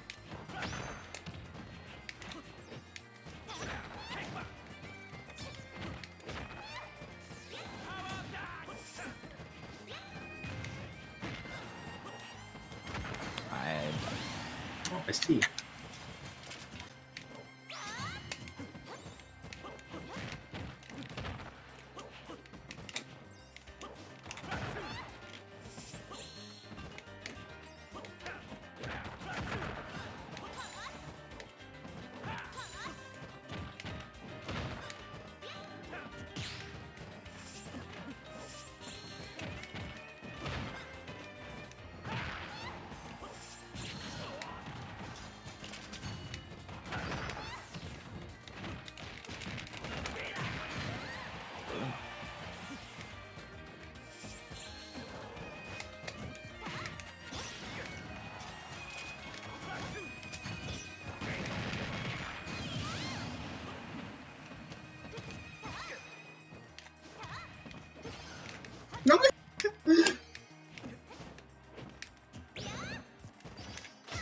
Oh wow.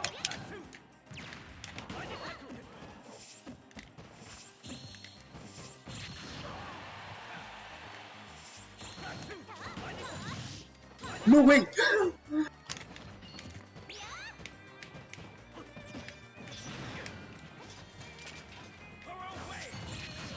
Oh my god, that was so. Yeah, it really goes farther than you could think. I think the hardest thing about Zelda's down B is the fact that frame data does not cover the space. It covers a lot of space. Oh, I didn't expect that. I Wait, didn't have no a jump. I don't even know what happened. Oh my goodness. Yeah, that could be really rough because like you're trying to do it and then you want to start the up B like a little late, but then because you realize you didn't have your jump to recenter yourself, you just kept drifting to the left. I'm very bad about that.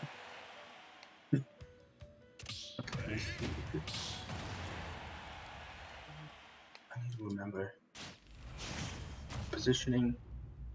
Okay. So to recap, good movement could be positioning yourself to get something good, avoiding a move, threatening a certain idea. Yeah, it's just like it's such a loaded statement in a way. There's so many things Yeah. that good movement can be, but in a game like a platform fighter where your movement is so integral, having good movement in general can really be the difference between who wins and loses a set.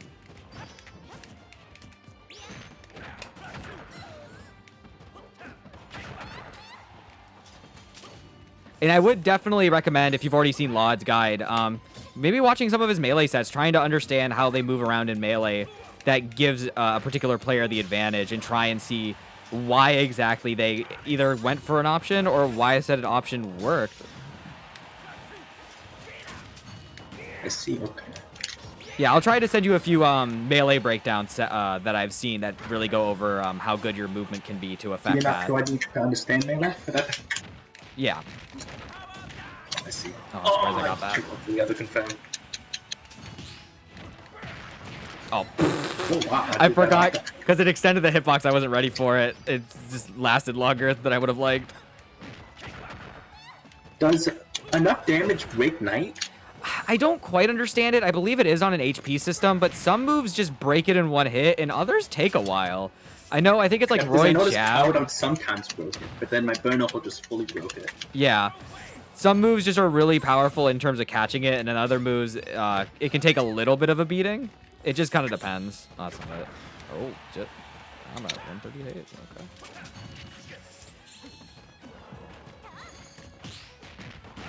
Oh, yeah.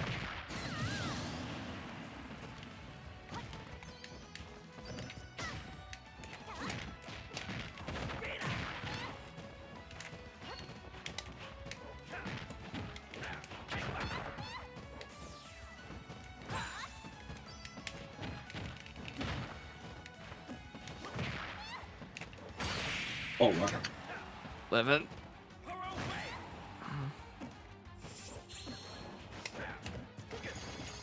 Oh wow, what French in there? I noticed I can't get any conversions on it. I want to say it may be 6 or 7. I'll double check in a second. Didn't get it. It would make sense if it was 6.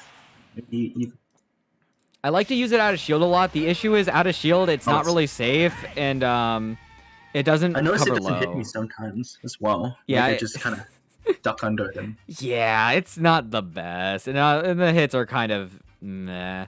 It's 6, 10, 14, 18, and 22 for each hit. Okay, that explains it. I don't have a mix up there. Because if anything's frame 9 or greater, then Terry just has a true frame trap that the other character just has to kind of say, okay, I gotta get out of here. Yeah, and it doesn't cover the best space. And if you notice when Zelda uses Nair, she does it, her arms are diagonal, so like her back arm is a little higher than the other arm. So if you're behind her as well, it's not going to hit you as easily. And even then, that forward one as well goes kind of high, even with a short hop out of shield like that. I see.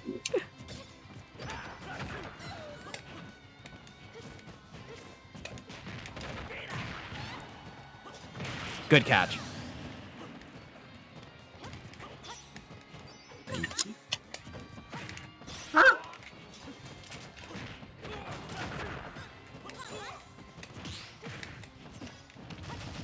Where is it? Oh my god, you went for the... Yeah, that's just a straight call out. If you don't do anything, I'm calling you out with that down air.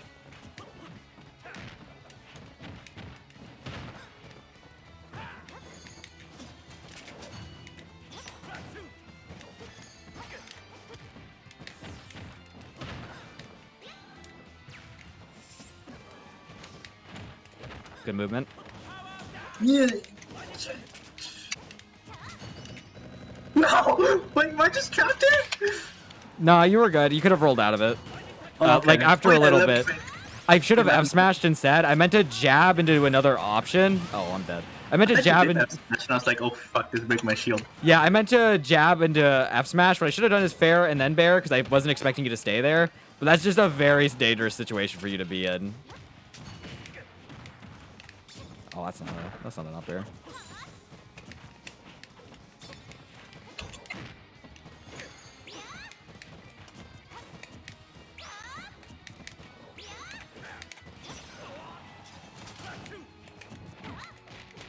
Wait. Oh yeah, no, okay. Good. Am I dead? Not quite. Oh my god!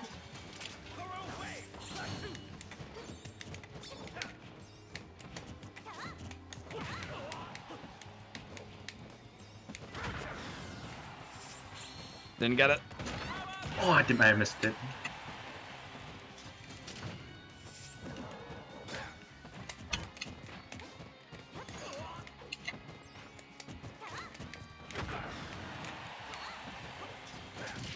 Oh, I tried. Yeah, there we go. I did it. Your movement was looking really good, though. I was really starting to panic. Yeah, so I'm still trying to understand the idea, but I think I'm dead. I Yeah. think so too. Like the idea of threatening the thought that people think, oh shit, he's gonna just run in and down tilt or jump in and nair me. Gotta act out of this. One thing I like to do in this game in particular that I think is interesting, if you ever find yourself in a last stock situation, and you're like, you feel the nerves, but you can also see your opponent kind of feels the nerves and you're kind of like staying a little away from each other. I like to just start like acting kind of silly. I like to throw weird options that are like, I'm not too close to be committal. I'm just kind of doing things. So like you might see me spam down tilt a lot, just like I'm not really doing anything with it. I want you to just see that and be really confused as to why. Meanwhile, because I know it's a stupid option and I know you're not going to punish me for it, it calms me down a little bit. So that when we get into the scrap again, I've at least shaked off some of those nerves. I see.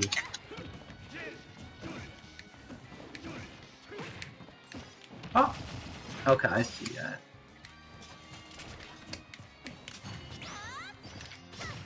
Oh wow.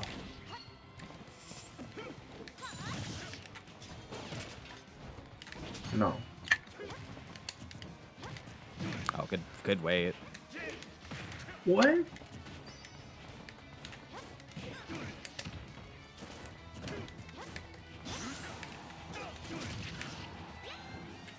Well. Oh no, I'm dead. Ah.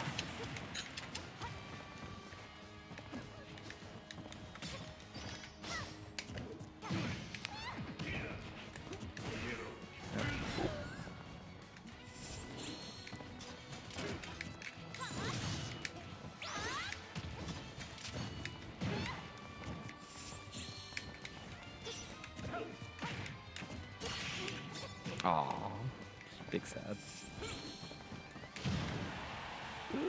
You're still alive?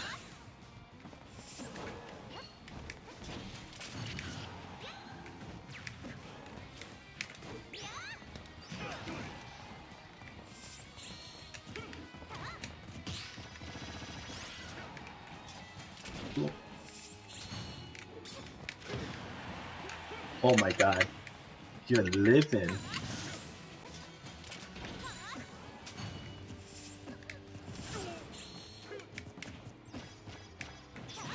Not yet. No.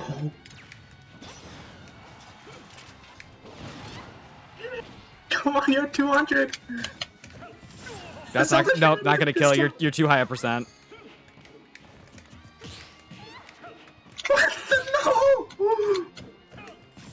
I'm getting out of here. I'll see you around. What the hell? My up tilt didn't connect to itself. Do higher percent. That becomes the scary part. Do you know what button you need to push to get those higher percents?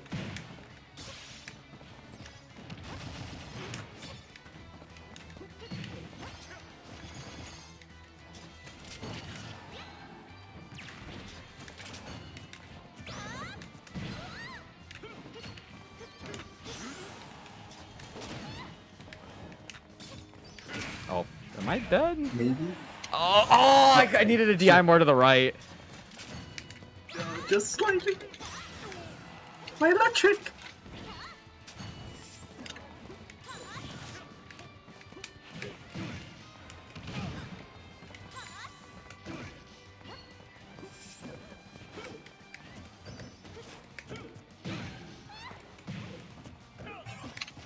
Wait, am I dead? No, you're good. I probably could have up thrown. Yeah, I was thinking up down. I was like,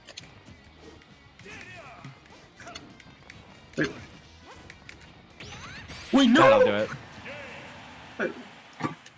do it. I see. Positioning. Positioning and evasion. Okay. And I guess that can be something as well. Like, if your opponent is never in a position to land certain moves that they need to land that can kill, you theoretically can live for a while. I brought this up with Weird a while back when we were playing. I was like, Mutace and Zomba set from Low Tide, where Mutace for the life of him could not get a good enough hit that could kill. That was a mix. Mutace and Zomba. Mutace. Oh, okay. Mutace kept getting the kill screens, but Zomba lived to like over 200% because Peach's moves kind of have a similar thing where they kind of go like up at an angle. So because he was either hitting them across stage or they were just like not quite in a position, mixed in with Rob's weight, of course. But as long as your opponent doesn't get a kill, like a specific option that they need, you can live for a while and you can use that for your advantage. It's good as an emotional weapon. It's good as just a regular, just not dying thing. And you can Like, really some take characters that. just have certain positions for things like usually just kill. Yeah, so like, If you can't get in that position, then they don't get to like 200-ish. yeah. If you've heard of the term Marthritis from Melee, the idea is if Marth doesn't get those early kills on you and get those early tippers, Marth has a really bad time finding kills. It doesn't only apply to Marth, mind you, but I think Brawler falls into this category because I saw like I was playing Wampi and I was like, wait, I didn't die at 50? And then I was at like 130. I was like, oh, I didn't die yet.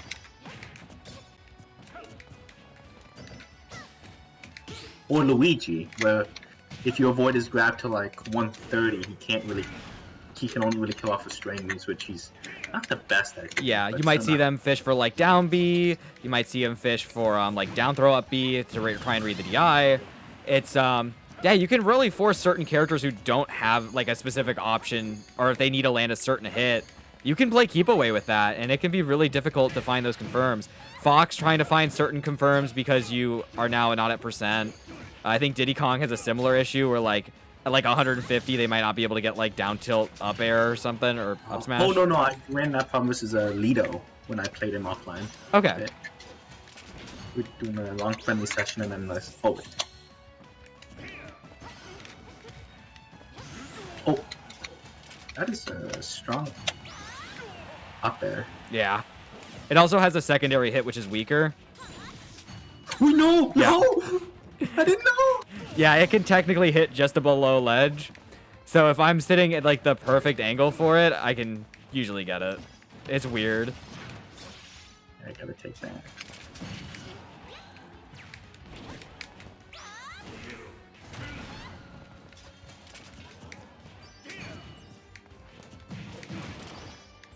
Oh my.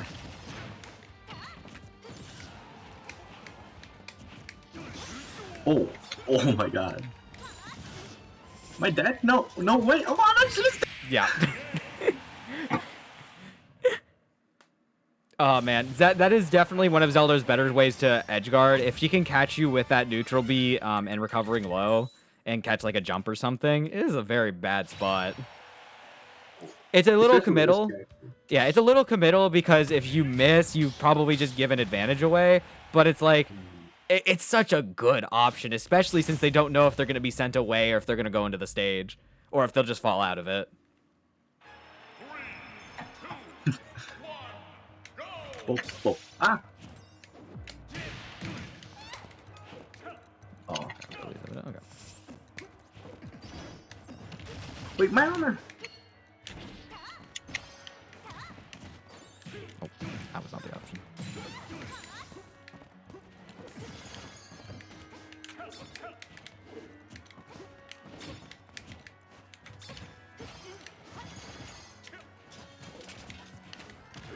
I tried. Not safe. Not safe. If it was like, if it was a different situation, it might have been better, but just going for it raw and staring at it for a few seconds, you forget that I am also a player in this game. It's not just you in the night. But it's gonna be funny when it kills at like 10. Yep. But also, I do understand as well, I have my reflector too. Oh yeah, true. Wait.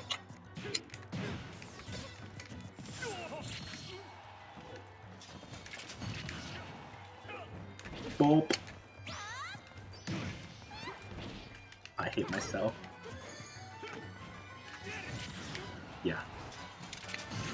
This is where Kazuya struggles when he misses. He's fresh and missing his kill confirm. Oh, I got the single hit. Oh, wait, oh, that's bad. But Yep. okay.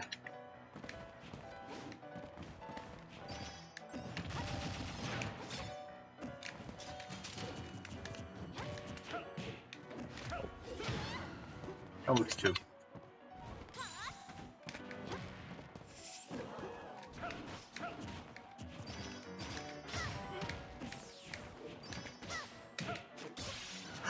No.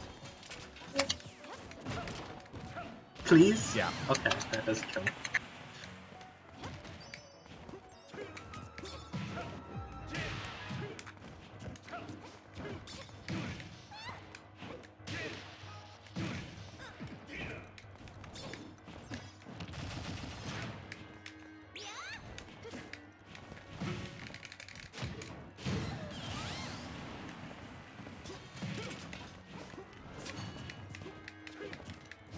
Oh, I'm panicking.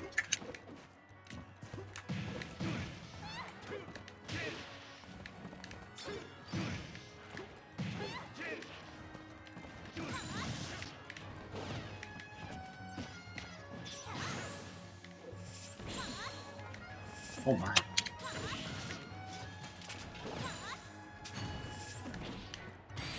No, that was a good catch. Thank you.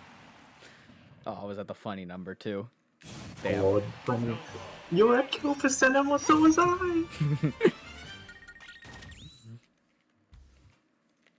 Now, that's the fun part of this character. What was it called? Usually, with Terry, I have to worry about kill percents and positioning. Kazuya, I think, just kills them anyway. Yep. He gets good electric. You get electric At wind. 80%. You get that up smash or Literally. the up B, and it's just straight up. Even at like 30, this confirms that.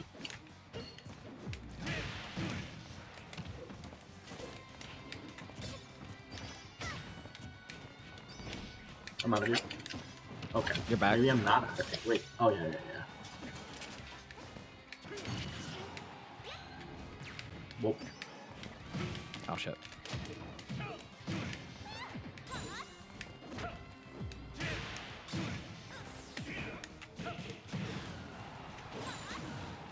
Ooh.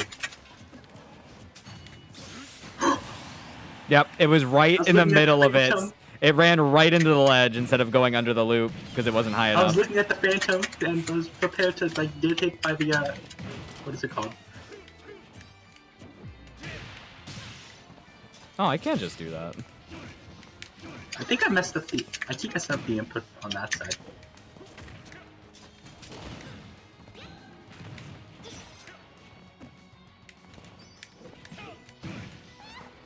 Wait. Okay, no, that's not the confirm.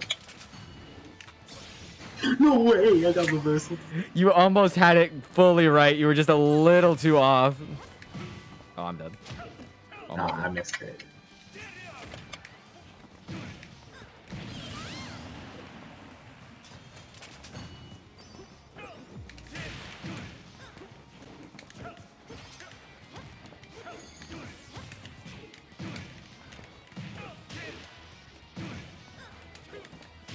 I'm dead. Yeah. Good follow. Alright, I'll do 2 more. I'm getting a bit hungry. Okay.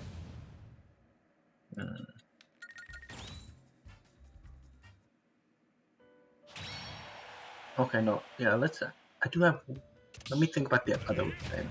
Because I've been also working on another thing besides just movement, or just trying to find, hey, what is this used for, and how can I make it better? Okay. Catching landings. Right now I'm just trying to work on that as well. With Terry, because Kazuya I have this completely different thing going on. What is the, from what you've seen, what are the options people can usually do out of a landing? Because I noticed that a lot of landings go uncaught by a lot of players. It depends on the character. For a character like Zelda, what I'm usually looking for is a shark with up air and try and watch for air dodges. Depending on where they're landing is important. Like, are they landing on plat? Which plat are they landing on? You can really set up for things in combo confirms, like for Kazuya, for instance, because you're looking for... Oh, that's stage bite. You're dead. Because you're looking for, like, that Electric Wind God Fist to get on a plat to set up for that final knockdown into, I think it was, what is it, up smash. You can really find those opportunities as someone's falling, for instance, to set those up. For Robs, they tend to shark with up air. They understand that... Oh, I'm dead. Not safe on shield, by the way. That up's fair. Oh my. Okay, yeah. So, like, they might shark up with up air, but they might not immediately commit. They might see if you burn your air dodge first. A lot of it is watching for air dodges, watching to see if your opponent has, like, a down air that can really challenge. I accidentally killed myself. Yes, I did. Oh, no. Other characters, when it comes to landing, might be able to use other movement options that, like, move them left or right. Like Diddy Kong, for instance, will monkey flip.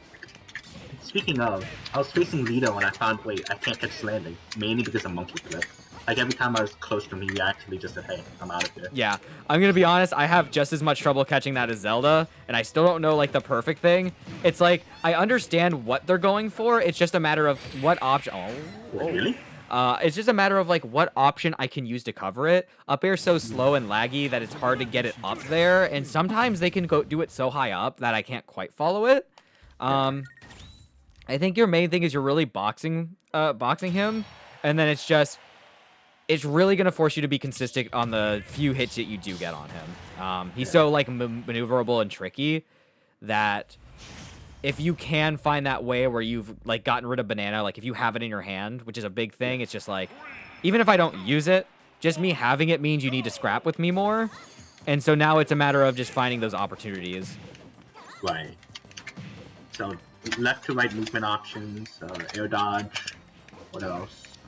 Let's see. I know, like, Ike, when he's off stage, he can recover high with the use of side B. You can, like, use certain maneuvers that are similar, I guess, again, like monkey flip, that can help you move that way. To get straight down, some characters have, like, moves that send straight down, like Sheik Dare, Min Min Dare, but those can be punishable and really hard to properly land with, so you have to use those really sparingly. Yeah. Others might just try to cover with a dare. Rob can use their dare, for instance, to, like, hover for a second, but it's really laggy, so it can be a little weird. Young Links can use their dare to try and add pressure because it can bounce off shield with it. Characters like Snake or Big Link can use down B to set up additional traps to cover themselves falling, so you're kind of looking to see where they do that. If they've been doing it a lot, you know, I don't need to jump just yet. I can wait for them to place that, and then I can punish it. I see, okay. I know Kazuya's down air is kind of like that, where he can use it to drop. You can solid fall with it, yep. Yeah. Oh! And that can be a movement option, but you have to be very careful with it so you don't throw yourself too much into disadvantage. Game & Watch is the main one with that. His is so good that he can up B, like, right out of it. He can use it to really quickly go from the top of the blast zone to the bottom part and then recover to ledge. Yeah. And that can be so good for him to get on the stage. And also because a lot of those moves have, like, a landing hitbox, it forces you to shield not just the original box, but that one as well.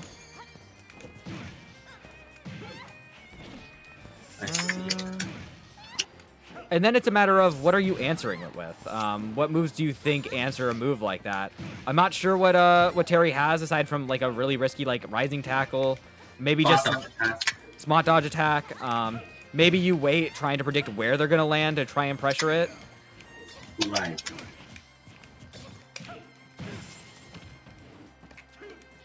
Ooh, okay. Yeah, that was an idea. Yeah, because Terry, I think this is, and I think Shoulders too, but no, they have a really good one. Terry specifically doesn't have like great anti-air tools. No way, I'm dead. I can make it. No, I can't. Yeah, and then I guess in terms of other movement, characters like Palutena who have telecancels, they may be fishing to land with that.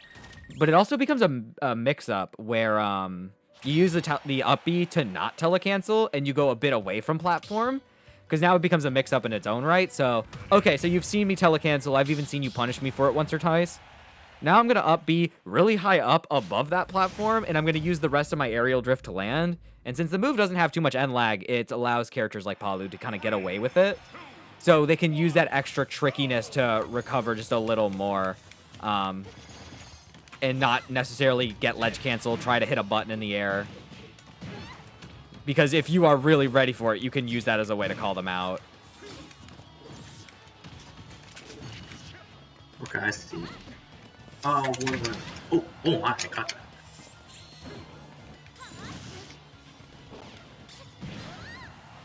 that. Let me think. Okay, I see. So, to recap, the options are, let's say, possible options include a vertical, or not vertical, horizontal movement option. Yeah. Perhaps a teleporter, they have one. Like, what do they do as they're coming down? It's an attacking or whatnot. Yeah, some may attack, some may just try to do like an air dodge and a fast fall with it. Oh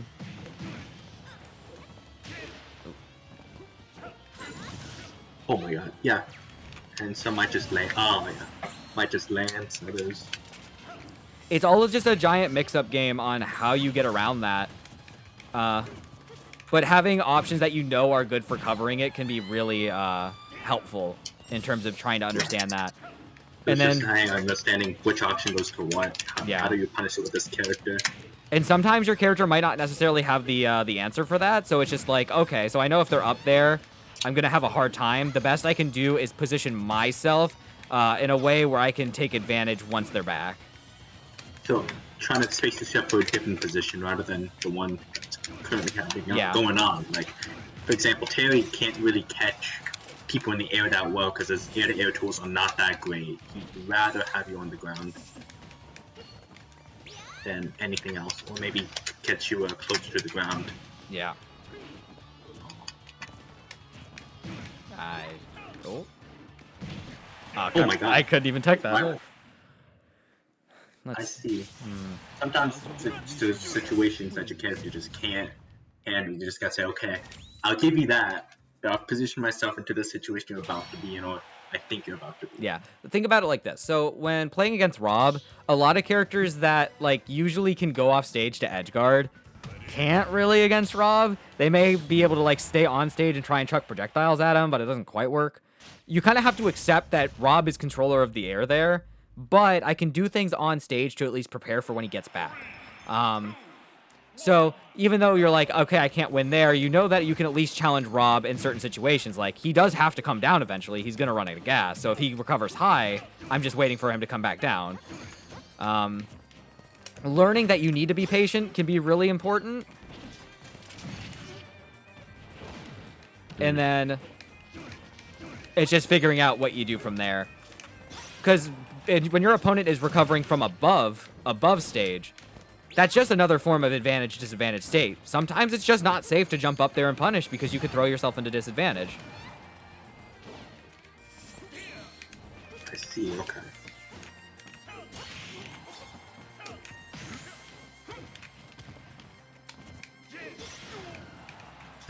Okay. Because maybe, because I think I'm to a point right now where I'm thinking, hey, I'm so mad at myself I didn't catch that option they were doing up there, right? Yeah. Maybe so like Riddles would have caught that up there. Or maybe I just need to accept, hey, not much I can do with this character about that with this character. Let's just concede and try to find another situation I can get my hits in. Yeah, it can really just be like, okay, I know my character isn't the best when it comes to doing that. What options do I have to at least take advantage of the situation? Being able to take control of center stage, for instance, is really nice. So if you can use center stage to your advantage for when they land, well, now you've essentially given yourself a better position, even if you weren't able to fully get something as advantageous if you would like.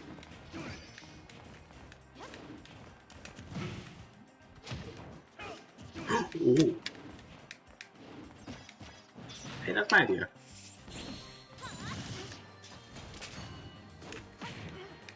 No way. Oh.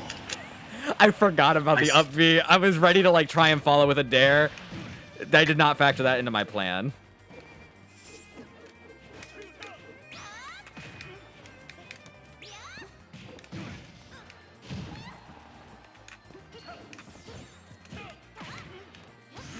Oh my, yeah.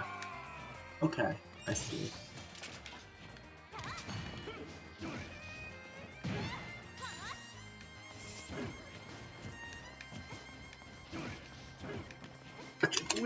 Fist.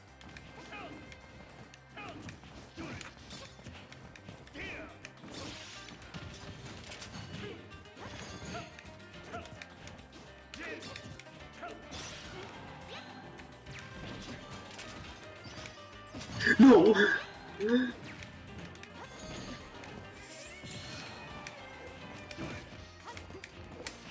Oh no! You caught my wave land on the plat. Yeah, I did not expect myself to do that. I was trying to get another electric out. Oh my goodness. Okay. I was like, oh, I'll go on the plat, I'll wait for you to whiff, and then I'm gonna drop down back air or something, or at least reset. That would have been the option until I. Oh my god. And you know, I knew that was an A tier, but damn. and that could be something to consider as well. That does cover the plat. Fair, fair. And it's the PS2 count nonetheless. Well.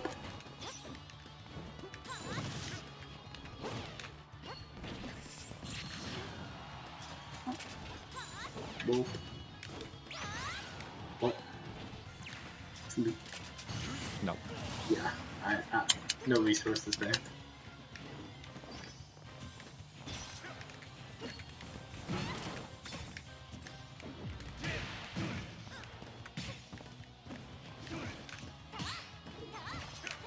Whoa, okay. Oh yeah, you can space that.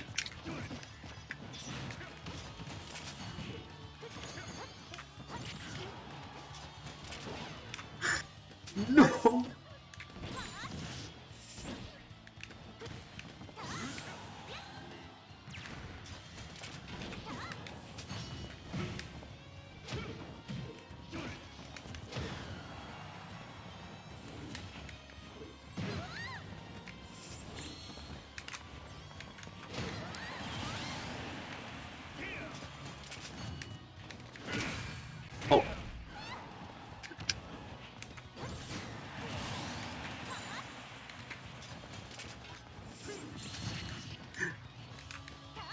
I like that.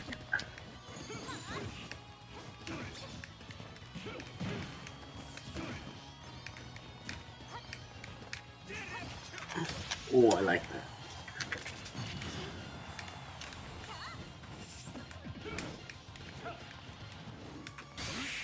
Oh my god. Okay, I like it. Yeah, have this one be my last one. It's Okay. too late. Yeah, no worries. And I'll have this up. I'm gonna try and get it up sometime Sunday. Gotcha. So I'll have it. I'll change up whatever audio things I can if it needs it. If not, yeah, it'll be all up on my YouTube, and I'll send you the link for it when it's ready to go. Yeah, after this, we should do a little recap of what we talked about. Oh yeah. So we can have an idea.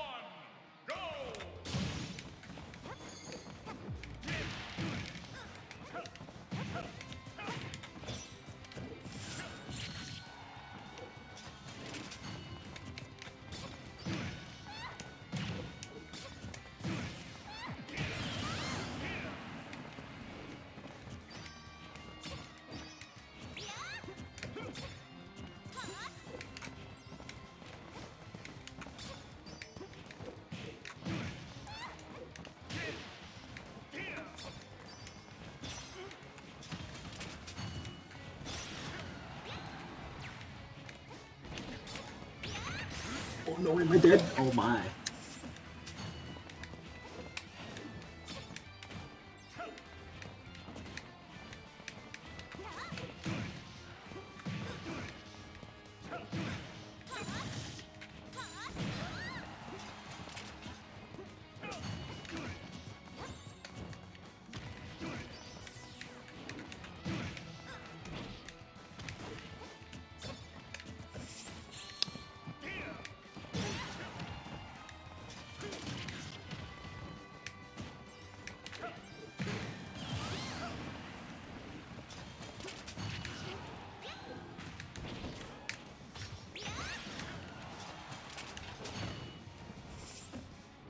Wait, did that just body block me?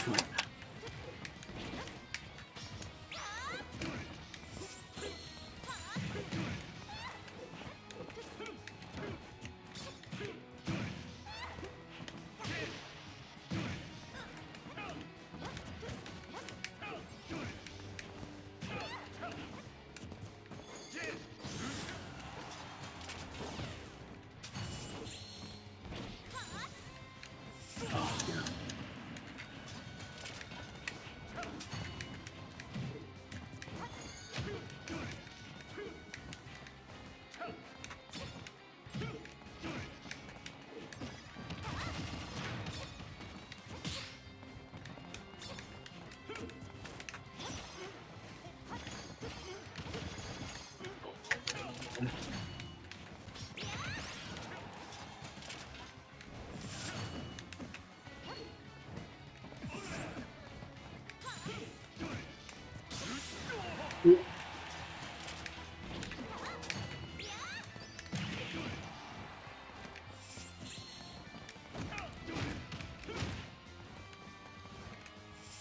Oh, it was too my low. God.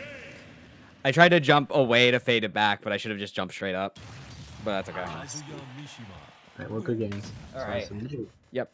So, Just- refresher. So, we looked at some of Zelda's moves, tried to figure out some of their openings. Things like neutral B, their frames on startup, kind of where they're actionable, baiting it out especially. We've looked at how down B works. There are many different ways you can challenge it. You can run in, hit a button in their face. You Jump can over it. jump over it and then fall in with an aerial. You can jump over it, reset to neutral. You can run away and reset because it doesn't have a lot of range. Or it has range, but you can get out of it. And it's committal.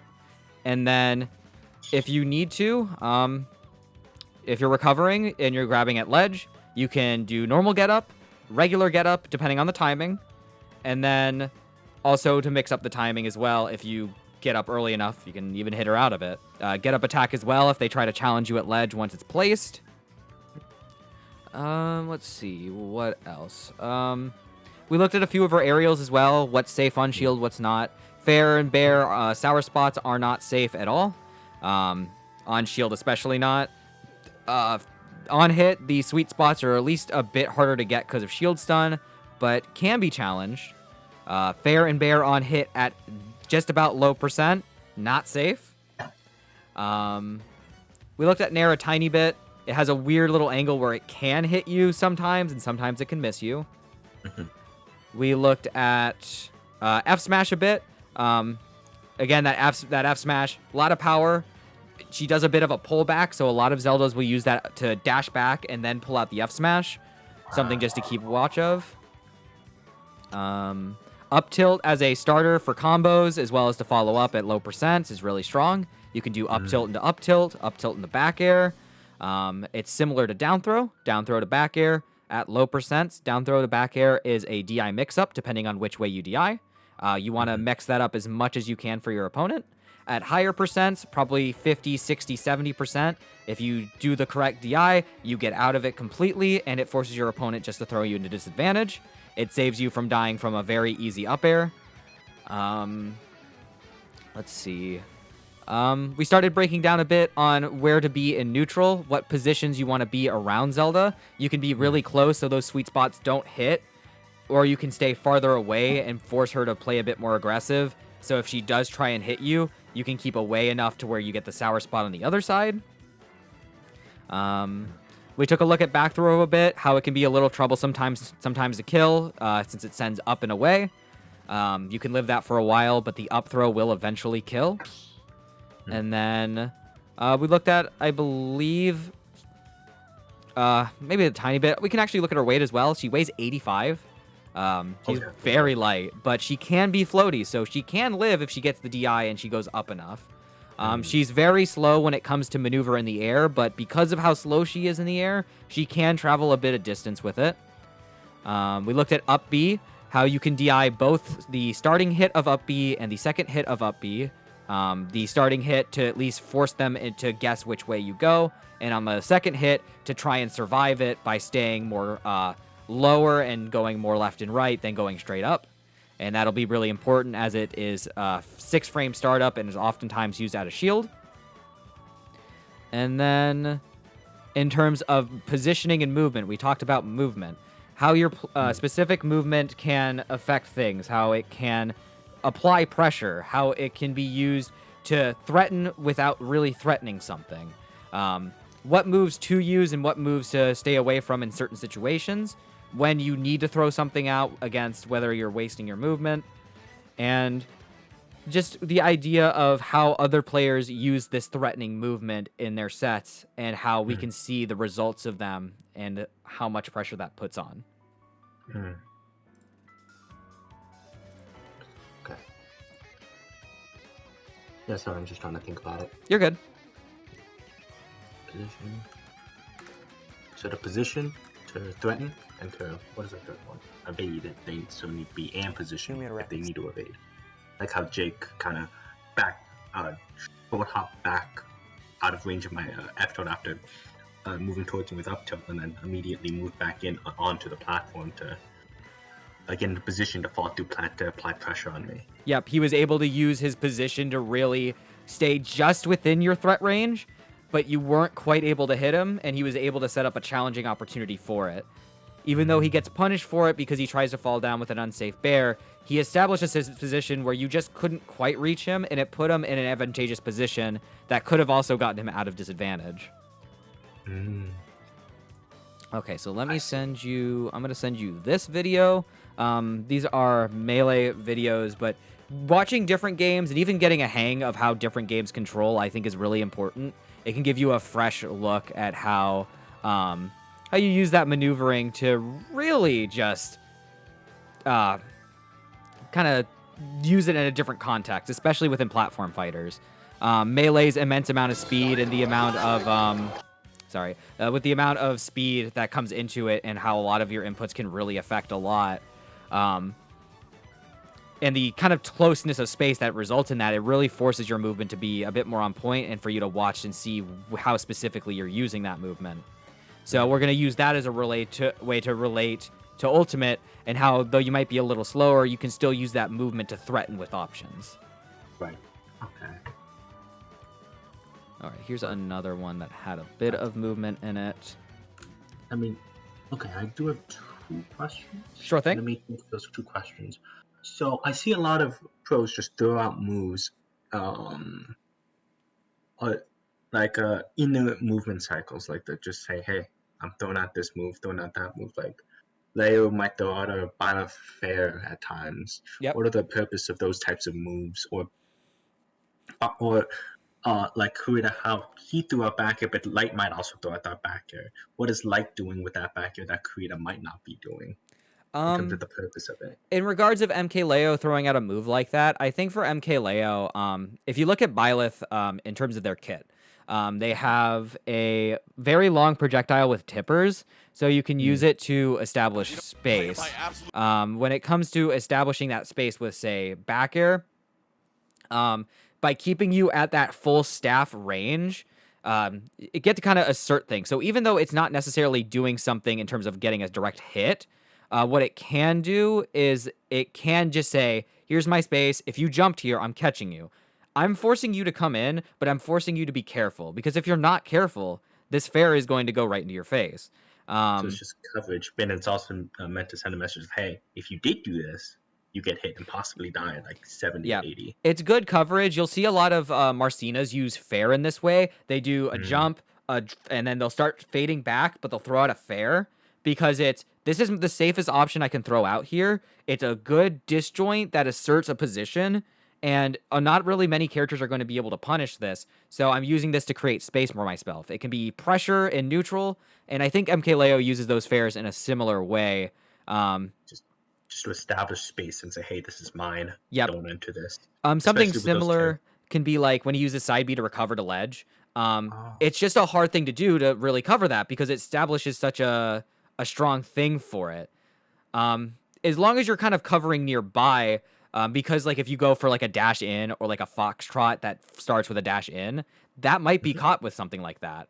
So by establishing that pressure of I have the range to cover if I need to, it forces his opponent to really kind of think about when they can approach, and it allows him to try and dictate that medium range. As compared to someone who won't do that, the opponent could just feel like, hey, I can move wherever the hell I want. I know you're not gonna do what this other guy does, so Okay, I'm just gonna move in. I think this is a decent-ish example of that. I will screen share this for you real quick. Okay, let me look. So this is MKLeo versus Riddles, who's going to be playing Kazuya.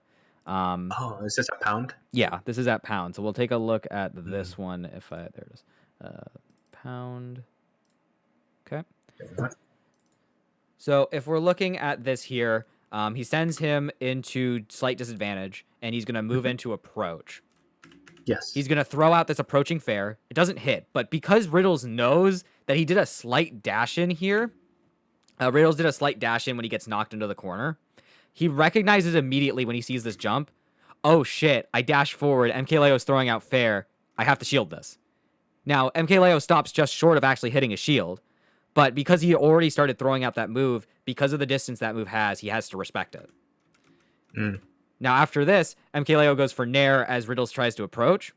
So he essentially got to dictate how this play was going to start. Riddles wanted to come back and bite back, but because he had to stay put because of that approaching fair, both players are even. Now both players get a jump at the gun at each other. Riddles is opting to try and wave dash in. So this situation forces a mix-up that both players have to kind of just take. Yeah. According to something like Lod's guide, where this is like the mix-up layer. Yeah. Like so for Riddles, he's thinking, all right, he just threw out fair. Maybe he's going to retreat. I'm going to put pressure on him where he just landed. For MKLeo, he's going, I know he's probably going to come in, but even if he doesn't at his position, I'm going to come in with jump falling nair. Falling nair is one of his main setups into combos. It leads into dash attack. I think it leads into grab. And we're going to see it come in here. Oh, and that's really nice. So I think he recognized where it popped out. Riddles got knocked out pretty far here. I think he could possibly get the dash attack in time. He opts to space back. He's using this movement. Riddles dash, I think spot dodges because maybe he was expecting a continuation. And now MKLeo's coming back with that fair. Has to shield it again. Riddles is going to try and burst out of that corner, and he finally succeeds to, but MKLeo was doing a lot to pressure here to really keep him that way. But it was good on Riddles to at least finally get that kind of burst in because that's what Kazuya is really looking for. He's looking for that I need to get in option. But we're still seeing MKLeo using that space. Riddles is respecting that space. Finally finds it in. But because of that, it's really on Riddles not to like get too antsy in that position for him. As long as he's holding his stock and he's not like getting hit by something too insane, he can stay in this middle range as well and try and find that opening. That fair is a bit closer. He tries to jump into that range again to reset, but because he doesn't fully reset, MKLeo gets hit by that, and that did a lot. Yeah. But we're going to see it again, the spacing with the fairs. It's a wall. You got to get around it. He finds to get around with the thunder there. And now he gets a setup in advantage. And we're going to just keep seeing that. That fair is such a good move. It sets up for advantage state. It does damage. On tipper, it can do a lot of damage and possibly kill. Yeah, it's one of those like go-to moves. It's like Marcina fair. I'm trying to think. Maybe like Falcon Nair. Just moves that stick out and are kind of hard to challenge because of their kind of reach. And it's on the opponent to get used to either the timing or to slowly position themselves in a way that allows them to apply that pressure. I see. Can we go back for a sec? Sure. This just sounds interesting. With the fair here in another application of it, or the same. This one, that fair. Yep. So he was able to use the fair. He did a slight dash back, but he didn't turn around again to go for another fair. He uses the little bit of dash back here. This is actually a really good catch. He uses the little bit of the dash back to slowly foxtrot his way away. And then instead of turning around for fair, he goes, I know he's going to commit to something because he's expecting me to turn around and fair. Back air. And because he's given himself so much space, it's going to tip her as well and send him right back into disadvantage. Mm. Okay, I see. Yep. So basically, those types of establishing moves, which is to say, hey, this is my space. I now dictate, hey, how the next interaction is going to happen and what range it's going to happen. Yep. This is essentially the epitome of neutral because you're both playing to play around each other's mindset of what they're looking for in this game. MKLeo knows what he wants to do in terms of keeping away. Riddles knows that he needs to rush in. And MKLeo knows that Riddles wants to get in. And Riddles knows that MKLeo wants to keep away. So it's just a matter of what options are we going to cover. Since he was able to cover... Since Riddles earlier was able to close in the gap against MKLeo and eventually find that up smash, he was able to successfully win the neutral. Whereas in this earlier case... MKLeo was successfully able to bait in with some of those earlier fairs. So when he was able to not commit to the fair instead he backed away even more and found the back air, he was able to win that neutral exchange using his movement to his advantage to trip him up. And what Riddles thought was the opportunity to get in, it was actually the time where he should have held back more. But in the case of neutral, because you're in the game, we're sitting back here as armchair people just watching the game, we can easily see this. But when you're in the game, these are decisions you're making in an instant. So you're recognizing the flow of the neutral and trying to figure out what the time to do it. And because these two are both at such a high level in terms of their play, the amount of mind games that they're kind of going through here really is resting on how well their neutral is. MKLeo is such a strong character, strong player because, oh my god, sorry, yeah, we're seeing it here again. He's using the fair here to pressure. The bear as well to pressure that jump on the jump zone. And then he caught him jumping again with the side B, something that I don't think Riddles had really gone for up until that point. So he's been jumping kind of high there, but because it sent him kind of high at the end of this, oh my god, he started at such a low percent for that. Wait, what? He was at 26. So let's look at this. So he just gets off the blast zone. Riddles is trying to stay in that medium range, but instead of staying with the fairs that he's been doing this whole game so far, we're going to see MKLeo dash in, jump nair. He's going to fair, jump nair. Now he gets a setup into the down throw combo.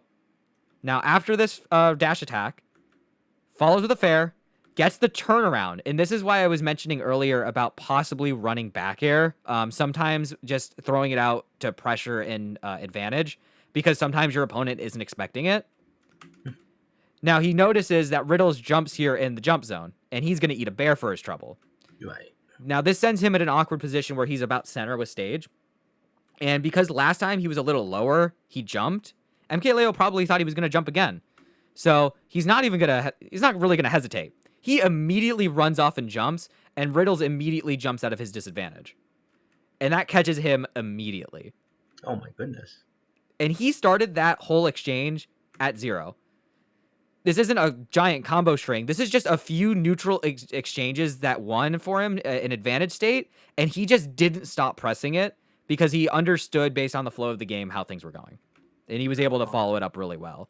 So understanding how your opponent reacts into situations in disadvantage, in neutral, and how to properly counter it, as well as seeing if they're watching what you're doing, can be really important. Because it's not that Riddles didn't know what MKLeo was looking for. It was just a matter of who's biting, who's not. Mm-hmm. So let's see. We'll see if how this game 2 goes as we were looking at that. I think Riddles wins it. Okay. We'll have to see then where his adaptation kind of goes with it. Maybe? No, I think it was... No, I think he won game through 3? No, I think Leo wins this one. Maybe? It's one of the Hollow Bastion games. Okay. But no, those fairs just say, hey, this is my space. Don't enter it. Be cautious of how you move into the space, and then from Yep. there, Leo or the bottom player could then say, hey, then start the aggression or start the pressure that way. We had been talking earlier about the idea of wasted movement, on what like constitutes Yes. wasted moves or movement. These Yes. fares, even if they're staling them, they're not wasted because they're keeping that pressure alive.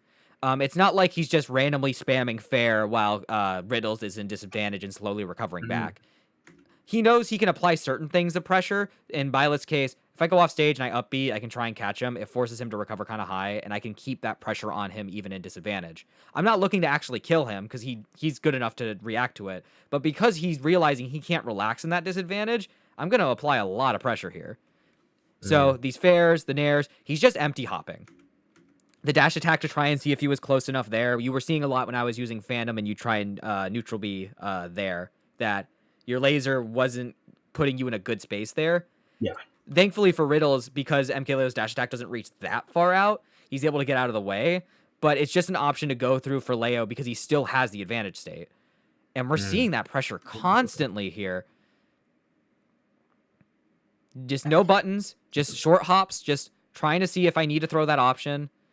Able to finally find the poke in the nair. Then, let's see.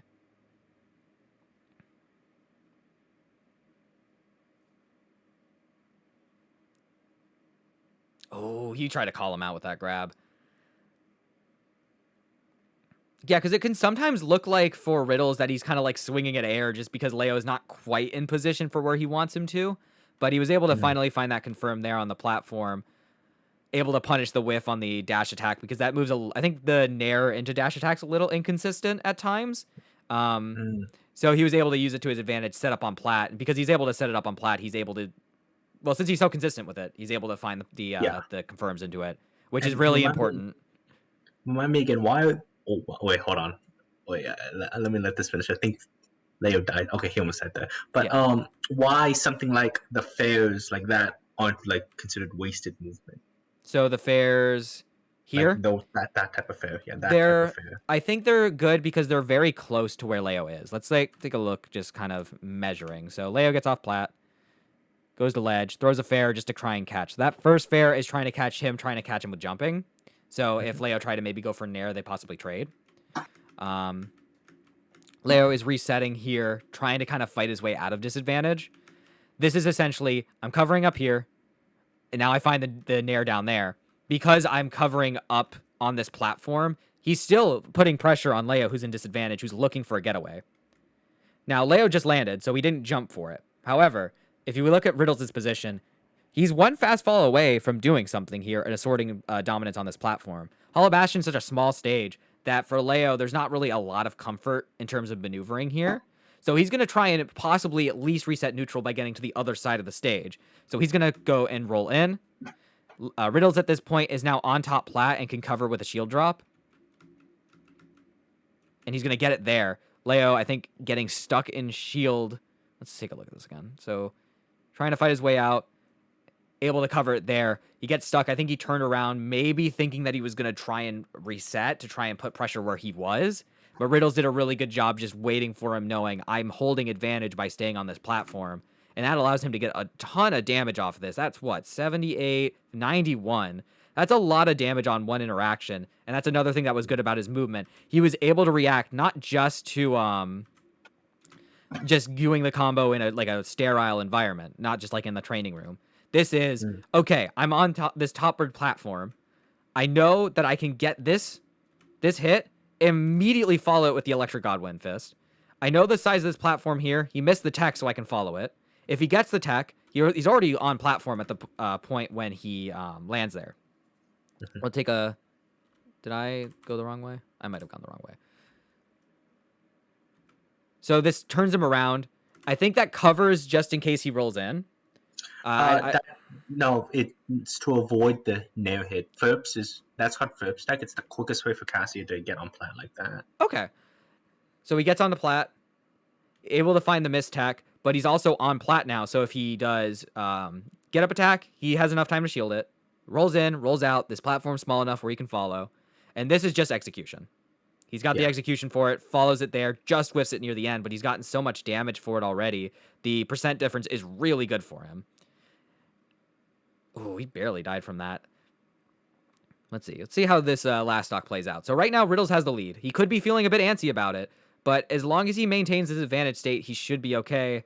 The boot, yeah, that's just a good angle on that. Yeah. He tries to use jump, but it's just a little too far out. I see. And basically, oh wow. And basically, these fairs are because are not wasted moving, quote unquote, because it has a purpose because the opponent's just close to enough for them for it to be pressure or considered pressure. Yep. If he was off stage, if MKLeo was like off stage and then he just started spamming fair, he's not really doing anything with it. He's staling it, and that can really affect where your string goes if it's too stale. It can affect your damage output, and it could mean a lot. But because MKLeo was already on stage and he's getting back over there, right? Back here. Because MKLeo, this is immediately around him. When we were talking about earlier how you spaced immediately around my up tilt and was able to find the back hair, this is kind of the positioning we're really talking about in terms of where you want to keep eye. These nairs allow him to kind of cover his jump because MKLeo's invincibility actually wears off by the time he gets off ledge.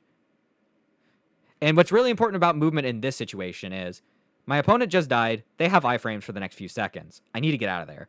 He takes a second to stay on stage, uses his backdash to grab ledge. He's got iframes for a few seconds, and just enough time for when MKLeo puts up his shield. He's lost his iframes, and he knows it.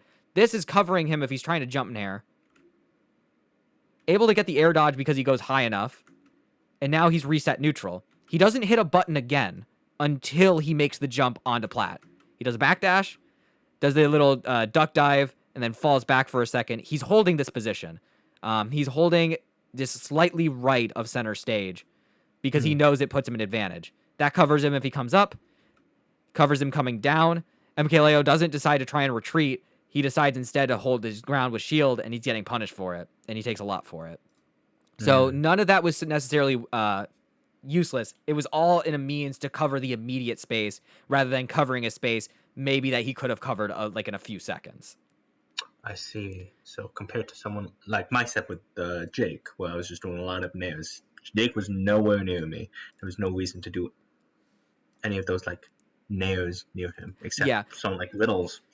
He's using his moves to just cover the immediate space around him, where Leo is next to him, and that allows move to like the small battlefield one. Yeah, like right after he's off stage.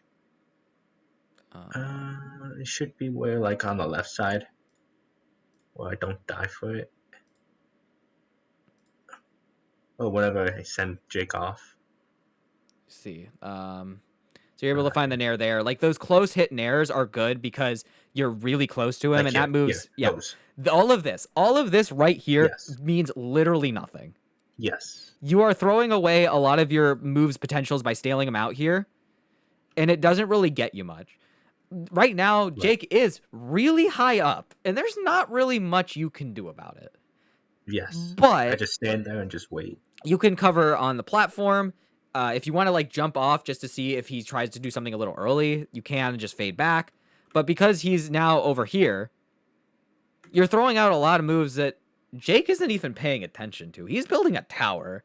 I'm not sure why he's building a tower, but he's got the space for it where he's going, okay, I'm close enough to stage. You're doing whatever you want on the stage. You could be, I don't know, staying in position, let's say, at the left part of the stage. So if I started doing this, you could run off back air me. He is so committed to building this tower, and you are wasting your time doing a power wave in the corner, and you're not really getting much off of it. Right. I think at one point he goes for a slight down smash. Yeah, I guess just to kind of cover an approach if you had tried to there. But there were a lot of options earlier on this initial startup that you could have pressured. Now, by the time he's done this, he's back to mining the ore. Now he's got minecart again. And now he's back on the stage. I guess this didn't really accomplish anything, you sending him into disadvantage. You got a bit of damage for it. But then you just kind of hung out for a second. You could use this to even just catch a breath. Breathe. That's the tag you've got. Catch a breath. Don't even move. Hands off the controller. You could just sit there, take a deep breath, focus, try to see what he does in disadvantage. And since you now know, oh, I've seen him do this before, you can probably punish him if he tries to do some similar setup because you gave him the space. Whereas if we saw it earlier, let's say from MK Leo's perspective in this set here, because he does have the options to chase here, he can. So he's going to. But for Riddles, who wants to hold stage because he doesn't have the best off stage when it comes to it, he's really just sticking closer to him. He's finding these stages. He's going to sit here. He's going to threaten. He's going to keep that position close so he's still an advantage, but he's not going to just kind of waste it. Yes. Okay, no, I see. So that wasted movement is bad because I could have spent that time getting into a position, or maybe even just calming down, saying, okay, let's think about this for a sec. Yeah. Or just get into a position to punish that tower that Jake might have been doing. There's a lot of things where you can kind of just sit and just analyze. You don't really have it too much in neutral because you're really focusing on it, but in real life, in the game, has given you this time now that you've sent in a disadvantage to really think about this, or to at least set yourself in a position on stage where you're going to be in a good position for whatever he does. In this case, he sets up Minecart. For what you do against Minecart, you could probably jump up to the top plat real quick. Okay, so that's covering it. All right. Instead, you go for Burn Knuckle on the bottom, probably expecting him to come down with it. This is just an awkward angle, but since we see that here, you can just use this as a matchup thing. All right, you can see an idea for where his positioning is in terms of getting to that platform. Right. So if you notice that, let's say instead of Burn Knuckle, you know at this position now, okay, he goes on a plat. If he tries to do that again, you could possibly Rising Tackle that to anti-air it. Right. So just keep that in mind when it comes to when you take a stock, when you knock someone into disadvantage. Don't start just practicing tech skill. Don't practice just throwing out moves because your opponent is going to come back. And it's on you to be in a position where either you don't get punished when they have their iframes back, or you are able to at least maintain your advantage state, or if your opponent's able to reset neutral, you're at least applying pressure on him. Okay. So in that moment, I can just calm down and think, okay, maybe I can get into positioning. Maybe I can, what is it called?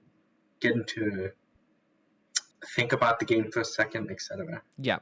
Let me just see. I want to see how Nave does it, because I know he's just kind of got a lot of that, like, good confirms on hits. Ooh.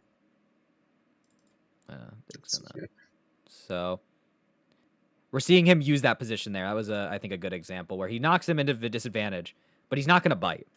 He recognizes that Chunk just jumped in the jump zone. He's going to move up to plat. I think he falls through it, resets his jump, almost gets the pressure there, but he's kind of keeping this medium range pressure to just apply it to him that Chunk is kind of trying to run in and pressure him on. I'm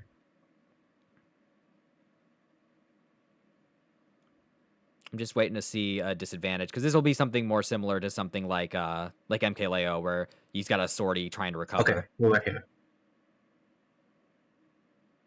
Okay, so he goes for the back air. I think that's covering a fast fall that comes a little close. I don't know what the down tilts are for, but at least the fireball is to catch the get up. Yeah, I think the down tilts keep you in place. Like, okay. If you, that's what I'd use them for. Yep, I think this is just a good recovery by Chunk. He gets to the ledge, immediately jumps. Nave is just looking for a get up to punish in any way here. Okay. Yeah, just aside from the Tatsu to the corner, which is a more of a movement option, think of it like, I don't know, crack shoot to the corner. Right. It just kind of gets you out of the way for a second. And because Chunk kind of sees this and he tries to punish it, he doesn't have like a full view of where he's coming in from.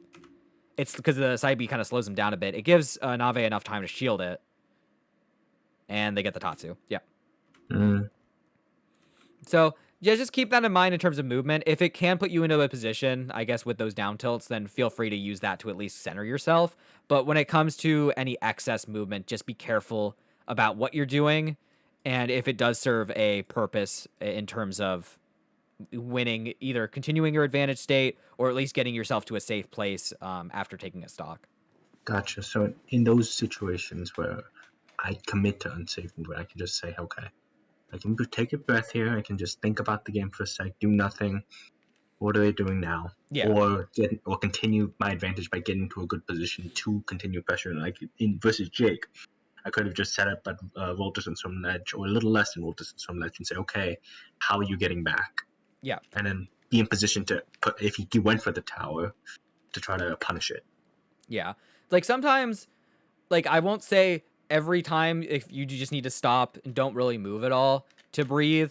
Sometimes I like to just spam a move that I know I'm not really going to use much, like down tilt. I'm just like, all right, I'm just using this as like a hand movement just so I can think for a second. But as long as you're thinking about what's going on while you have this advantage state and your opponent is doing something that you can't reach them for, especially for a character like Terry or Kazuya who can't really apply as much pressure that way, you at least go, all right, I'm going to put myself in a position where I know if he gets back to ledge, I can punish it. Or in the case of Jake, if he starts setting up blocks, I know I'll be able to immediately punish him for setting up unsafely. So I guess that's just something to keep in mind. If you have a few sets where you've noticed yourself doing it, and then you can watch a few other fighting game players, or like maybe Terry's or Kazuya's, see how they also interact with that. Doesn't even have to be anyone particularly high profile, just other Terry's and Kazuya's, and seeing what they do when they have the advantage state. Yes, okay. So either position or just thinking, okay, I see you. Alright, well, I don't have anything else for now. I'll just take a night to digest it Okay. and think about what's been said. And if you Thank you have very any much. questions, just let me know. I'll see what I can do. Those two videos, they are melee-centric, but I think they should give you a good idea about the movement and what you use them for within the context of melee, and how you can use them in a general platform fighter to establish that pressure that even if you don't have them, especially that second video, you still put that pressure on them and you can force someone to make a mistake. Gotcha. Alright, well, thank you very much. No problem. Thank you for playing. And I'm gonna go. All right. Good night. Good night. All right, and thanks everyone for stopping by. We didn't have a video on the channel today. Tomorrow will be Tuhu, and this should be up sometime Sunday night. Actually, probably Sunday noon since the stream's ending now. So if you want to catch up on any of the things we discussed and watch any particular games that we had or some of the VOD breakdowns, they'll be up on youtube.com, the channel Arkma Muddy Kips. I will post that channel link down here. And I will actually link the newest Pokemon Silver episode because I'm very happy with how this one turned out. And you can look at the channel from there. And it'll be on this channel where it is. So thank you all for watching, and I'll see you all next time.